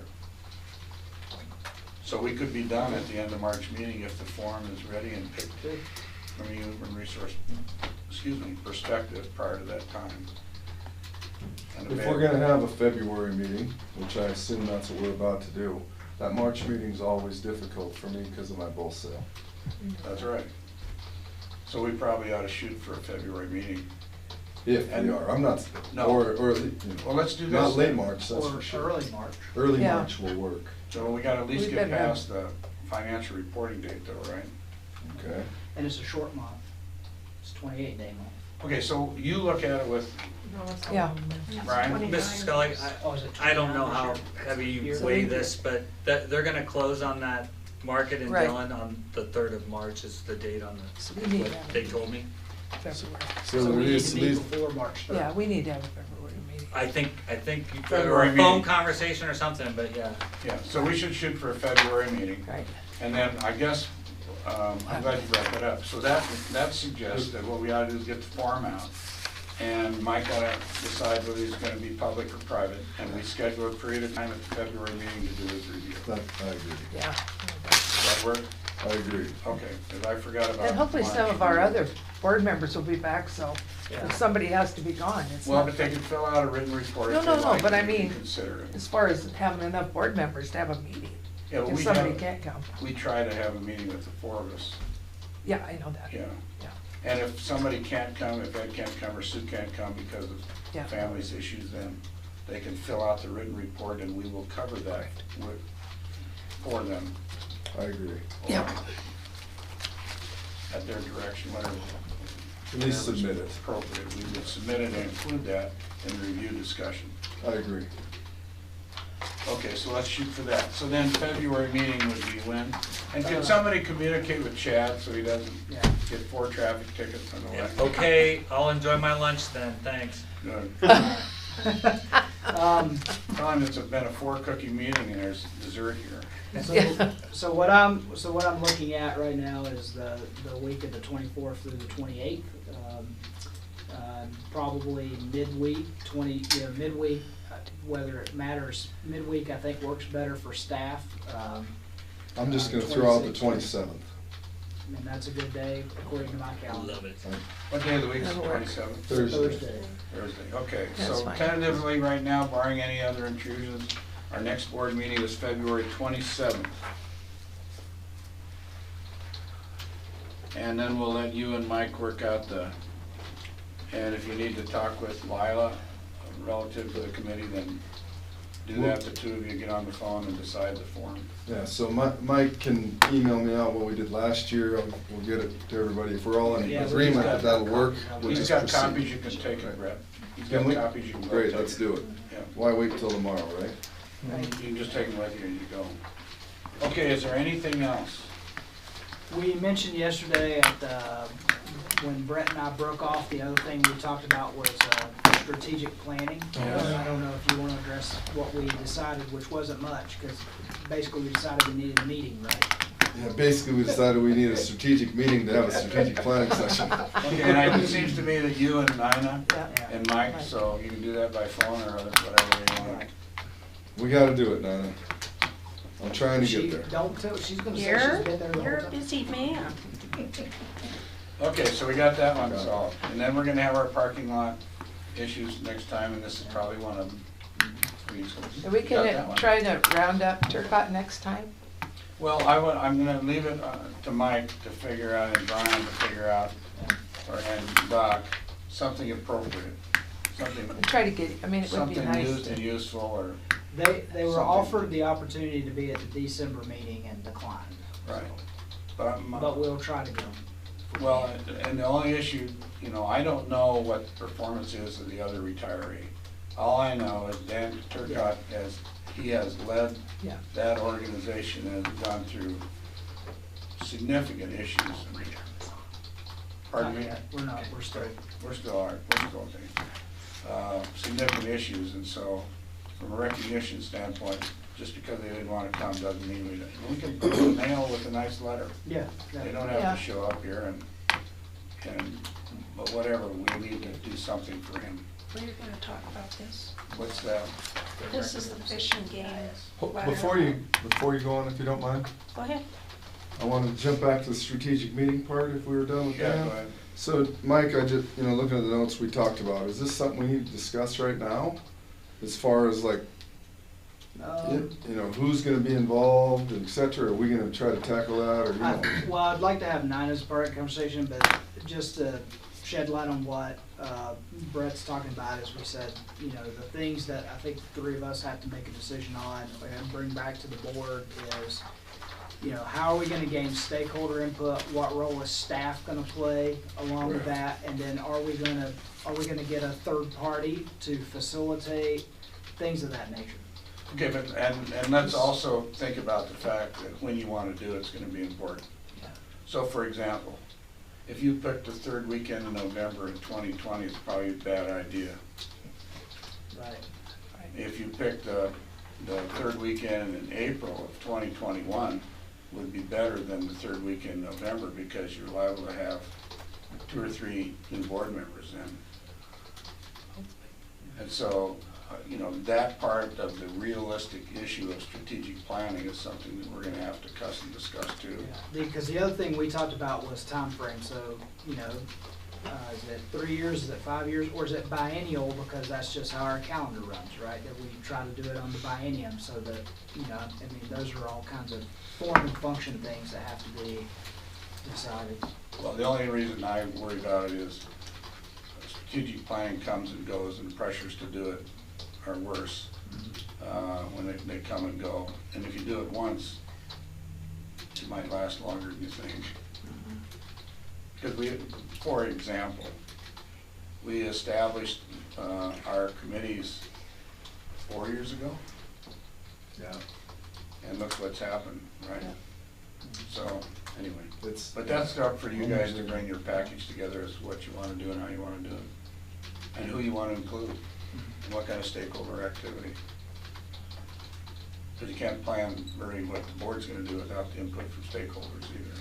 So It's anyway. pretty hard to get Everybody get together. stakeholders to give I input. know, but at least you have an opportunity to give them the opportunity, and it's structured, and if they don't show, they don't show. Yeah. They might not. Yeah, I'm a bit. Okay, so you had an issue. I didn't know if we were gonna discuss this. This was the Buffalo, EIS. Oh, the go ahead. fishing. Well, I just wondered if you were gonna talk about it. I'm not happy with it, but then that's Well, what it but is anyway. that's the, let me make sure I understand what you're handing me. I don't think we have anything to say about it. Yeah. Well, I take that back. There's a lot of things in there, decisions that have not been made yet, that we should have input in. And I don't know if we have anybody working on input. Well, let me just say I turned to page 5 with my right thumb, and I Yeah. looked at bullet number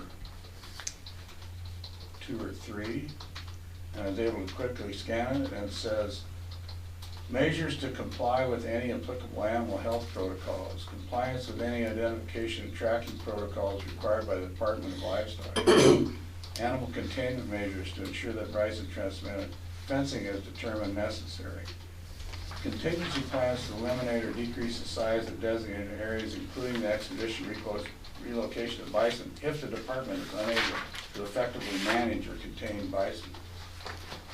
Which I would department? suggest that we probably better Have some response. go through this whole thing. Right. That's right. I guess I've never seen it until right now, Will you have it? not that I'm aware of. Oh, Mike had it on, that would have been while you were You were gone. gone. Mike Yeah. emailed They it. dropped that Yeah, on so us. it's, Okay, but So- yeah. It's in your email somewhere. okay. So I would say we better, okay, an alternative 4, restoration of publicly managed bison herd on a large landscape where there are minimal contacts with livestock. Don't know. But Well, I and guess it talks- we better put it on the agenda for February. It talks about if bison come out of, and they're talking Yellowstone, although they don't say Yellowstone. And they may go someplace where they're on strictly public lands under tribes, but they might go to private landowners who may or may not have their own private bison, but it doesn't describe how you figure out which ones are wild, quote unquote, and which ones are domestic, et cetera, et cetera. It has a lot of stuff. Yeah. And if you'd like to take that one, you're more than welcome to, because I've downloaded it. Well, the other thing, Spencer, did we make any public comments on this thing? Well, this thing goes back. I think it's a record of decisions. I think that's. It goes back about 5 years. More than 5 years, because Christian McKay was on the working group for that I would hope when so, I maybe. first started. My question's still the same, right? It's it's sat fine. on the, yeah, Yeah, I but don't he know didn't if ask that. He did. said, did we make any comments? Oh, did we make any I comments? said, yeah, did we submit any comments for their gig here? I don't recall that we submitted written comments. We were asked to be part of some of the working groups. I think I attended a session here in Helena. Christian may have attended a couple. That was pretty much it. I don't believe that we did. I don't Well, I recall. think Christian officially sat on the working group. Yeah. It was in 2012, 2013, 2014, Sounds which is why familiar. I was on the phone call, because I'm the replacement for Christian. But that public comment would have taken place in 2014. Is when it was years ago. Was This it has been that- sitting- This has been sitting with FWP without decision for at least 4 years. That's true. I guess we better put it on the agenda, and I will give this back to you right now. So let's, and the issue I think is gonna be how, we probably ought to go through it. I'm assuming that our stakeholders already know about it, Oh, yeah. but I don't know what they've got to say. And maybe there's nothing to say, I don't know.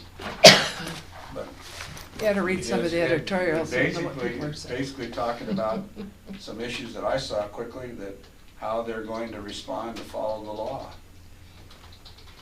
And one of the questions would be therefore, based upon their response, are they following the law? I don't know. But I'm glad you brought it up, because I hadn't seen it. So we'll put that on the agenda and at least have a cursory overview of what it says and how it would affect us. I'm sure you can see the comments from the I history. start getting page on nervous, those I start things. getting the shakes about IBMP when you talk about that. Oh, God. One last thing. Yep. I'd like to thank Donna for an absolutely fabulous lunch. Again. Ray Pellin did what? Was it Ray and Ray? And Ray, And that's I right. got it. Tom Schultz. Did you get Tom. While you were in working, Did you get a I copy? increased Somebody gave the me one. 3 cookie meeting to a 4 cookie meeting and told her, Good. she and I had a chance to visit about that. How great it was. Okay, anything else? Now, is there a motion to adjourn? So moved. Is there a second? Second. All in favor, say aye. Aye. Aye. Opposed? We adjourn? Stand adjourned.